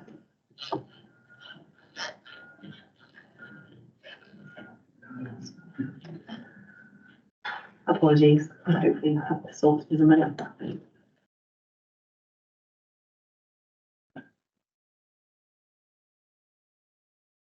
Thank you, Dawn. Right, okay, we are in business. Okay, so as previously mentioned, the application seeks consent for the erection of a replacement two-storey building as shown on this proposed site plan. The building will be sited closer to South Road than the existing building. It's quite faint, but you can just about see the outline of the existing building. So the parking area would also be resited to the rear of the building. And the scheme also includes an extended pavement area to the front. So this is a drawing of the existing plans and elevations of the building. So it is part single story, parts two-story that has been extended in sort of a piecemeal fashion over the years. And as previously mentioned, there's an arcade, amusement arcade at ground floor and an unrestricted flat at first floor. Moving on to the proposed scheme, these are the floor plans showing the arcade at ground floor and the holiday flats and the replacement flat at first floor. So that's 6 holiday lets and a single replacement flat at first floor. Moving on to the elevations, the proposal is to be finished with a flat roof with aluminium panel cladding at first floor and bricks at ground floor. We then move on to photos of the site. So I've used a mixture of Street View and my own photos. So I have been to the site. It's just that Street View gives a good sort of panoramic view sometimes that isn't so easy to capture on your phone. So this is a view of the site pointed in the arrow from the north. So you can see the shopping parade that is to the right there. And then this is a view of the site from the south. And then we sort of move on now to photos of the site. So this is kind of the cream building is the southern elevation of the existing building. And then this is a view of the parking area to the front. And then sort of again, a view from the sort of the shopping parade. So along the northern boundary of the site, there is Knoll Park, which is a small sort of dead end road that serves the the residential flats, which are in the white buildings. And where the generator is currently in that photo is where the new access is to be created. And again, another street view image from Knoll Park, looking back towards South Road, giving you a sort of better view of the site from the rear. So moving on to the main considerations. So the application site is within the Breen tourism boundary, and policy D17 supports proposals for tourism related initiatives that improve the quality of the tourism offer and supported where they are appropriate to the size and role of the settlement. The site currently accommodates an arcade originating from the 1980s with a number of small extensions added during the intervening years. Sorry. The proposal seeks to enhance the image of the arcade and will introduce holiday accommodation that is considered to further diversify the offer at Breen. In respect of the residential flat, this seeks to replace an existing dwelling and therefore is considered compliant with policy CO1. Moving on to visual amenity, the proposed building is set further forward than the existing building. However, this is considered to be acceptable as there would still be adequate distance from the road retained, along with the sort of extended pavement area, which is characteristic of the street scene. The existing built environment has a mixed pattern and character, and whilst the proposal is of a contemporary design, it's not considered to be an unacceptable addition because of this mixed palette that is in the vicinity. The officer recommendation includes a condition to secure details of the brick finish at ground floor, just to make sure that it does fit in with what is there at the moment in terms of the adjacent buildings. Moving on to residential amenity, the proposed building will be further sited from the neighbouring flats in the blocks to the west than the existing building. Therefore, it's not considered to result in an unacceptable level of over-dominance or overshadowing. Considering potential impacts from overlooking due to the distance of the building from those residential properties, this is not considered to be at an unacceptable level. Environmental health have been consulted and they have recommended conditions to secure noise attenuation measures, a lighting scheme and a KEMP to ensure the amenity of the neighbouring residents is secured. Considering the amenities of future occupiers in respect of the holiday accommodation, whilst this doesn't meet national space standards, as these are not permanent abodes, this is considered to be acceptable in this instance. Considering the replacement flat, so the permanent dwelling, this is compliant with national space standards and is considered to have adequate natural light levels serving all habitable rooms. Whilst there is no private external amenity space for this flat, this is the case for the existing flat that it seeks to replace, so it's not considered to be unacceptable in this instance. Moving on to highway safety, the Highways Authority have raised no objection to the proposal and have recommended conditions to ensure that the access is of an acceptable standard, along with securing a construction traffic management plan. So in terms of the condition, the way that that's been framed is it's kind of a mix. What the officer recommendation is a combination of the KEMP and the construction traffic management plan, because a lot of the requirements do overlap. So it was consolidated into one condition. In respect of parking provision, it is considered that this is adequate to serve the holiday accommodation and the dwelling. And in terms of the use of the arcade, it's considered that the majority of the customers of the arcade would arrive on foot from other holiday accommodation sites in the vicinity. But of course, there are also public car parks within walking distance of the arcade as well. In terms of the parish council concern regarding the lack of EV charging spaces, the block plan was since amended to demonstrate that 2 EV parking spaces will be provided. Details of this is a building control matter, so it would be addressed at that stage. Considering ecology, the ecologist has been consulted and they have raised no objection due to the existing high levels of lighting in the vicinity and have provided an informative to remind the applicant of the legal protection afforded to certain species. As such, it's therefore the officer's recommendation that planning permission is granted with conditions to secure details of the bricks, noise attenuation measures, lighting scheme, the combined construction, traffic and environmental management plan, securing the extended pavement prior to occupation, and that the vehicular access is of an acceptable standard, and of course a condition to restrict the use of the holiday accommodation to be only holiday. Thank you. Thank you very much. We have just one speaker on this item, Dan Foster. Dan, thank you so much for your patience today. Start whenever you're ready. Thank you. Thank you, Chair. The applicant is a well-established amusement arcade operator with entertainment sites throughout the south of England. They are intended to make a significant capital investment into their existing site in Breen, which, as the local plan recognises, is a location which plays an important role in Somerset's tourist economy. The amusement arcade here was first permitted in 1980, but currently the site adds little to the appearance of Breen, as the building comprises of an ad hoc series of extensions and enlargements. In terms of the wider context, to the north of the application site is a 2-storey flat roof red brick building, which is occupied by a series of cafes and shops. To the south is also a modern 2-storey shop building. To the west is a holiday let building and a car park, and to the east are the various buildings of the former Pontins holiday site. Overall, it's true to say there is no single defining character to Breen. The design of the building proposed seeks to maximise the active frontage at street level and takes the opportunities to enhance the character and appearance of the area. In common with buildings to both the north and south, it would be 2 storeys and be constructed partly in brick to match the adjacent buildings. Overall, the design of the building would have a crisp, contemporary appearance that would be a positive enhancement to the character of the area. In highway safety terms, the scheme is an improvement from the current situation.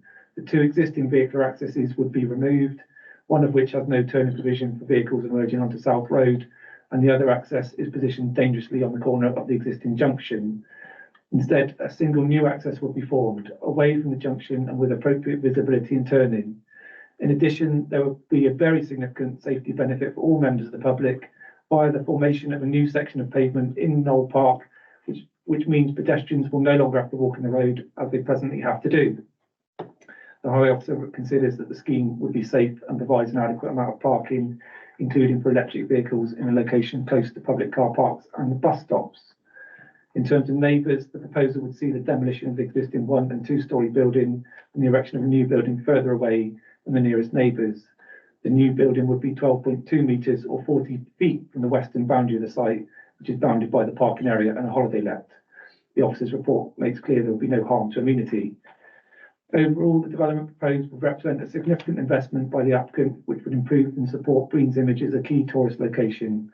In economic terms, the scheme would create jobs and improve the quality and diversity of accommodation in the area and provide a new purpose-built amusement arcade. In environmental terms, the appearance of the area would be improved and the access arrangements for both cars and pedestrians will be made better. The senior plan officer's report makes clear that there will be no other demonstrable harm. We hope that for all these reasons, you can support the scheme in line with their plan officer's recommendations of approval. Thank you. Thank you very much indeed. I don't think there's anything to report on there, so I will send it straight out to the floor for any business, starting with Jill. Oh. This time, otherwise she'll shout at me. I'm sorry, I'm not the ward member. Do you want the ward? Oh. Sure. I was just going to say that I'm really pleased with the conditions about the brick. I think that's really nice that it's going to be in keeping. I think that's really good. I think that it's going to be a massive benefit economically and benefit lots of people. So I think, and visibly, I think this is going to be a vast improvement, which is on what visibly it looks like now. So I can see no other issues with this, but I'll wait because I'm not the ward member, so apologies. Thank you, Jill. I got excited. Tony. Thank you, Chair. Yeah, I don't have any problems with this. I know this area very well. There's a lot of the arcades around that area. There's a lot of holiday lets around that area. It just sits in the right place. I think it's a vast improvement because it's giving more space in the front. Don't see a problem with this at all. Great, thank you very much. And Councillor Bob Filmer. Could I just ask, could we see the animations from the street view? Tell me when to stop. There's the proposed one. Oh, the proposed animation, Yeah, sorry, please. yeah. So there you go. Because I think it's something that, again, I mean, the parish council raised as to the impact on the setting and whatever. I think, as the speaker actually said, there's a lot of mixture of development in Breen, and I mean, this in itself is a unusual building, but it's on in an area where you're built up with other things that are not normal. So I think if you're going to go contemporary and you want to do something that's different, you do something that's different, and that certainly is. In terms of what the other members have said, I totally agree. I mean, the speaker said as well, it's good to see this sort of investment coming into Breen. It's not been the easiest time for the holiday industry over the last couple of years, and that someone's got the gumption to actually invest and improve. In terms of the layout, as Tony mentioned, in the highways aspect, moving the parking from in front to behind is going to look better, and it helps with the safety as well with the pedestrian access. So to me as well, it's all round good news, and would like to thank the officer and the agent, because the parish did raise a couple of issues which you have addressed in terms of things like the EV. So I mean, that is something that I think it's been good that the planning process has worked. So thank you for your efforts, and happy to move your recommendation. Seconding. Was that a proposal? Yeah. It was, and seconded, so proposed by Councillor Filmer, seconded by Councillor Grimes. And Brian? No? Any other comments? Anybody still with us? Anybody else want to? No? In which case, shall we go to the votes? Calm down. Jill's still confused. She votes on anything. No. All those in favour of, you know where it's going, raise a hand, please. I agree, it's unanimous. I was just eager beaver and these poor men have been here all. Yes. So, well, I want to extend another set of thanks to you guys for hanging out all day. Very good of you.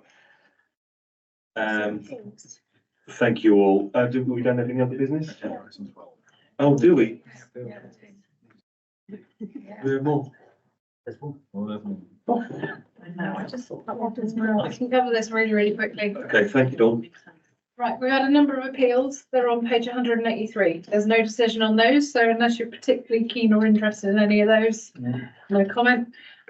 We have had 4 appeals decided. 2 of them have gone our way and 2 of them haven't. So the ones that have gone our way was a retrospective application for a replacement boundary wall, south elevation of a rear garden, 1 Northfield, went our way. And much to my delight, Cannington Enterprise, which was a prior approval. I've been waiting for months for that one.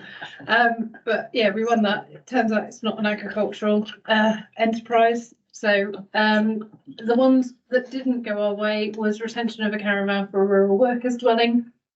And that was a delegated decision, but it was also a hearing.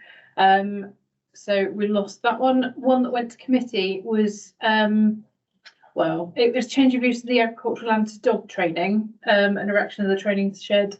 They submitted to vary the condition in terms of the timing and number of vehicle movements. It was discussed at length at committee, and we didn't approve it because we thought it hadn't been fully assessed, but the inspector didn't agree with us and he allowed it. So we lost that one. That's all, is it?